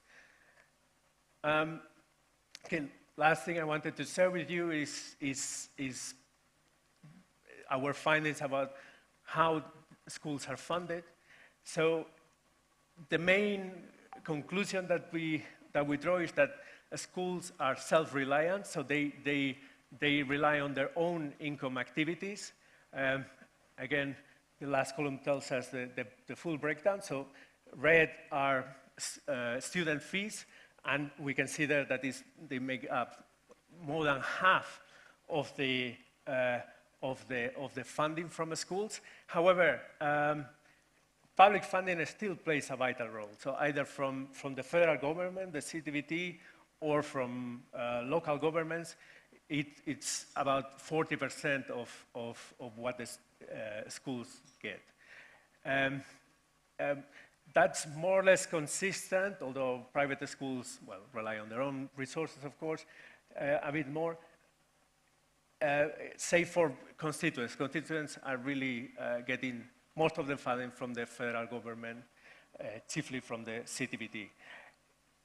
However, regardless of where the funding comes from, schools report that having financial struggles. So less than half actually say that they have sufficient funds to cover their costs, and it really doesn't matter the type of school they are, the proportion in trouble are roughly the same. This, of course, leads to problems like lack of resources for teaching, and as we saw earlier, the fact that they need to employ teachers on temporary contracts. Yeah, so I want to move on now, I'm running out of time, to some of the systemic issues that we come across in doing our research. And I'll focus just on the main one, which is that it was very difficult actually to identify schools in the system due to mostly the lack of unique identifiers, the different names that the schools sometimes are given, the lack of clarity about where they are located. So I think one takeaway from this would be to ask the supervisory authorities, particularly in this case the CTVT, to really make available a clear list of schools where where they are clearly located with coordinates, with unique identifiers, so that basically actors in the system can communicate with one another and know where they are working, which schools they are involved in their programs. Lastly, let me finish with a few recommendations. It's early days in the project. We still have a lot to learn. However, the facts that I showed you earlier kind of hint to some possible winning strategies. So the first would be to attempt to streamline a little bit resources and avoid basically poorly attended or low quality programs, okay? So this could take the form of cutting back on the programs or coordinate, emphasize coordination between schools, merging schools, or trying attempting to make schools more financially viable, especially those that are struggling. The second one is really well related to the main aim of this seminar. Okay, so to put a much stronger focus on industry collaboration. We have seen already that the industry can benefit from it, that students also find it more attractive, but here schools can also stand to gain, because the programs will be more attractive, they will get more students, and they will have to invest more if some of the training of the students is taken care of by industry, okay? Thank you very much for your attention. I ran out of time, so I will conclude here. Thanks a lot, and yeah. We'll give you a token of love. So. Thank you very much to Dr. Bourgeois, and now may I please invite the Treasurer of Han, Mr. Yuvraj Shrestha, to kindly join us onto the stage to present a token of appreciation to Dr. Bourgeois, researcher, ETH Zurich. And thank you very much, Dr. Bourgeois, for this presentation and for highlighting some key recommendations. I request both gentlemen to kindly stand at the center and look at our photographers, because we want to definitely promote this photograph and send one to Dr. Bourgeois as well. Thank you very much for this first presentation in our second technical session, ladies and gentlemen. अब हामी लाग्न चाहन्छौँ अर्को presentation तर्फ. Private सेक्टरको role के हुन सक्छ यो training साइकलमा भन्ने विषयमा थप प्रकाश पार्नका लागि आउँदै हुनुहुन्छ पङ्कज पराजुलीजी, नेशनल प्रोग्राम अफिसर एसडिसी नेपाल। उहाँलाई जोरदार तालीले मञ्चमा स्वागत गरिदिनु हुनका लागि अनुरोध, र अब फ्लोर उहाँलाई ह्यान्डओभर गर्दछु। हेलो, सुन्नुहोस् है। नमस्ते, गुड आफ्टरनुन। यो आफ्टरनुन सेसन, लन्च पछिको सेसन गाह्रै हुँदो रहेछ अडियन्सलाई पनि, र प्रेजेन्टरलाई चाहिँ के गाह्रो हुँदो रहेछ, लन्च खाँदाखेरि पोखिन्छ कि भन्ने चाहिँ अलिक टेन्सन हुँदो रहेछ कि। So let me start. Like हामीले कुरा गऱ्यौँ प्राइभेट सेक्टर इङ्गेजमेन्ट हुनुपर्छ, प्राइभेट सेक्टर इङ्गेजमेन्ट चाहिन्छ। We need private sector's engagement in the TVET cycle, but what could be the instruments, and how have the instruments been used in different areas? So Nepal has been practicing skill councils and skills committee, but what could be done? So my presentation will be focused on that.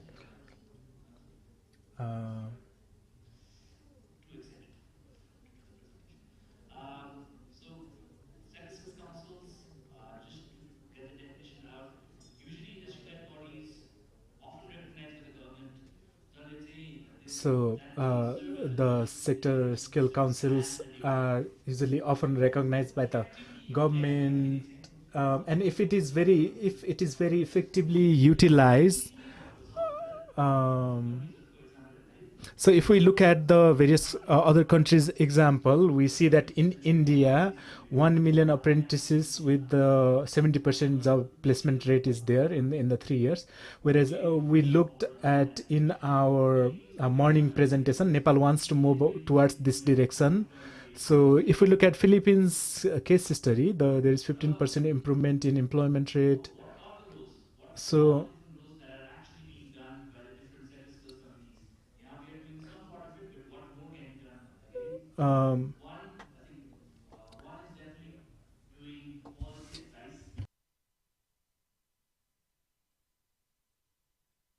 so in case of India, there was an introduction of dual system of training, which was done led by the sector skills committee, and it led to revision of the minimum criteria for industries, which led to changing the bylaws and signing of MOUs.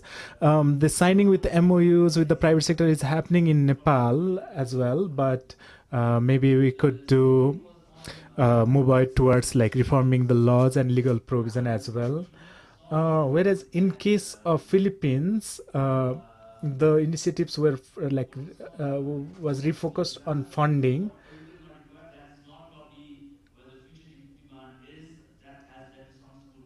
And in case of Nepal, we have been like talking that like some of the schools they are struggling to find students and some of them are on the verge of close down. So in this scenario also, learning from Philippines, we could like think about like where to refocus the funding. For Nepal, the reflections are as our Honorable Sumana Shrestha she mentioned. So we need to have the SSCs should be formally consulted in any bylaws endorsed by the CTVT. And the private sector should have a very proper documentation and very clear provision on like what they want in certain laws or in bylaws or policies.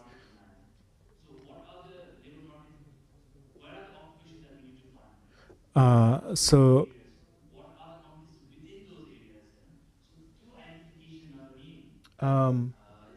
so it's also important in identifying like what areas have the higher demands and different areas. In case of Bangladesh and Vietnam, this forecasting is done by the employers surveys. They also use the national level survey data.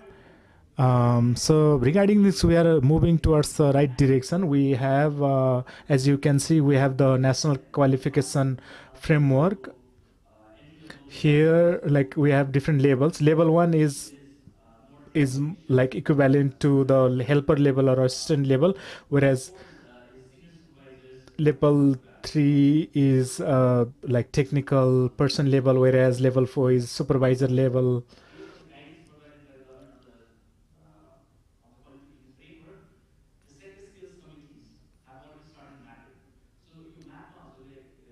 So in this map, if you look at it, you can see like what are the different occupations within the automobile industry. From engine washers at level 1 to machining technicians at level 3 and service managers at level 5. So these are like different levels of human resource required. So this mapping has already happened.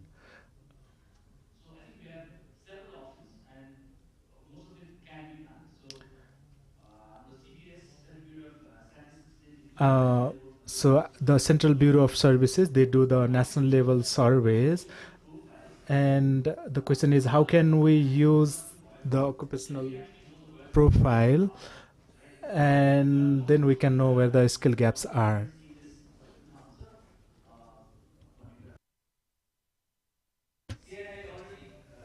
Also industries can play a role in forecasting these labor market demands, like CNI already does the surveys. Interpreter's note, he is like mixing Nepali and English. He's like 90% of his speech consists of English terminologies, so it's very difficult for us to translate.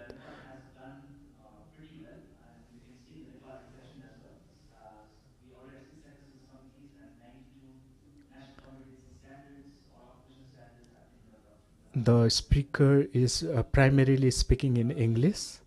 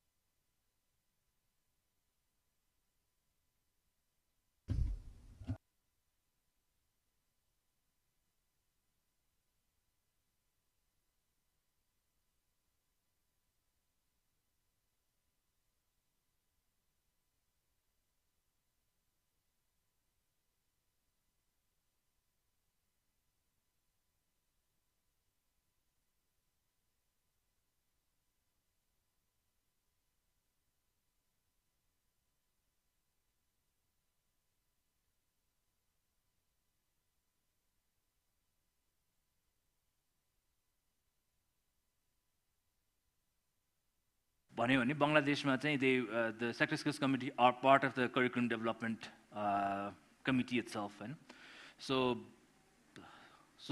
some different ways of doing it, and also for reflection of Nepal, how to do it, increase the participation rate. Development, but of course there's implementation, and there's a lot.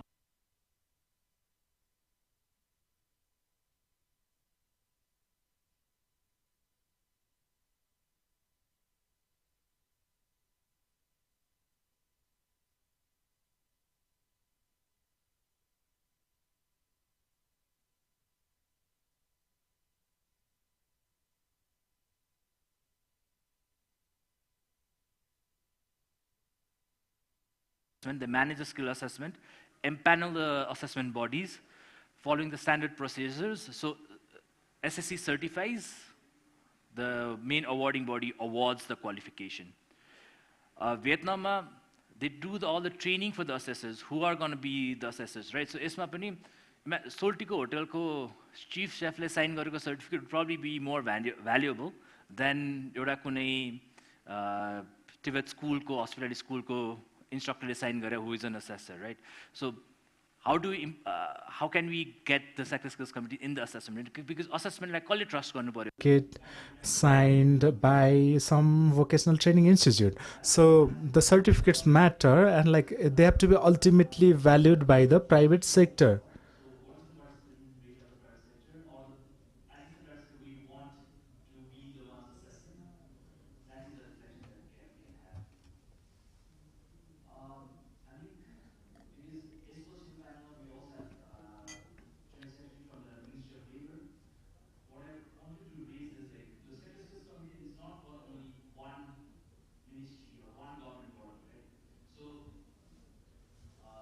Indiaको case हेर्दाखेरि they partnered with state governments. Maharashtrako state governmentसँग partner गरेको छ, union territoriesसँग partner गरेको छ. So they are the ones, sector committees are the ones coordinating the trainings that's happening. They are at the heart of it.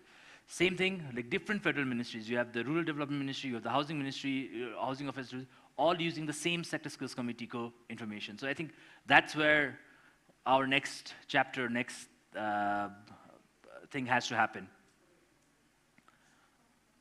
So I think I'll leave the floor with a lot of questions. What is the legal framework that's required, right? So I think one thing we've talked about is we really need to have the next legal frameworks to carry out the roles. Exact further steps scale, how to convince the ministries, different ministries, to actually use the same sector skills committees. Maybe act on that maybe before that we can say, at least informally agree that we use the same sector skills committees. And on the private sector side, if you're doing the interpreting labor market data, like what are the things that they have to set up internally? So we heard CNA has already started hosting the manufacturing industry, and they have the skill development unit, which acts as the secretariat of the sector skills committee. So that could be a way forward. So, and then the last $1 million question is, how do we fund the sector skills committees? There are various options, but then that will take the presentation to another 5 minutes. So with that, I just wanted to conclude. Thank you.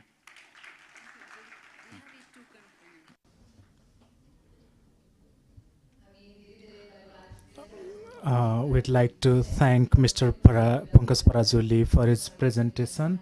So now I'd like to, now we will be presenting this token of appreciation to Mr. Pankaj Parajuli, who is the National Program Officer at Swiss Agency for Development and Cooperation, SDC. So he talked about what could be the role of private sector in this training cycle, and he has left us with some questions. We'd like to thank him. So now we'll be moving towards a panel discussion. While we are setting up the stage for panel discussion, we'll be screening a video. May I have your attention, please? यहाँहरूले देखि नै हाल्नुभयो यो अप्रेन्टिससिपको बारेमा हामीले के कस्ता कार्य बाहिरै भइरहेको छ यो so team is done a fantastic जब अहिलेको अहिले उहाँले खिचेर भिडियो पनि तयार पार्नु भएको छ यो प्यानल डिस्कसन पछि स्पेसिफिकली यहाँ We have already seen a glimpse of like what's happening, and we have even the booths set up outside. We'd like to request you all to observe the booths outside, and like some of our apprentices, they have also prepared some food. You can also taste those food and provide them your feedback. So this feedback will be very important for them, and especially also NADA also has a booth at the right side by NADA on the right side of the entrance of this hall. So you can also would like to request you to go visit them and provide them some words of encouragement, or even like if you have feedback, they will also be equally valuable. So as you can see, the stage is already set, so we'll be moving towards panel discussion, which is about the role of private sector in the training cycle. So first of all, I'd like to invite our panelists to the stage. First, I'd like to welcome Tek Bahadur Malla, who is Director of NSTB. We'd like to welcome him. Let's give him a round of applause. I'd like to also invite Mr. Govinda Rizal, who is Joint Secretary of MOLES, Ministry of Labor, Employment and Social Security.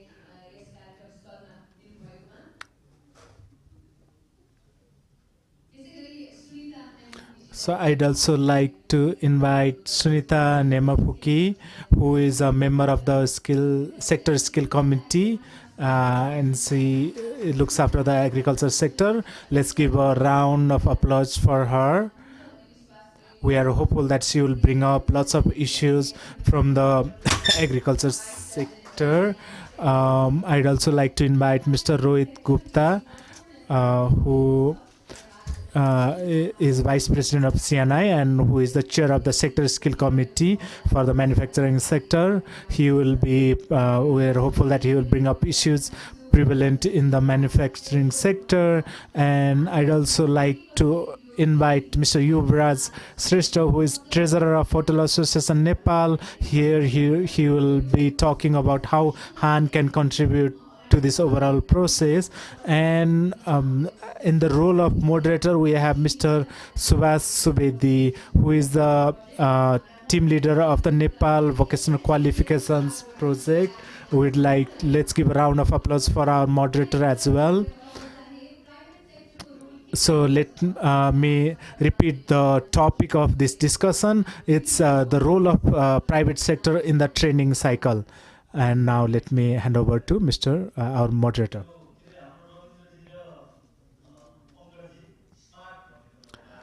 I always used to think Mr.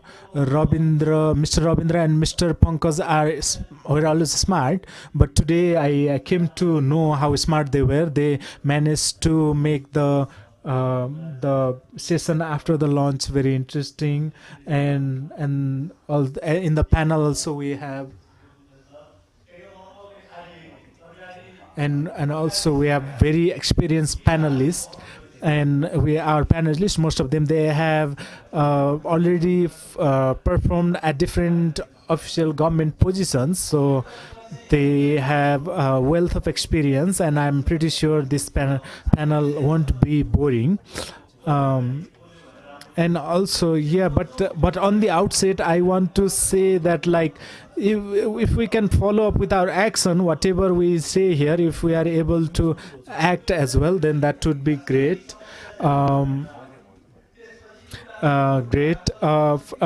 So as they say, like, we need to walk the talk.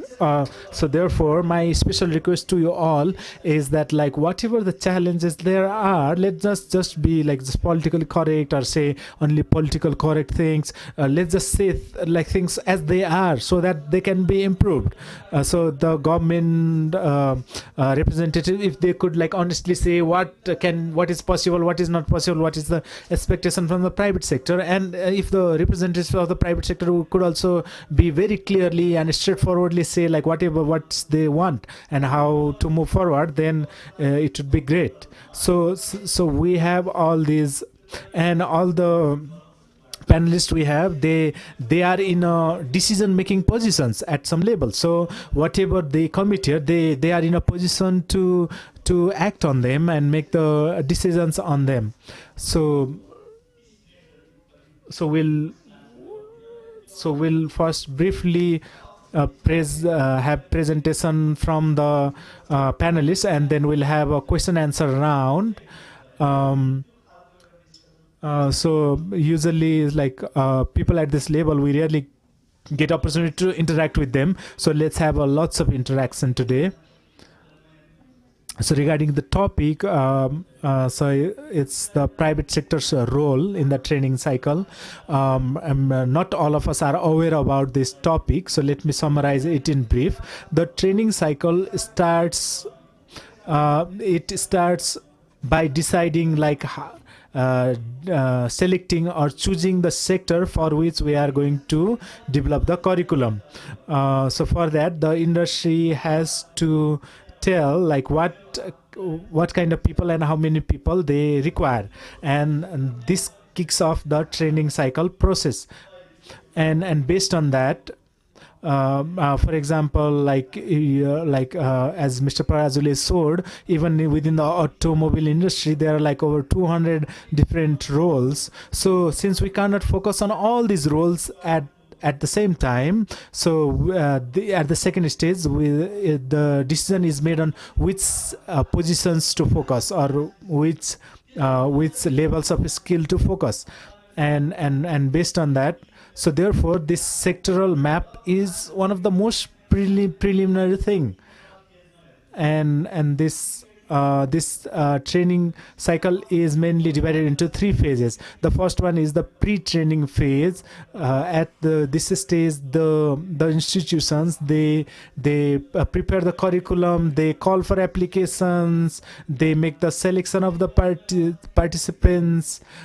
And also, so at this stage, it is critical that the industry provide their input on what kind of people they are looking for.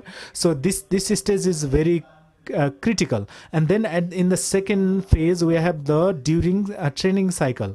So at this stage, the person who comes for the training is trained on the minimum qualities and skills required for their career of their aspiration. For example, the minimum values and the skills that need to be have. So for example, if someone comes to work in the automobile sector, they shouldn't mind getting their hands or clothes dirty. That's the minimum requirement. So that this needs to be communicated. And then in the training cycle, so it's usually the structure is like 20% theory and 80% practical. So therefore, on an average day, they have 1 hour of theoretical training followed by 4 hours of practical training. So these are during training activities, and then we reach the third phase, which is the post-training activities. In the post-training phase, the main concern is about how to place that person in the industry, how to make sure that the person gets employed. There are like lots of transition involved in this process. So the technical school, they should take the feedback from the industry, and so the school should seek out feedback from the industry to be effective in this phase. For example, sometimes the industry might say that, oh, the technology has already been upgraded, or they might say like, oh, there are issues of discipline, things like that. So it's very important that the training institution, they seek out feedback from the industry. So these are all these different phases, and in Nepal, it's not that nothing has happened in these sectors, in all these phases. Nepal, there are like lots of initiatives have happened in Nepal. So let's not start our discussion saying nothing has happened, or like we need to start from zero. It's the thing is like many things have happened, but the only thing is like it's not enough, it's not sufficient. We need to improve on this, and let's focus our discussion on what we improve. So on this note, let me start my first question with the private sector. So my question is to Yuvraj Shrestha. You have been active with the Hotel Association Nepal for a long time, and you yourself are a hotelier. So this morning you heard about this apprenticeship training. How have you benefited from this apprenticeship training? Like, why does your industry need apprenticeship training? Let me start with an anecdote. A girl called Mina Tamang, before 6 years ago, Bina Tamang and 3 other girls, they came to my hotel. They were apprenticeship students from one of these training institutes. At that time, I also didn't know what actually apprenticeship meant. And I didn't know what that was. All I knew was like we're supposed to pay 25% of their wages, and their work was great. So out of those four people, the 3 of them dropped out within 6 months. But Mina Tamang, the girl I am talking about, she continuously worked with us, and she had amazing work skills and work ethics. And she worked for us until last year, and last year she emigrated to Europe, and based on the certificate we provided to her, she was able to sell that certificate, like use that certificate to get a job in Europe, and she gets paid around 2,000 euros a month. So what I'm trying to get here is that like 6 years ago, when we signed this apprenticeship model, it was very helpful. And since we are talking about how different associations like NADA or hotel sectors can benefit from apprenticeship model, this is an example. We have been running apprenticeship programs in 3 provinces. Initially, it was very difficult. The industry people were also didn't understand this concept, and they were also not very interested. But once we held the initial classes, they saw the value in it. So in the first batch, we used to struggle to get 40 people, which was the quota, to meet the quota. So at the time, like we had like all these, like we had talked with all the major hoteliers, and they were all ready to take in apprenticeship, but there was like not enough applicants in the initial stage. But now, so this is what but now things have changed, and currently in our industry, at least in Nepal, what we see is that like the industries are turning into training organizations. We train a person for a few months, and the person leaves the country. In this scenario, where we have such a high turnover of staff, this apprentice program is going to at least retain the staff for 2 years. So and like initially we give like 25% of the wages to these people, but we have found that within like 3 to 4 months, most of these trainees, they're offered at least 50% of the wages by the hotelier, because at least by the hotels, because the hotels, they have realized that like these people are going to be with them for a while, and they are very sincere, and they have the skills. And also, so like as these people are being skillful, they are an asset to the hotel. Thank you, Yuvraj Shrestha. As our as our minister said in the morning, mentioned. So in Nepal, in the apprenticeships programs, at least, it's not the participants or trainees who are paying for the training. It's the hotels that are providing the wages. So we also had conducted various field visits to see how these apprenticeship programs are working, and like we found out very amazing results. So I have one more question to you, but I'll come to that later on. Now let me come to Ms. Sunita Nemapuki. Since you are in the sector skill committee member for the agriculture sector, you have seen like how things you have been in the midst of the things. So what are some of the positive changes that you have seen in Nepal? Let me start with this very easy question for you. Later on I'll ask about the challenges and tougher questions for you. I have tougher questions for you as well.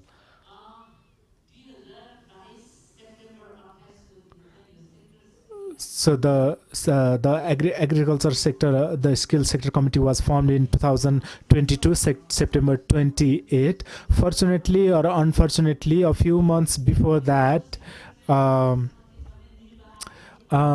Nepal's agricultural sector is still very subsistence oriented. It only sustains the family, and I have been working for more than a decade trying to commercialize this sector. And it was my privilege to get to be in that committee, and there we got to analyze like the sector, and there like we have identify 12 subsectors within the agriculture sector that we can intervene on. Of course, there are many other areas to work on, but we can't address every sector. So, and these 12 sectors, they are a bit modern sector. Unlike our traditional agricultural sector, these are like a bit different sector. So nowadays, like people are thinking about everything differently. The trends have changed, the times have changed. For example, the floriculture, like now they need a different kind of flowers. And like for 6 to 7 months we worked to identify these sectors, and during that period I also got a chance to visit India to see how sector skill committee members work, and I have been able to get all these enriching experiences. But the reason I particularly mentioned that date was that like it has already been 2 years, and I am an entrepreneur. There are like thousands of people working under me, but the amount that I am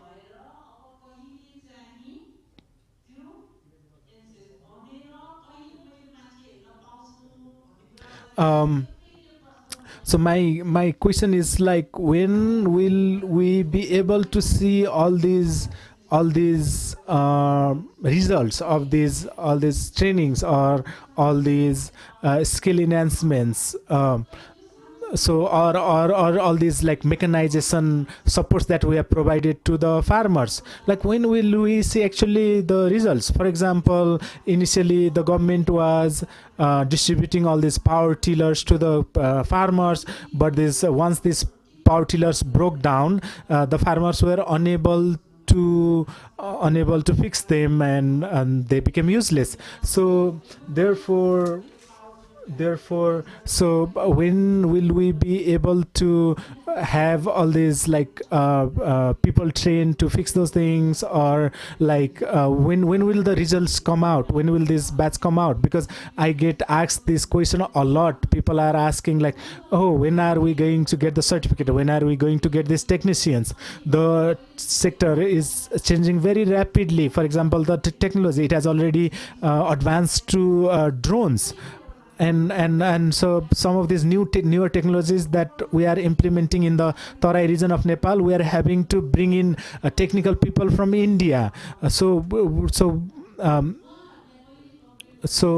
sometimes I find it very difficult, like how to compare our people and the current state of technology, which is much more advanced. So, but despite this, I would say that like, yeah, we have started, we have like taken the initiation, but our movement is very slow. That's what I wanted to say. Now I'll ask Rohit ji. We appreciate CNI is appreciated because Pankaj ji has 5-6 questions. When we talk about sustainability and scale up, that is our priority, because anything that is started has to be sustainable, and you are exemplary on that. Sector skill community manufacturing is hosted at CNI, and we have such a senior person like yourself as vice chair. Well, working as a manufacturing skill sector community, what is your experience? What are your priorities for the future? So what is the next? So you always ask me what next. So he always requires 2 or 3 action points, and he follows up with me. So could you also share the things that you have said to me earlier? When you talk about sector skill committee in 2023 December, CNI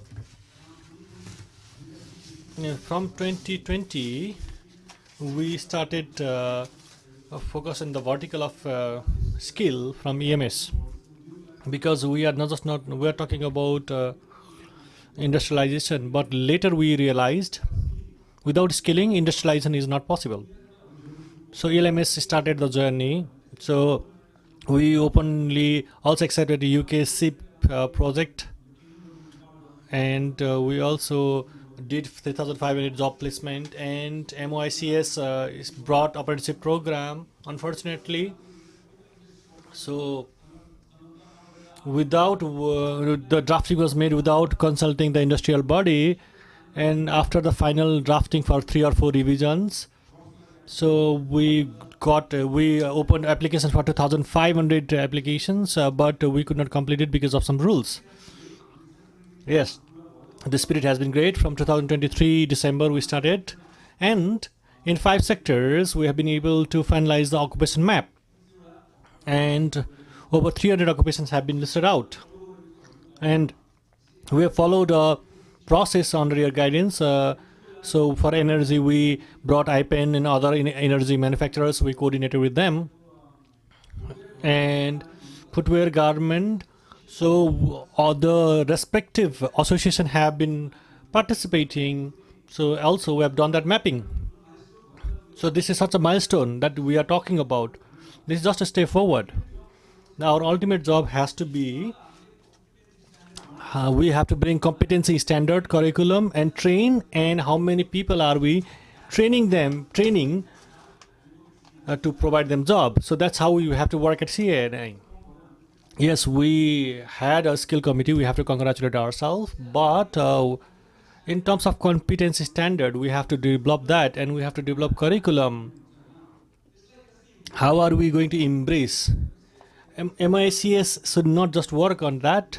Ministry of Labor, Ministry of Education, every ministry has to adopt, and all 3 have to come together to embrace the skill sector committee, to develop competency standard, and to take it as a movement. Unless we don't do that, many things will be limited to boardroom meetings and programs, so it won't go to application. So in CNI,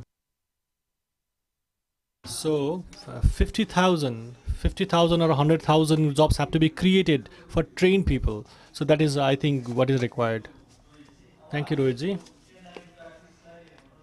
So we have been anchoring the CNI practice with Hotel Association of Nepal and other agencies, and now take, sir. So they, as a private sector, they are employer. So in terms of government people call this private sector in meetings, and they do the discussion, but there is no internal intention of making private sector as partners. That's what the private sector, they say to me, and they give me examples. So my challenging question to take, sir, so the government is government ready to work with private sector? Is government serious about it? So this is something that we have been listening. But what I want to say that today the situation has changed. Private sector has been led by private sector. So this program has been hosted by CNI, and we are in supporting role only. Private sector should drive TVET programs. That is our objective, and we are working on that. Now, Rohit sir also said, Sector Skills Committee is led by CNI, and if you see the combination, so 10 people are from CNI and 1 person is from government as a facilitator. So many decisions and all decisions are made from that committee. So we'll make NCS, and what I agree with him is that, so it is a step forward, but the goal is far away. And what I want to share more is, and I also discussed this with the Under Secretary of Ministry of Education, that I asked about the update about the amendment of regulation, and he said that it has gone forward and it will come there. So once the regulation is amended, we will implement it for the occupation that has standard. We will go for certification, and the occupation that do not have competency standard, we will make for them. We are working on this practically, and the private sector is also feeling that, I think. So the government sector is also trying to take private sector together, and there are a few policy interventions that are required. And their question is also there, that what is the outcome of their engagement? Yes, I think that has to be facilitated by the law, and a few things could be made mandatory by the law, and that will make both government and private sector at a win-win situation. So this is my last question of the first round, Govinda sir. So demand-supply mismatch. That means the education system is not producing the people required by the job market. So that is, it has been, I've been listening to this narrative for 17 years now. So when I started working in this debate, the same narrative was there. So now I'm saying the same narrative. So if we have to dissect that, so do the Ministry of Labor has the demand estimation of Nepal labor's market? And there are also CTBT and Ministry of Education is associated. So the data of Ministry of Education, do the data of the ministry has been shared or provided to the Ministry of Education or CTBT, or what is the practice? Because the data of labor market, if there is no data, the education may never match the demand. So what can be done to match the data? First of all, what you raised was very important. We have problem around statistics. Yes, I have to agree on that. Because Ministry of Education or Ministry of Labor do not have specialized data on this. So we all are dependent on labor survey, which is done in every 5 or 7 years. So after 6 years, we are getting the latest edition of it. So 7-8 years has been there since we get the data. And in this 7-8 years, there is a big gap between demand and supply, and also the market is changing rapidly. So that is why the main problem is about statistics, about integrated statistics, that is stopping us from planning the human resources effectively. And we have to acknowledge this.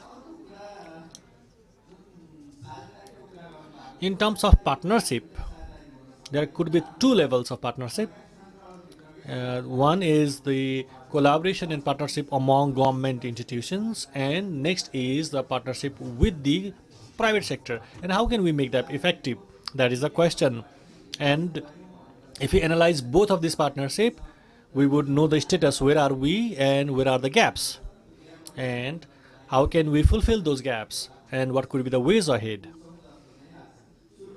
So you talked about training cycle and how can post training or during training what should be done, and where can be partnership of private sector and government sector could be brought in.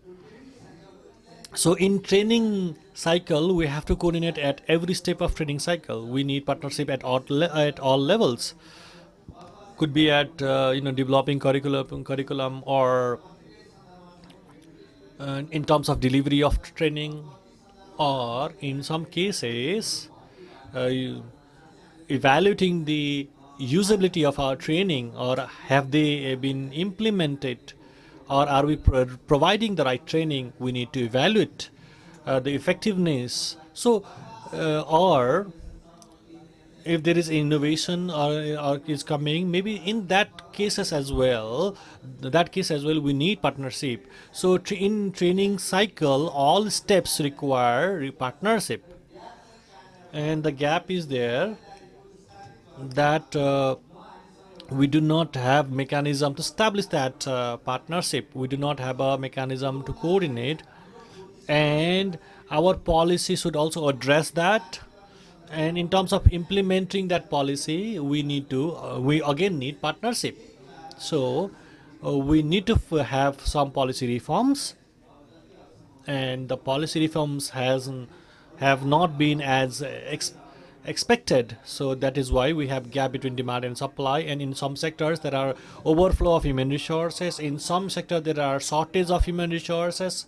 So in some human resources we cannot retain them, and someone said that some people trained for longer period of time, and they went abroad. So if we could have retained those human resources in Nepal, the manpower, the human resource we have trained for long period of time, 1 or 2 or 3 years, so maybe we could have got the productivity, or maybe transfer of skills could have been also possible. So those things have to be discussed. So the Labor Act came in 2017, and there is also a labor advisory committee is there, and which also discuss about partnership regarding bringing CNI or other institutions. And we also have vocational development committee, and there is also a tripartite partnership is discussed. So we are not we cannot be said that the partnership has not been started. We have been done in terms of partnership. So the Central Labor Advisory Committee has to direct. It has been written, but we have not been able to bring the national vocational policy. So, but the ministry has been providing the final draft of the national vocational policy, and we are bringing that for consultation, and after getting your recommendations we will finalize that draft. And after that policy comes into place, we will have more clarity. Partnership is there, but we have not been able to achieve to the maximum point where we could have reached. So maybe we have also been lagging behind in policy and planning, and also in terms of coordination we are not reaching to the point where we could have been. So that is why we have to acknowledge this status. One thing Yuvraj ji also said before, that in Nepal hotels are not getting human resources, and our students are going to Middle East, Qatar, Middle East, China. They are going to these countries for internship, and Hotel Association of Nepal may make it compulsory for the students to do internship for a couple of years, so that the students could come to Nepal's hospitality sector, or they could also have a network, or the students could also have network. And when they return to Nepal, they could have an anchor to start with, and the government does not work on this. So maybe Yuvraj sir could add on to this. So the private sector hotel management colleges we have, So they always send the students to foreign countries, and that is why students are not being able to provided with the opportunity to understand Nepal. So that is why Hotel Association of Nepal has been lobbying that to the government agency, and the government agency is also here. So I want to request you again, minimum 3 months internship should be done in hotels in Nepal. So now the internship hotels Association of Nepal can offer free of cost internship. The students have to understand hospitality opportunity of Nepal. So could you please respond, sir? So this is something that we have been raising for a long time, and we have a shortage of human resources in different hotels, and our human resources are flying abroad. So, and we have to, and they have been saying that we have to respond to this. So, Labor Act Section 18 says that minimum 1 year can be used for employing as such.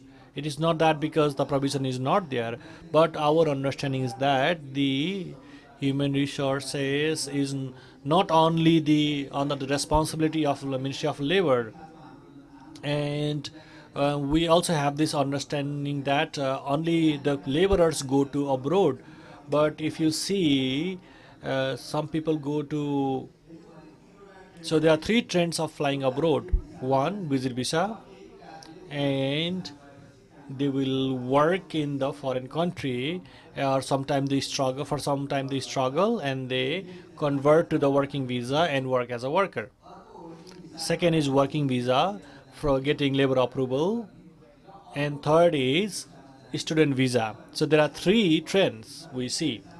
In student visa, they will also work somewhere. So the existing law practices, we cannot control two trends. Visit visa controlling is there is taken care of, and we would, for students, NOCC is being issued by Ministry of Education, but we have the training provided by NATHAM or private college or CTBT or a private sector. So what they can do is that if they can bring the policy of having it mandatory for the students to do internship in Nepal. For example, NATHAM has a different law, CTBT has a different law, and Education Act has a different is a different. So, and vocational training has different laws. So, and there are also other kind of training. So in such all training, we can utilize institutions in Nepal. If they could intern in Nepal, only then they could get NOC, or only after having that training they are qualified to go to foreign employment. If we could make this mandatory, we have to amend the provisions in other laws as well, not just the Labor Act. So Section 18 of Labor Act, if you see there, for 1 year, the employer or the foundations or institutions can provide training or provide on-the-job training, and it has supported employer that the employer, if the employer are not pressurized or held compulsorily mandatorily responsible to employ those employees after 1 year. So that is Section 18 of Labor Act. So I don't think there is policy hurdle, but if there is any hurdle, let's discuss during the central labor advisory committee. This is apex body, so we are amending two laws are being amended, that is Labor Act and Foreign Employment Act. If we could recommend in that position, we can also save the interest of the workers and also of the employers and entrepreneurs, and this will also make an environment to use the capacity of our human resources in the country. Now we'll go to the floor. If you have any question, please raise your hand, and please, we just take 3 questions. Usa and sir.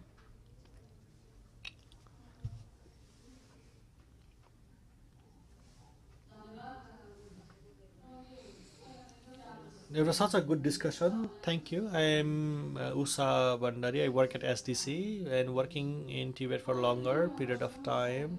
So I have two questions to Under Secretary. First, when we talk about Labor Act Section 18, and there are two other provisions in Section 18. There are two contradictory explanations. The private sector they hesitate to bring in apprentice. We have practical experience on that. So what is this contradictory position? And you have said that you are amending things, and are you addressing these contradictions in your upcoming amendment? And second is, when we talk about partnership with the private sector, so what is the level of collaboration or partnership, and what is the definition of collaboration? So this is a question I have been thinking for a long period of time, because collaboration, partnership that we have been discussing since morning, sometimes financial transaction is very much required. So, and the ministries always hesitate that they say because of lack of the policies or laws, we should not give money to the private sector. So if we could, if this has been explained somewhere, because we have not found this written in law anywhere. So can you please explain this as well? And we may take another question and then we'll do the answering. I'm Janardhan Gimire.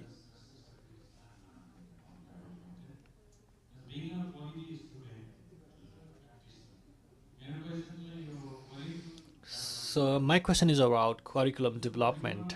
The curriculum development, we discussed a bit about curriculum development in the morning.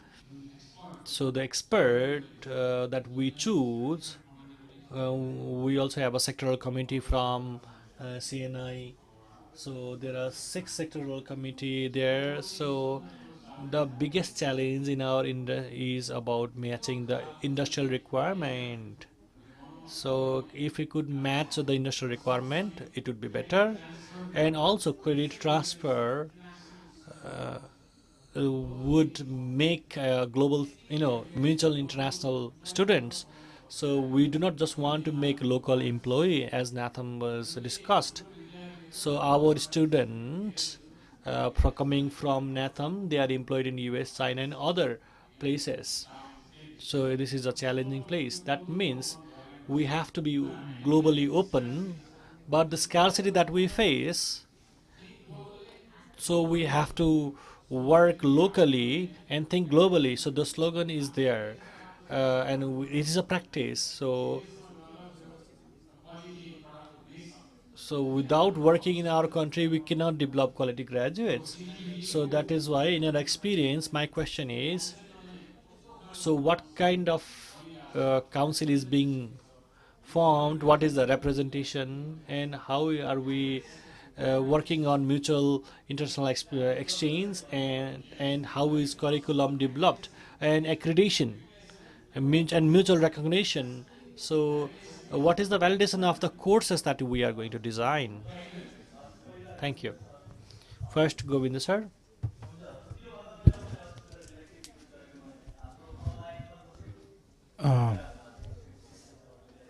And I'd also like to request my colleagues to bring us questions if we have any questions from online.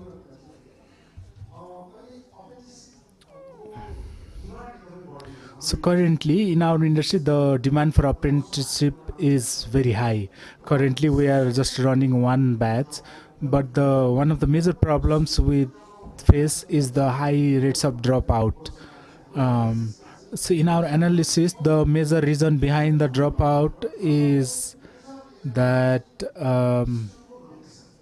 it's usually has to do with the location of the institute. For example, the kid, the young person lives in one place, whereas the institute is in another place. So we don't have the right right institute at right place. Secondly, in country, the young generation, the youth are so frustrated with the politicians that and most of these training institutes, they are named after a politician. I don't know if I should have said this, but since I am the focal person of this project, I wanted to say this. And the third thing is that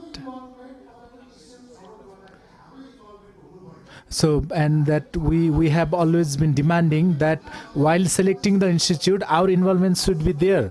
But despite our requests in Sudur Paschim province, they already made their own decision. They didn't involve us. I have heard Karnal is also undergoing the process. We haven't been consulted. We haven't been involved. So also regarding advanced curriculum. 3 months ago, I think it was ENSSURE project or someone else who had pasted a notice about that the curriculum is being updated, and they are asked for our participation. And when we went to that event, what we found is that there the document was already almost ready, and there we are just invited just for nominal sake, just to show that we are also involved, but there was not any meaningful involvement there. So they just invited us and just gave us the DSA, the allowances. So there was no any meaningful participation. So at that time, I made a request to the director of the curriculum that if you really want to make meaningful changes to the curriculum, you have to give me 3 days of time. But he said I just have 1 day time before I have to submit this. So that didn't work because we are not totally dedicated to that sector. So we need some time to review these documents. But we managed to review the document and made the necessary changes and hand over the document to them in 2 days. This was probably for the first time in Nepal. So any document that you make, it has to be friendly to the industries. The documents have to be friendly to the hotels or any other sectors, and we need to be properly involved. That's all I wanted to say. Thank you. So hopefully his concern will be answered by Mr. Tek. Let's hear Govinda sir's response first, because he has a question. He has been asked a question. There were 2 questions to me. The first one was potential conflict of provisions in the Labor Act. So the Article 18 and also 16 and 17 talk about trainings. So if we have an agreement with a certain institute or academy, and if we carry out a training, then it will be considered as per the curriculum. For example, if we have an agreement saying certain number of students of NETHM are sent to work in an organization, and if we have a MOU, then that is equivalent, and the trainees who are sent in such MOUs, they have to be considered as equivalent to receiving the official training. So Article 16 and 17 have made provisions about this, and also the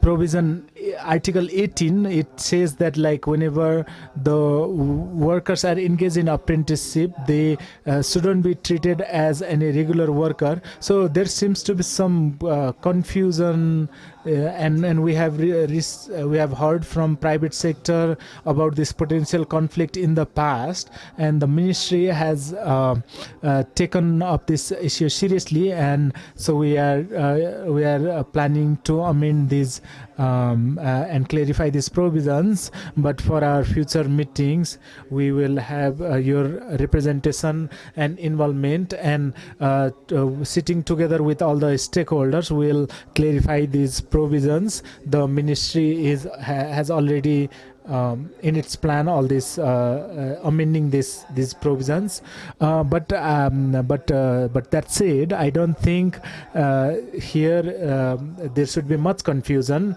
because these different articles talk about different things, so they have made it pretty clear how the worker should be treated as an apprentice or as any other as a regular worker. Also, regarding the level of collaboration, as I had mentioned in my earlier remarks as well, the collaboration could be in anything from the building to curriculum to delivery.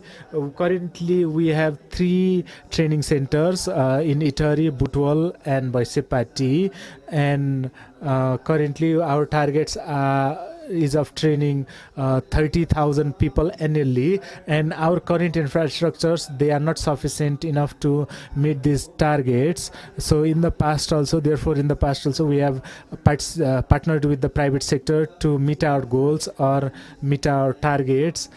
And for skills test assessment and certification, we have been collaborating with the TVET, and we have been also collaborating with the private sector to carry out various of the trainings. But that said, what we need to be clear is that all these trainings that we provide, or the institution under the ministry provide, they are of basic level. Okay, so they are not very advanced level trainings. So we are mainly focused on very short-term basic level trainings. And so our trainings are mainly geared towards like people who want to quickly get training and get certified, and most probably want to go abroad or want to start their own work, something like auto mechanic or motorbike mechanic. So therefore our trainings are very basic level, so please don't expect very advanced level training or very intensive trainings from us. For those advanced level and intensive trainings, CTVT is looking after them. So so far most of our trainings, we have been partnering with the private sector to deliver these trainings. And you have mentioned about some of the financial dealings, financial transactions. For that, of course, we are guided by our procurement law, and for that we have to follow all these laws. And if there has been any inconvenience, we have to wait for the procurement law to be amended. So therefore we need to so since some of these issues are related to acts or legal issues, they have to be complied with. And regarding the curriculum, like all the curriculums we have made, they were all outsourced. We had representatives from the private sector, and we have been coordinating with the private sector to develop all these curriculums. And in some cases, we have felt the need that like the curriculum needs to be updated. For example, like also the sector also changes. For example, under the EPS program, we are sending workers for the agriculture sector to South Korea, but now the sector is changing to construction or manufacturing. For example, they need now they need welding trainings, and some of the welders in our country, they are of a very basic skill level, and we don't have very advanced level welders. And for that also we obviously have to partner with the private sector, and therefore and also, as I mentioned about some of these policy related, so yeah, we have been partnering with the private sector, and also regarding the policy level confusion or the conflict, that as I have already mentioned earlier, we are already in the process of, ministry is in the process of amending the legal provisions. So okay, so we have now 5 more minutes. So now, take sir, you please respond within 2 minutes. Sunita ji respond for in 1 minute, and Rohit ji respond in 1 minute, and I'll conclude in 1 minute. So I had 2 questions. The first question was about curriculum. So Nepal's general training or the CTVT training, they still haven't been like framework based so far. The government has developed the framework in 2022, but it still hasn't been fully implemented. Also, so as of now, CTVT is the apex body for vocational training, and it is the institution tasked with developing the curriculum, and they have a board, which the board has representatives from the TU and the government of Nepal, and so that's how we have been working at the national as well as international level, and we are planning to work under the framework concept, which is going to be implemented. And then these committees, they usually have like 8 to 10 members, and they even like invite representatives of the private sector, associations, and industries. Of course, as it was earlier mentioned, like over 90% of the industries, they don't know about this program, they aren't aware, and I agree that like to some extent we haven't been able to do better. We could do better. But this sector skills committee is now being an integral part, and it is being reflected in all our future plans. So so they will have a, and once we have these like committees fully active, all the NCS and other things will be prepared by this committee. And I also agree to what you said about the like these workshops we have.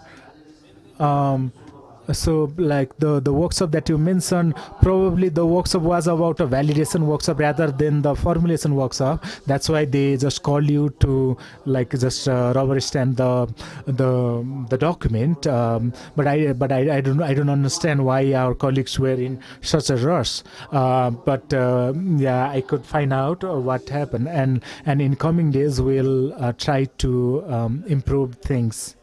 Suntaji, you just have 1 minute. You said like 1 minute for me, so I have like two requests to make, which I keep raising in other platforms as well. So my request is that like you prioritize agriculture sector, because we have all the raw materials and all the resources, and it's the sector that is engaging the majority of the population. And also another request is like we always make these plans and we submit these plans, but the government, if you could involve the associations wherever you can, for example, so if we could have at least the association's president or vice president represented in these skills committees, then that would be great. And we also need to make sure that we have the newer members represented, because forgive me for saying this, but sometimes we have very too old members who don't have knowledge about these newer issues. And also secondly, also while preparing this NCS, so our participant today, see So she told that she was also sharing that like see they have been running this like caregiver level 1 training, and most of the training materials are in Nepali, but the final question that is asked in English. So there is a challenge of languages, issues of languages as well. So these are the main requests I wanted to make. Rohitji, you have just 1 minute. I'll just take 30 seconds. So I think we should just like focus more on like imparting the skills. We should not be too stuck on these like policies and there's like guidelines and all that. So I think we should just make the associations responsible for the skill development and make them lead this process, take ownership of this process, and like we just need to continuously improve this. That's all. So let me summarize in 1 minute and conclude the session. So whatever the discussion we are having, it is much more different than the discussion we were having 2 years ago, 3 years ago. We have made some progress. That's a sign of it. So to summarize this session and also based on the insights I got from the morning sessions, I think the conclusion is that we need to make this skills committee as the entry point, so all the concerned agencies, like be it National Planning Commission or ADB or SDC, they all have to talk about it at the SDC. Skills committee, sector skills, SSC, sector skills committee, and we need to have this institutional mechanism. And whenever we ask for experts, we should start asking from experts from the sector skills committee. Only then we can make the process sustainable. And like everyone agreed to this. I apologize if I asked you two tough questions. With this, I'd like to conclude this session here. Thank you. Thank you, Mr. Subhas, for moderating this session. Now we are handing over a token of appreciation, token of love. So two of the people on the stage, they are representatives of the two of the three organizing organizations. I'd like to request these representatives to hand over the token of love to them, and I'd like to request all the panelists to stay on the stage, and I'd like to request for the handover of the token of love, token of appreciation. Thank you, Mr. Tek Bahadur Malla, Director of NSTV, and also thank you, Mr. Govinda Riyazal, Joint Secretary of Ministry of Labor, Employment and Social Security, and we are also very thankful to Sunita Nemafuki, who is Sector Skill Committee member for Agriculture Sector. We'd also like to thank Rohit Gupta, who is Vice President of CNI, and who for the manufacturing sector. We'd also like to thank Mr. Subhas Subedi, who is the team leader of NVQS, Nepal Vocational Qualifications Project. Thank you to our moderator as well. So now I'd like to request Mr. Rohit Gupta to hand over the token of love to Mr. Yuvraj Shrestha. So I'd like to request you to hand over token of love to each other. This is a sign of collaboration, and let's have a group photo, and then we'll end the session. I'd like to request all the dignitaries on the stage to prepare for the photographs. So the major issue, that came from this panel, is that like skilling has to be taken up as a movement. We need to take it forward, and we should not just focus on what looks good on paper. We need to focus on action.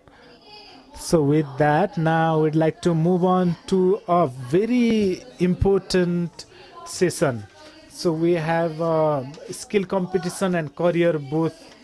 So we have 30 minutes of tea break, and we have this skill competition happening outdoor, and I think Momo is cooking. So if you are interested, please go out and see what the participating youth are doing, and please encourage them, motivate them, and tell them that they can do better in coming days. So this is a 30-minute tea break as well as career booth visit, and you can also do your own aptitude test. Through the aptitude test you can find out if you are in the right career also. So let's return at 4. Thank you.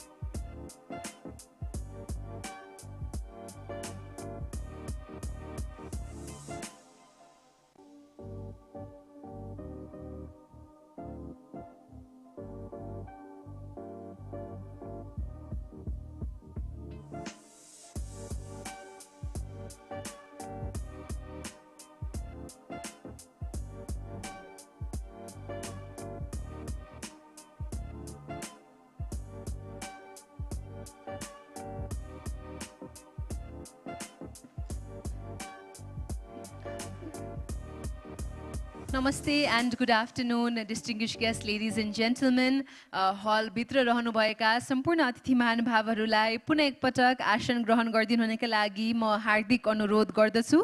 हामी हाम्रो closing सेसनतर्फ अगाडि बढ्दैछौँ। हल बाहिर रहनुभएका सम्पूर्ण अतिथि महानुभावहरूलाई पनि हलभित्र आइदिनका लागि हामी हार्दिक अनुरोध गर्न चाहन्छौँ। Ladies and gentlemen, we definitely hope that you have visited the mini skill competition as well as the career booth. So I'd like to request all our distinguished guests who are enjoying interacting with the youth, interacting with the students, to please do come in and take a seat as we are heading towards the closing session of our seminar today.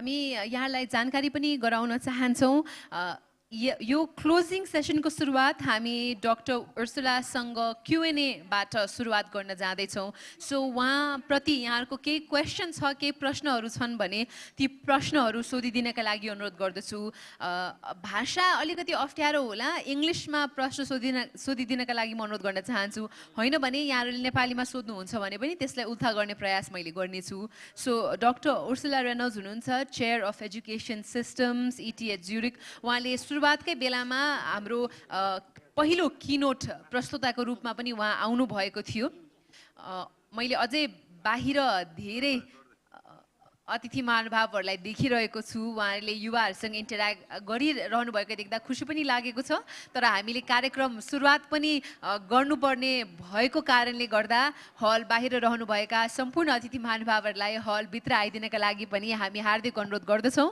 र हलभित्र आइसक्नुभएका सम्पूर्ण अतिथि महानुभावहरूलाई भने यथास्थानमा आसन ग्रहण गरिदिनु हुनका लागि पनि म विनम्र अनुरोध गर्दछु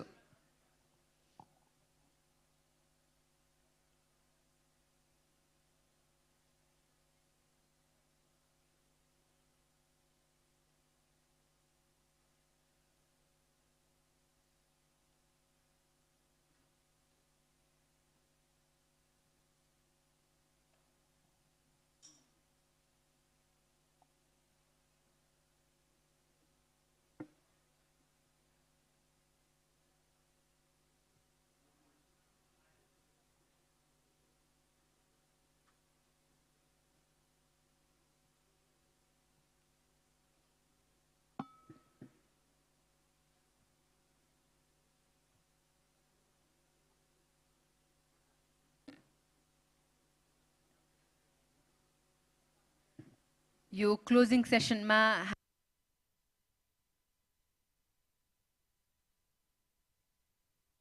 So we have a question and answer round, and then we have a award ceremony, and then we'll have closing remarks from honorable, and then we'll have vote of thanks, and we'll end today's seminar.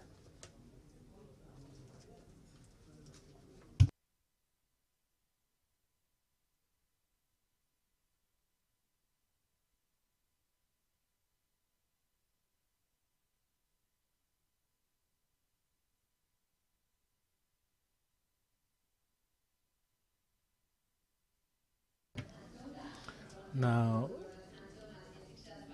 we'd like to invite and welcome Honorable Amar Bahadur Thapa, who is the chairperson of the Parliamentary Committee for Education, Health and Information Technology. We'd also like to welcome Mr. Birendra Raj Pandey once again.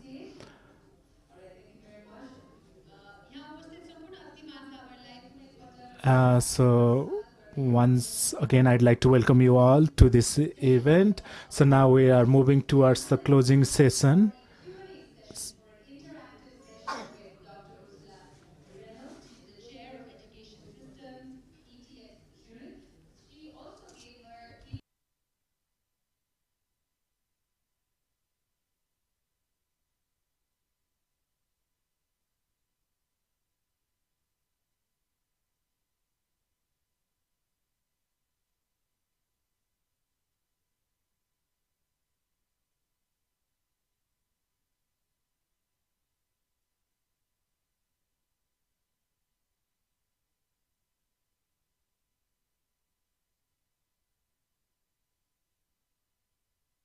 We have representatives from training institutions and industries.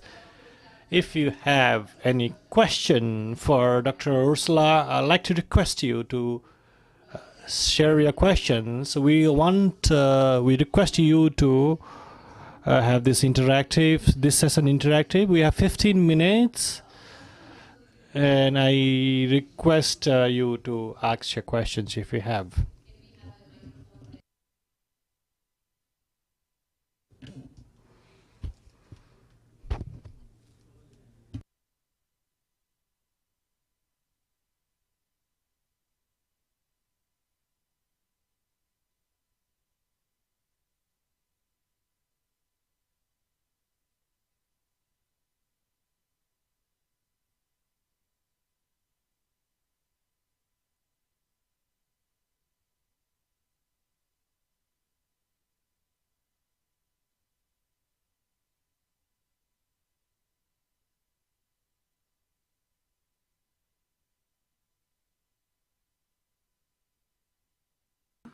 from Bhaktapur.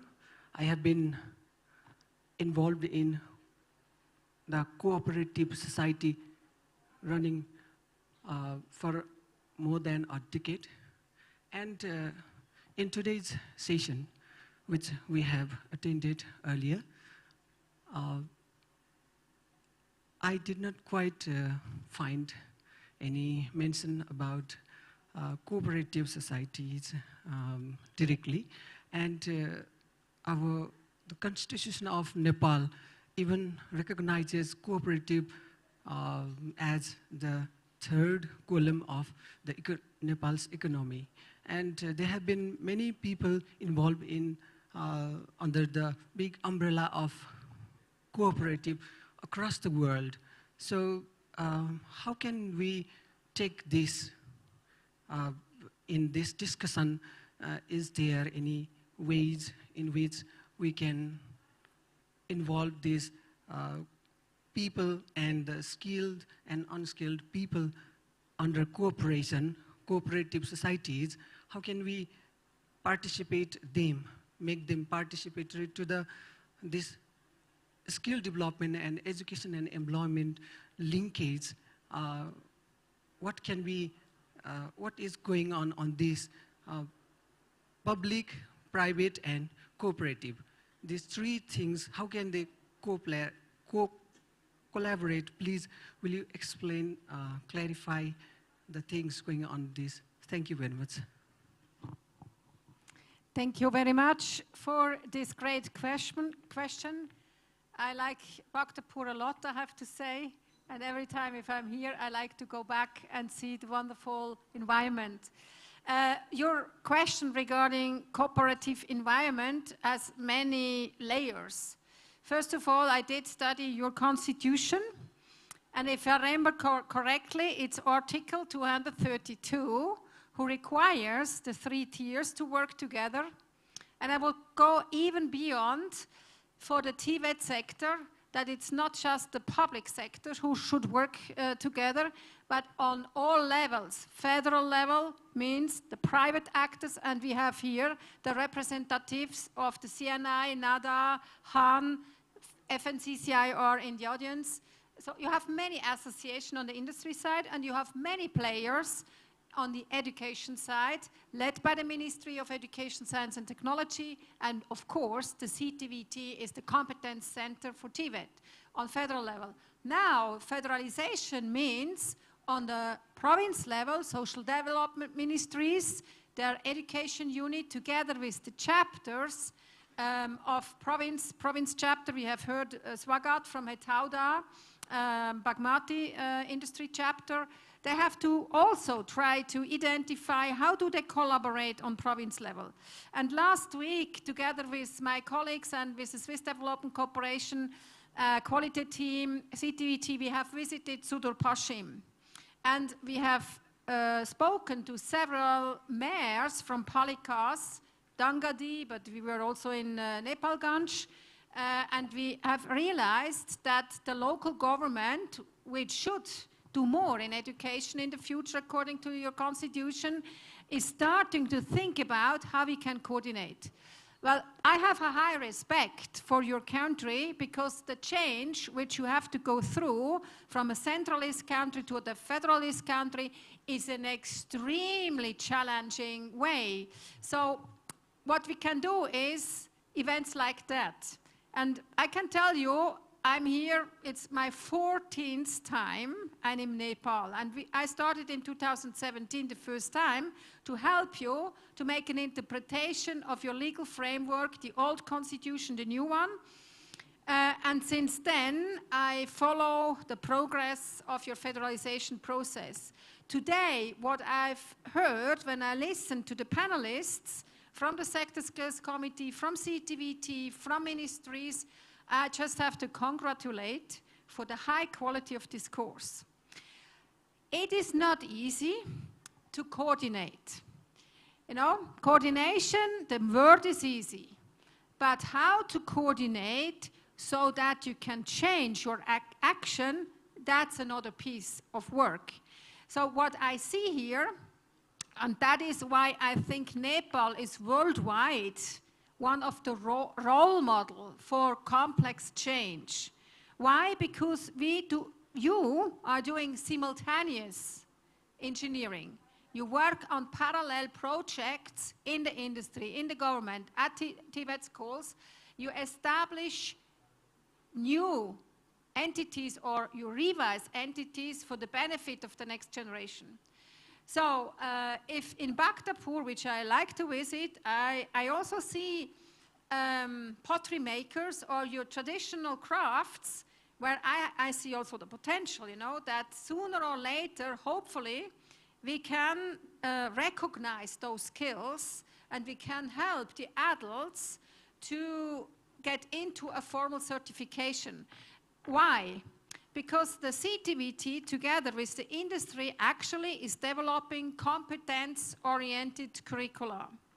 And we have heard from ENSSSURE, from the director from NSTB, CTVT, that they are willing to work together with the industry because the industry, pottery makers and other crafts, they know how to do the crafts. They know what is the competence. And if you developed short-term courses for adults, it's easier to recognize the prior learnings. What is an asset here in Nepal is that you have this National Skills Testing Board. That's not available in other countries. And that helps to recognize those skills.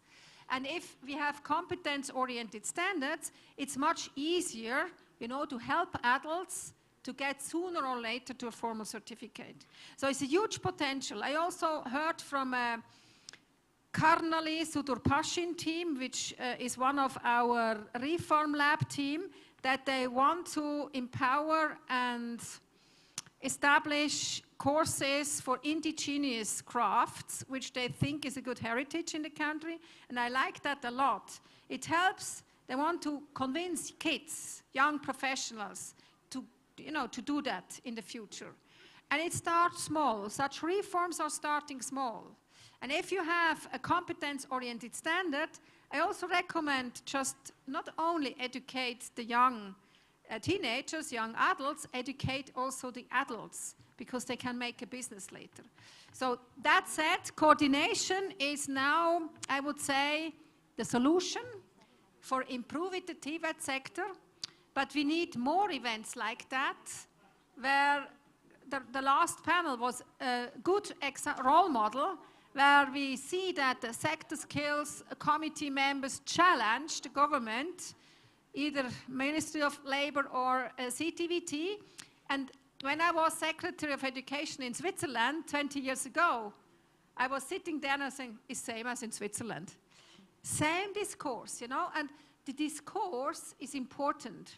And you may not have an agreement right now, but if you listen to the problems of the others, you go home and you start to think, do we have a solution? What can we change in our organization? And if you then do it, action is of course important. I'm sure the next panel discussion is even on a higher level. Thank you very much. I think Yuvraj also has a question for you. Namaskar.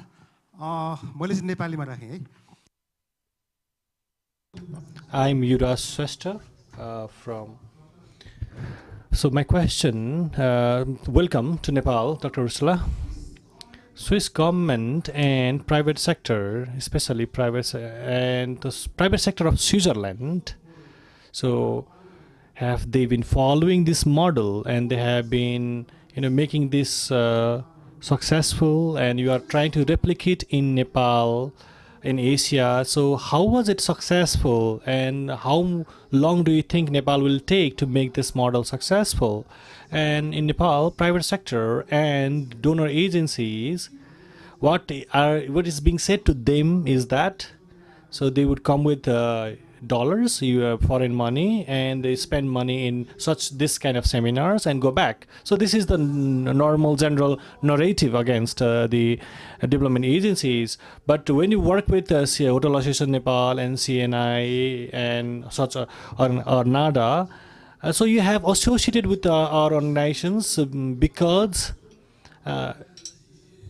So you are stigmatized, donor agency are stigmatized, but we understand that the program is not just there for, a tokenism purpose. I'm sure you are here to implement and replicate the model that you have, made successful in Europe. So how long do you take to replicate in Nepal? And what was the role of government of Switzerland and private sector so that we can follow that roles so that we can be successful as soon as possible? And the problem about human resources in Nepal, in order to tackle such problems, how long do you think we would need?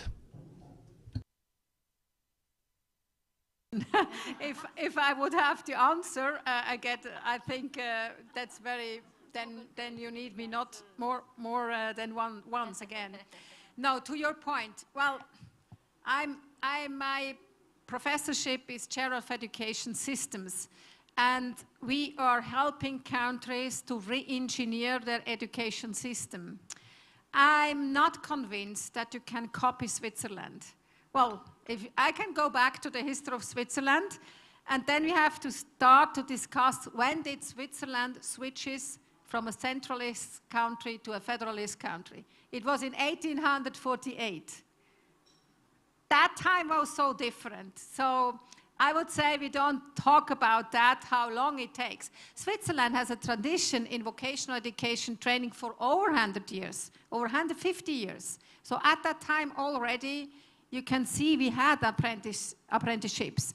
And that's important for you, at that time, the professional association, the industry was in the lead. First the industry. The school part comes later.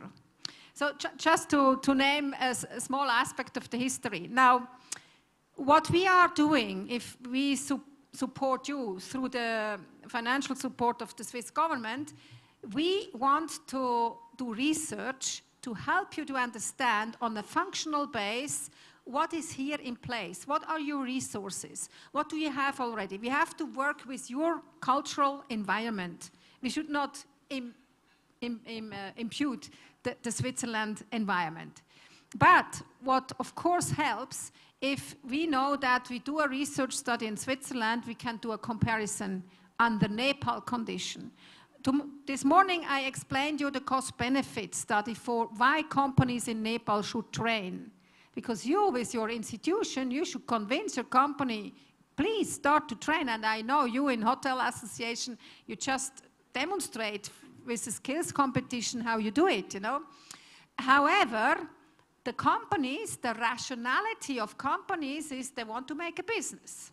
And if the government just say train, they will say, oh, that costs a lot, we cannot, But if we can tell you it's about a good curriculum, and if you have a good syllabus in the company that helps to get to a productivity, you have heard the presentation of Patrick McDonald, then you have the incentive for company to train. And this is nothing else than training is a product in your company. And that is why Switzerland is so famous, because 70% of young people are doing an apprenticeship. Even I, when I was 15, I started with an apprenticeship in a bank. Why? Because a lot of young people who are teenagers, they have enough of school. They want to earn money, they want to get independent, and if the system provides a solution for them, that's always better for the young generation, and then they stay, However, I'm actually at the highest ranked university professor in Europe. How can you get there? From an apprenticeship to your professor at university, you need a permeable system. So it's a lot to do here. That's why I'm saying it's not done with quick wins, which you normally are looking for. You have to go step by step. And what we are doing here, and why I'm so proud of Nepal, we do this simultaneous engineering. We have NVQS, we have Sector Skills Committee, we start with industry strategy, industry TVET Council, we do quality analysis of the school system, we analyze the teachers, we work with the implementation lab on a local government to try to challenge them, how do you organize the governance on a local level with all those partners, the same on province level and the same on federal level. So everything is parallel. And maybe I have a very good overview what's going on in the country because I see into all these projects. And what I said to Swiss government is, look, this is ideal. We just need, I would say, 5 years more to see that all those projects are coming together. It's still then, you will have panels and you will have the same discussion. People are not satisfied. If you go back to Switzerland now, to a panel, listening to that, same discussion. People complain, nothing works here, you know? It's just normal, and this is a good thing, because if you are developing a culture of dialogue between the two partners, that's the recipe for success. So it will be always tension, it will be always conflictive, you know, between the different partners, but that brings you to a higher level of discourse and action, of course. Because today, your complaint, you know, I was listening carefully to you, how you suffer under the sector skill, under the curriculum revision, that you only get 1 day to get the feedback. I would do the same if I would be you. Same discussion in Switzerland. So then the government has to check, and I heard from Tech that he said, I go back and check what they done, you know. And of course, you need 2 months to check with all your members in the Hotel Association whether they agree, because if they are not agreeing on the ground in the hotels, they will not implement. So yeah, we have to figure out how much time you need to give a qualified feedback regarding to you, and that needs time. So I worked with you for 7 years. I did start in 2017. Was no dialogue like that. I could not even get in touch with industry partners at the first time. They tell me they're not here. I said, I don't believe that, you know. Next time I had Birendra, I think he was one of the first I could talk to. I had 30 association or people around the table. Now, see what happens. It's a wonderful discourse. So if you continue like that with your activities, I'm sure you don't take as long as Switzerland did take in the last century. Thank you very much, Dr. Ursula. We are really running tight on time. All right, we'll just like to squeeze in maybe then 1 question, but I request you to make it very, very short. All right, all right.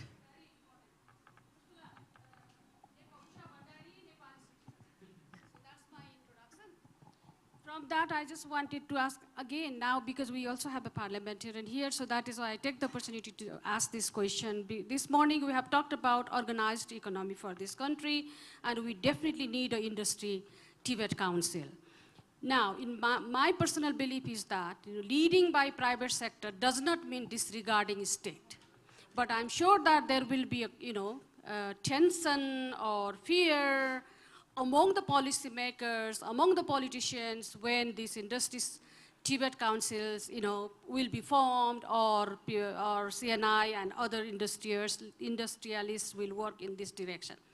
Can you please prove my understanding? Can you please restate it, narrate it from your perspective, that whether my understanding, others' understanding about leading by private sector does not disregard state is true? Thank you. Yes, it's like a marriage, I see that more like a marriage.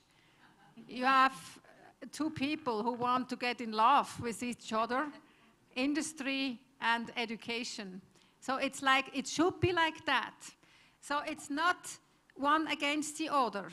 No, it's one with the other. And I would say the country who are really successful in TVET are doing this public-private partnership, because the private industry, particularly in Nepal, is necessary to educate these numerous young people without jobs, without perspective, to avoid that they go abroad. And the Nepali government, you correct me, Honorable President of the committee, but actually the money who flows into TVET for public institution is very low compared to what should be if you want to educate 70% of young people, like Prime Minister Oli did once announce that. And therefore, it would be a win-win situation if you include and embrace the industry sector, who invest in training, who offers apprenticeship places, who offers staff who contribute in the Sector Skills Council. It's the contrary. I would say it's the win-win situation for the government if you can put the industry in the lead. Because actually, due to the digital transformation around the world, schools cannot cope with that fast pace. And I say that to all country leaders, and say the one country who are faster in public-private partnership establishing have a comparative advantage. And here in Nepal, due to the fact that we have so many good associations, it's such a low-hanging fruit. The only thing I recommend to the committee, parliamentarian committee, is give the industry rights. They should tell you what kinds of roles they are ready to take over, rights, but also duties. They should then provide apprenticeship places, you know, for these numerous people in all areas. But if they have the rights and the roles, then the partnership can work. That must be regulated in the TVET Act, and I very much hope that we have this window of opportunity to do it. Thank you very much, Dr. Ursula. I think with that, we'd like to conclude. Overall, even this Q&A, I feel like a lot of positivity surrounding what could happen in Nepal, what can happen in Nepal. Thank you very much for those feedback. Can we please put our hands together and thank Dr. Ursula Reynolds for this beautiful Q&A session, and thank you to our wonderful audience for participating as well. Ladies and gentlemen, now we head towards a very important part of today's event, which is the award ceremony. महिला लगायत विपन्न वर्गलाई प्राथमिकता दिई आफ्नो उद्योगमा प्रशिक्षार्थीको संख्यामा निरन्तरता तालिम चक्रमा उहाँलाई इन्भल्भ गराउनु हुने विभिन्न इन्डस्ट्री अर्गनाइजेसन्सहरूलाई हामी आज सम्मान गर्न जाँदैछौँ यो अप्रेन्टिसशिप च्याम्पियन अवार्ड भनेर हामी आशा गर्दछौँ यसमा अझै थप संस्थाहरू आउँदा दिनहरूमा थपिने छन् भनेर र लिस्ट लामै हुँदै जाओस् भन्ने आकांक्षा पनि हाम्रो रहेको छ. This award ceremony, ladies and gentlemen, is for the industries who have supported this apprenticeship program by being involved in the apprenticeship cycle and placing consistently high number of apprentices in their industry, giving priority to disadvantaged sectors, including women as well. यो अवार्डहरू अगाडि लिएर आइदिनु हुनका लागि म हार्दिक अनुरोध गर्न चाहन्छु. Award, I'd like to request the concerned people. And to hand over the award, I'd like to request Mr. Birendra Raj Pandey, Vice President of CNI. I'd like to request him to come to the stage.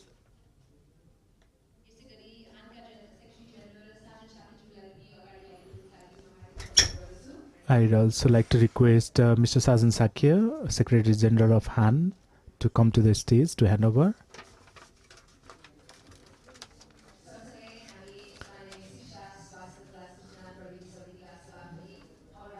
I would also like to request Honorable Amar Bahadur Thapa to participate in this award handover ceremony.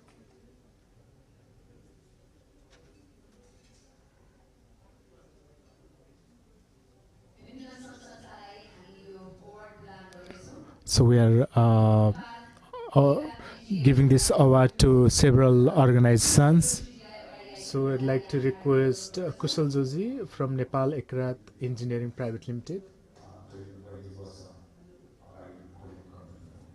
We started this company around 35 years ago. So we have been producing transmitters in Nepal and exporting outside as well, and we have over 200 in our workforce. So we usually require the mechanical and skilled engineers for the transformer manufacturing, and we highly value apprentice because they work for us, and at the same time they also learn from us. And this program, we have been having this for a long time. We also plan to open our own training school in future as well. So we'd like to thank Nepal Ekrat Engineering Private Limited. So now let me, another awardee is the Arihat Multifiber Private Limited. So we have been receiving students in our training program for the past 4 years, and some of these people, they have become full-time employees, and those whoever have learned these skills, they have become very employable. Our organization has almost become a school, training school, because people who have learned from us, they have been getting better job opportunities, and some of them have also gone abroad. So thank you, Arihant Multifiber Private Limited. If there is any representative from the Arihant Multifibers Limited, thank you, and also congratulations on receiving this award. We hope that this award will motivate you and inspire you to continue your great work, and also we are hopeful that this will motivate and inspire other companies also to follow suit. Another company is the CG Motor Corps. Let's watch the video. Namaste. We have over 700 manpower.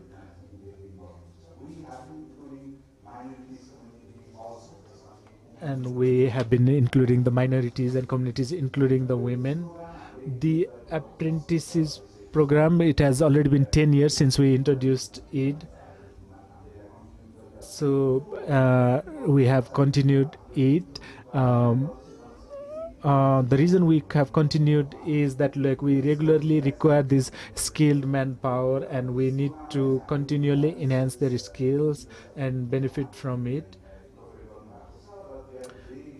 And we are all very happy with this apprenticeship program, and we intend to continue this program in future.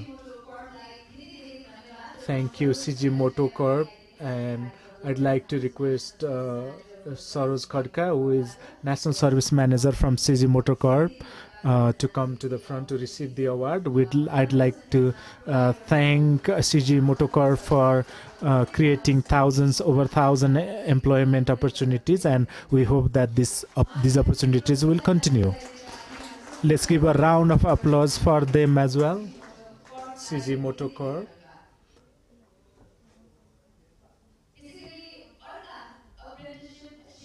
We have another apprenticeship champion company, and that is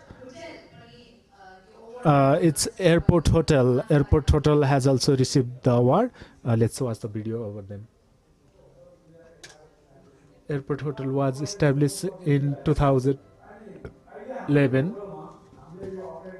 In our hotel, we have been taking apprenticeship for a long time, and we have been training these people under various departments with the view of having a very bright future for them.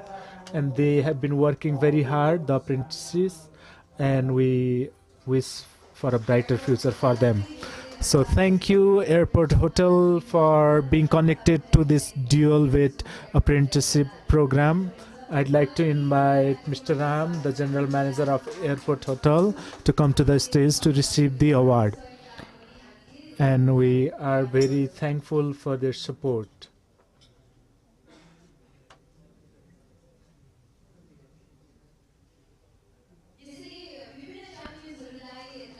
So we are also very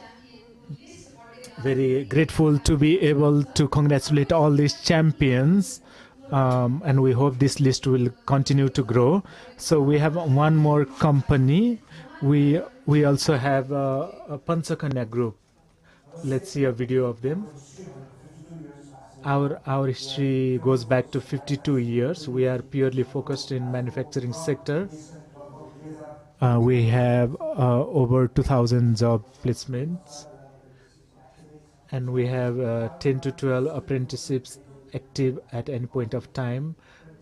And so this apprenticeship program is very beneficial for the companies and industries as well, because it has enhanced the skills of the workers, and there is no disadvantage. We intend to continue this and expand this in the future. Thank you, Panchakana Group Private Limited. I'd like to request Mr. Ujjal Shrestha on the stage to receive the award, and we'd like to express our gratitude to him and his company for being a partner of this initiative. And we hope that even more women and youth will get employment opportunities at Panchakana Group. Thank you, everyone.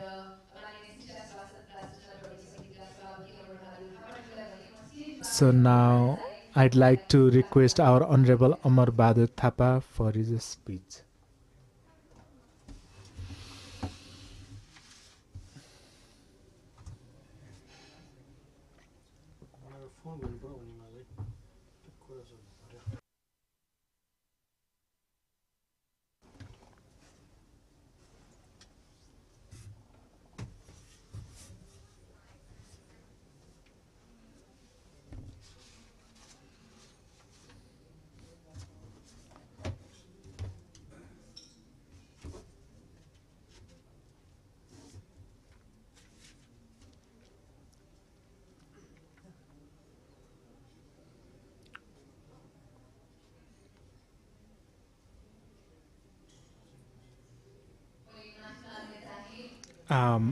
I'd like to apologize.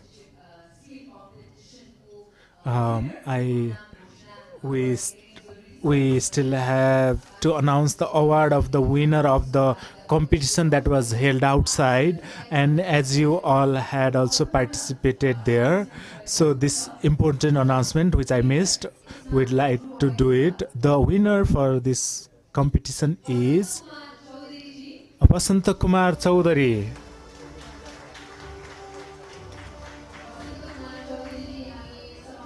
So we have winner Basanta Kumar Chaudhary. We'd like to request Basanta Kumar Chaudhary to come inside the hall to receive the award. I would like to request our friends to inform him and invite him inside the hall.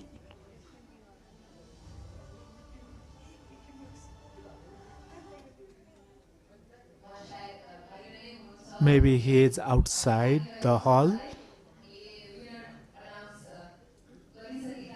We have already announced him as the winner. So the winner of the apprenticeship skill competition.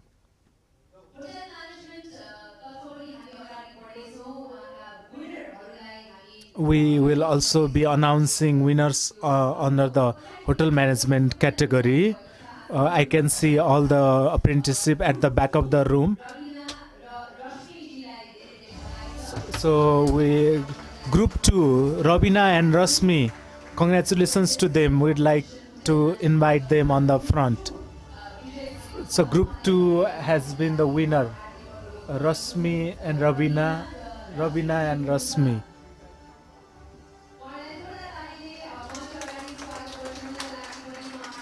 Let's give a round of applause for them.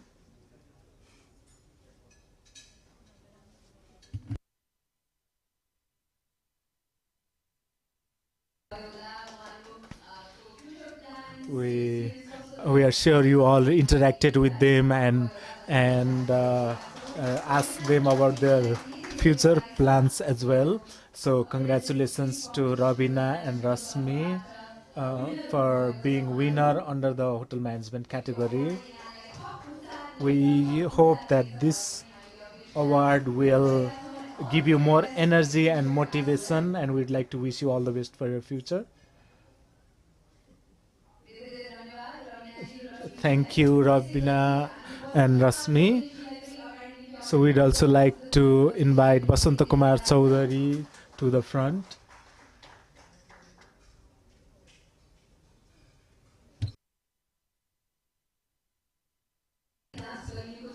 So they were evaluated on various modules.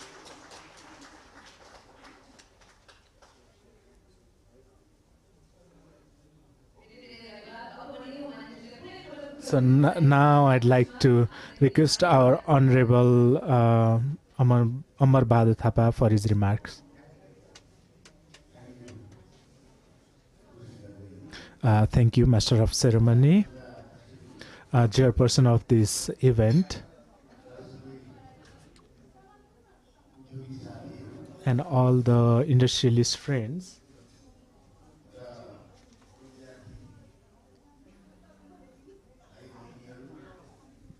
And all the apprentices and all our foreign guests and the media persons. This event, I was invited to this event around 15-20 days ago, and today I had to choose between coming here and to go to the parliament because I have been given a chance to make a speech at the parliament. So therefore I have to go to the parliament for the speech as well, so I'll be very quick here. I'd like to thank you all, but let me make a few points here. So in case of Nepal, if the private sector isn't dynamic, or if the private sector doesn't take the lead in economic growth, and if the government doesn't support it, then Nepal is doomed. Nepal's economy won't take off. So if we want to build Nepal, education is the first and foremost thing we should focus on. And our education, it has to be employment oriented, not just employment oriented, but more skill oriented.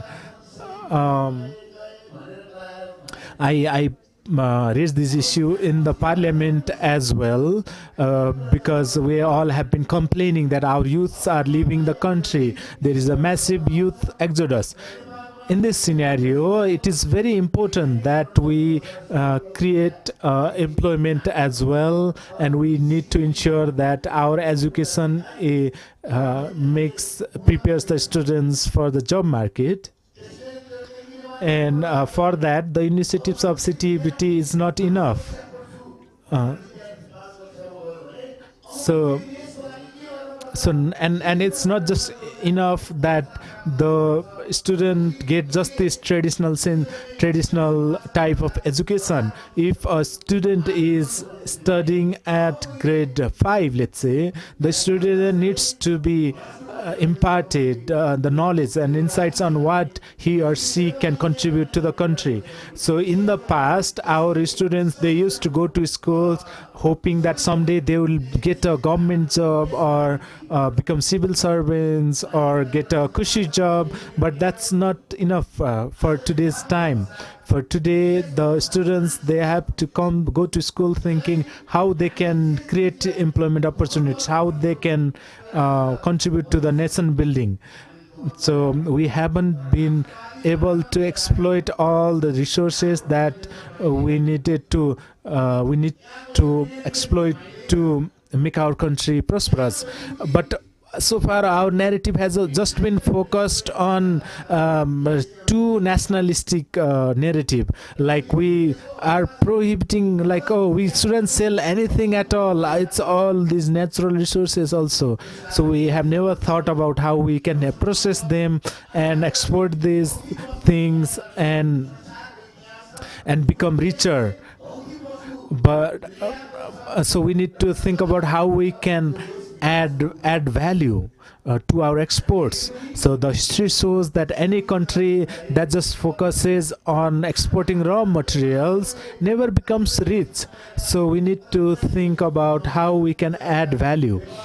And sometimes when I look at the social medias, I come across all these case studies of these many students or young people in Nepal. They are making all these like replica helicopters or replica machineries all by themselves through like self-teaching. So, but they haven't been provided any support from the government. Of course, the product they have made, it may need refinement, but it is an indication that the person has some talent, and that talent needs to be harnessed. But I've been raising this issue for a long time, but not many people have taken me seriously. Once I even went on a test drive on this locally made vehicle in Surkhet, and it was quite nice vehicle, and I felt that such initiative need to be promoted and supported by the government, and therefore I reached out to the provincial government there and told them that this is a great initiative and this initiative needs your support.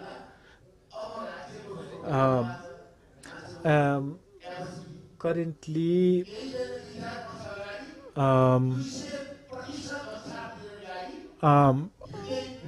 currently the people's purchasing power is also going down.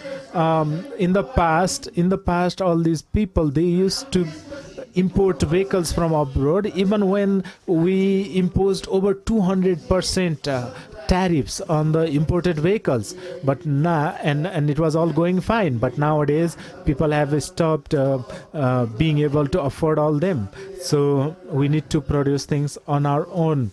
I think it was Nelson Mandela who said that if you want to destroy your country, you don't need the explosives. You just need to ruin their educational system, and that should be enough to take that country down. So if you ruin the education system of a country, you can ruin the country easily. So therefore, we all need to think about how we can protect our educational system.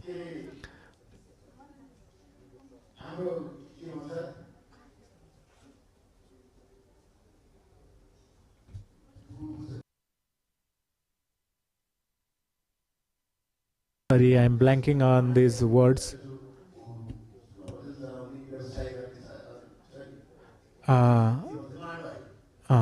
So Marwari community.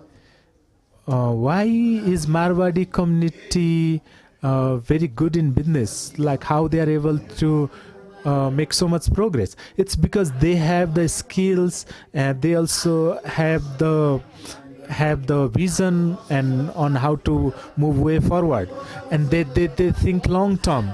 The people in Marwari community, whereas all these other people, we generally tend to think very short term. We want immediate returns. So therefore, we need to think about long term. We should not expect instant gratification. So we need to think about like how to think long-term returns, because if we just want to be millionaires overnight, then it's not going to work, because for that you'll probably just like just sell your land or house. So therefore, we need to have a long-term thinking, and only through long-term thinking and initiatives can we raise the living standards of the farmers as well as other general public. I come from a generation that used to read, got their education on a slate by writing and reading on a slate. So I was going to my primary school in 1960s, when we didn't have proper schools. At that time, our course content used to contain mainly about like how to read a calendar or how to read religious calendars and all that. But to appear in the board exams of the high secondary level at my time, we used to have to travel so far across these mighty rivers and reach the exam centers. But nowadays things have improved by a lot. So now and we also need to make our education timely and as per the current time. So because we haven't been able to timely update our educational system, our students, our youth, they are being forced to go abroad to find meaningful employment opportunities. And the way our education system is structured, what is happening is like we are raising all these like youngsters with college level education but who refuse to get engaged in agriculture or do whatever is our traditional like economic areas. Instead they would rather go abroad and do a menial job. So therefore we need to think about these issues. Also, the government policy also needs some update. For example, our government said that our economy will be a 3-pillar based economy: the government sector, private sector, and the cooperative sector. Now, currently, the cooperative sector, the third pillar, is in a crisis. So we need to think about these things as well. And currently in the new bill that is being submitted in the parliament about the education bill,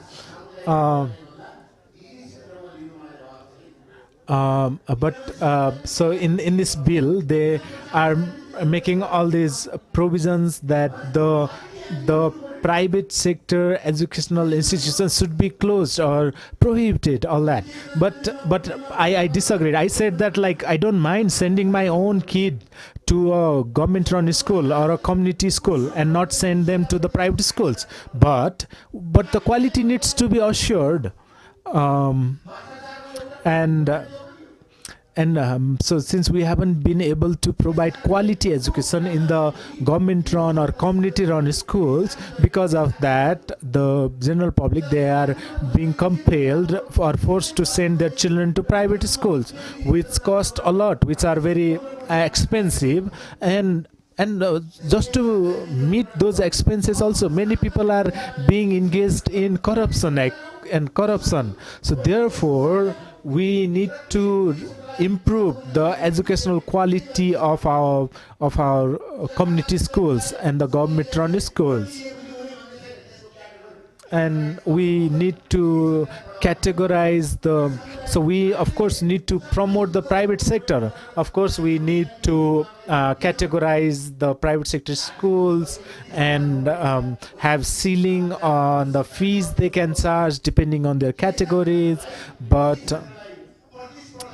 we need to promote private sector. So rather than displacing private sector outright, we need to be thinking about making them irrelevant by improving the quality of the government provided education or government run schools. So therefore our efforts should be directed towards this.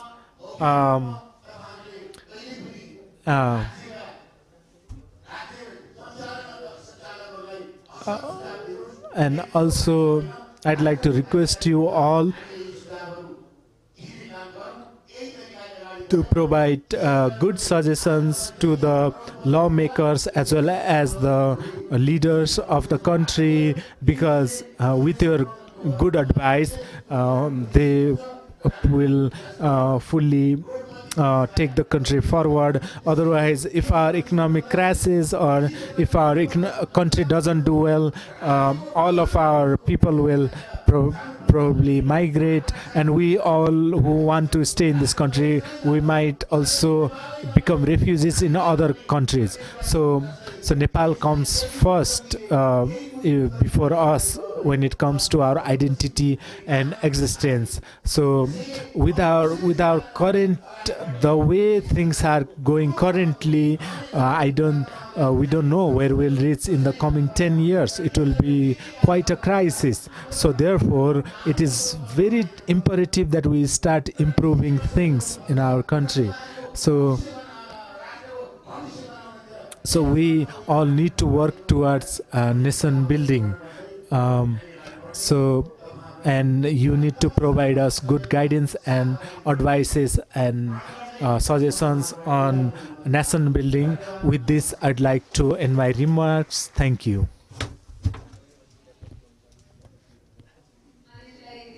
Thank you, Honorable MP, for your time and the passionate remark.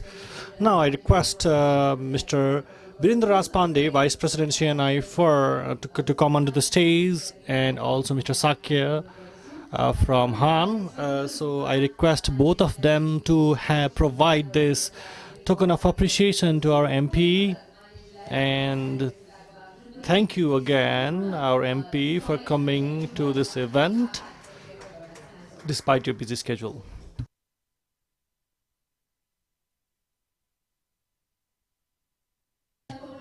So we are at the end of the event. So I request the Vice President of Virendra Raj Pandey, Vice President CNI, for the vote of thanks.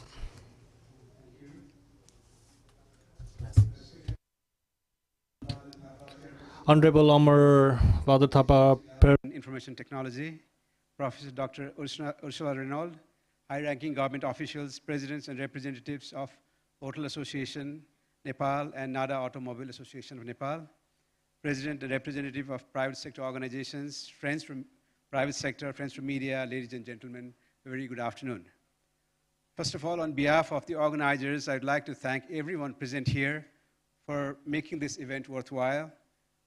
My sincere thanks to Honorable Amar Bahadur Thapa, Chairperson, Parliamentary Committee of Education, Health and Information Technology, for addressing this and gracing this closing session. Thanks to the Government of Nepal, TVET, ENSSURE project, Swiss Agency for Development and Cooperation for assisting us organizing this national seminar on education and employment linkages. I'd like to thank Hotel Association Nepal and NADA Automobile Association of Nepal for the fruitful collaboration and bringing wonderful apprentices on board. As we heard a lot of things throughout the day, that private sector's role needs to be enhanced. There's a need for stronger industry linkages and sector skill councils for occupational standards. Study in Nepal has shown that over 65% of the companies are willing to participate in the apprenticeship program, and interestingly, there is a net cost benefit for the companies during this training cycle. However, we need to resolve this issue of dropouts and permeability. Private sector, as employers, need to organize themselves in order to contribute to TVET sector effectively, probably in the form of TVET Industry Council. Significant groundwork has already been done in the TVET sector. For example, approval of NVQF, policy guiding document, TVET sector strategic plan, and so forth, which needs to be put into action with the promulgation of TVET Act. Private sector is willing to take a leading role in the various aspects of TVET provisions. And I would like to thank Honorable Vidya Bhattrai, Minister of Education, Science and Technology, Professor Dr. Ursula, and our keynote speaker, Honorable Sumana Shrestha, and all the resource persons and speakers in various technical sessions and panel discussions. You have really made our day and made this event a worthwhile occasion. I'd like to congratulate the winners, apprentices, and my sincere best wishes for their future endeavors and successful career. I'd also like to thank and congratulate industry champions for their significant contributions. will take these proceedings of this seminar forward and make necessary initiatives to address the issues related to TVET sector. I once again like to thank for your presence and active participation. Thank you very much.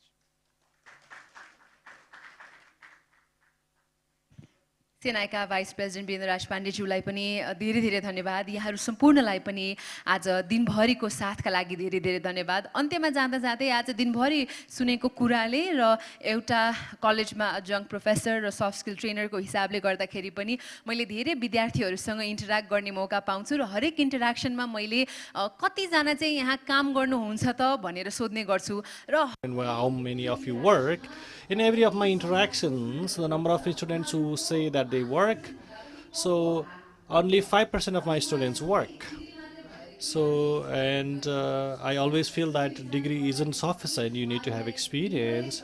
So for that, the industry leaders need to come forward, and I hope that such apprenticeship programs would be more on the floor. With that,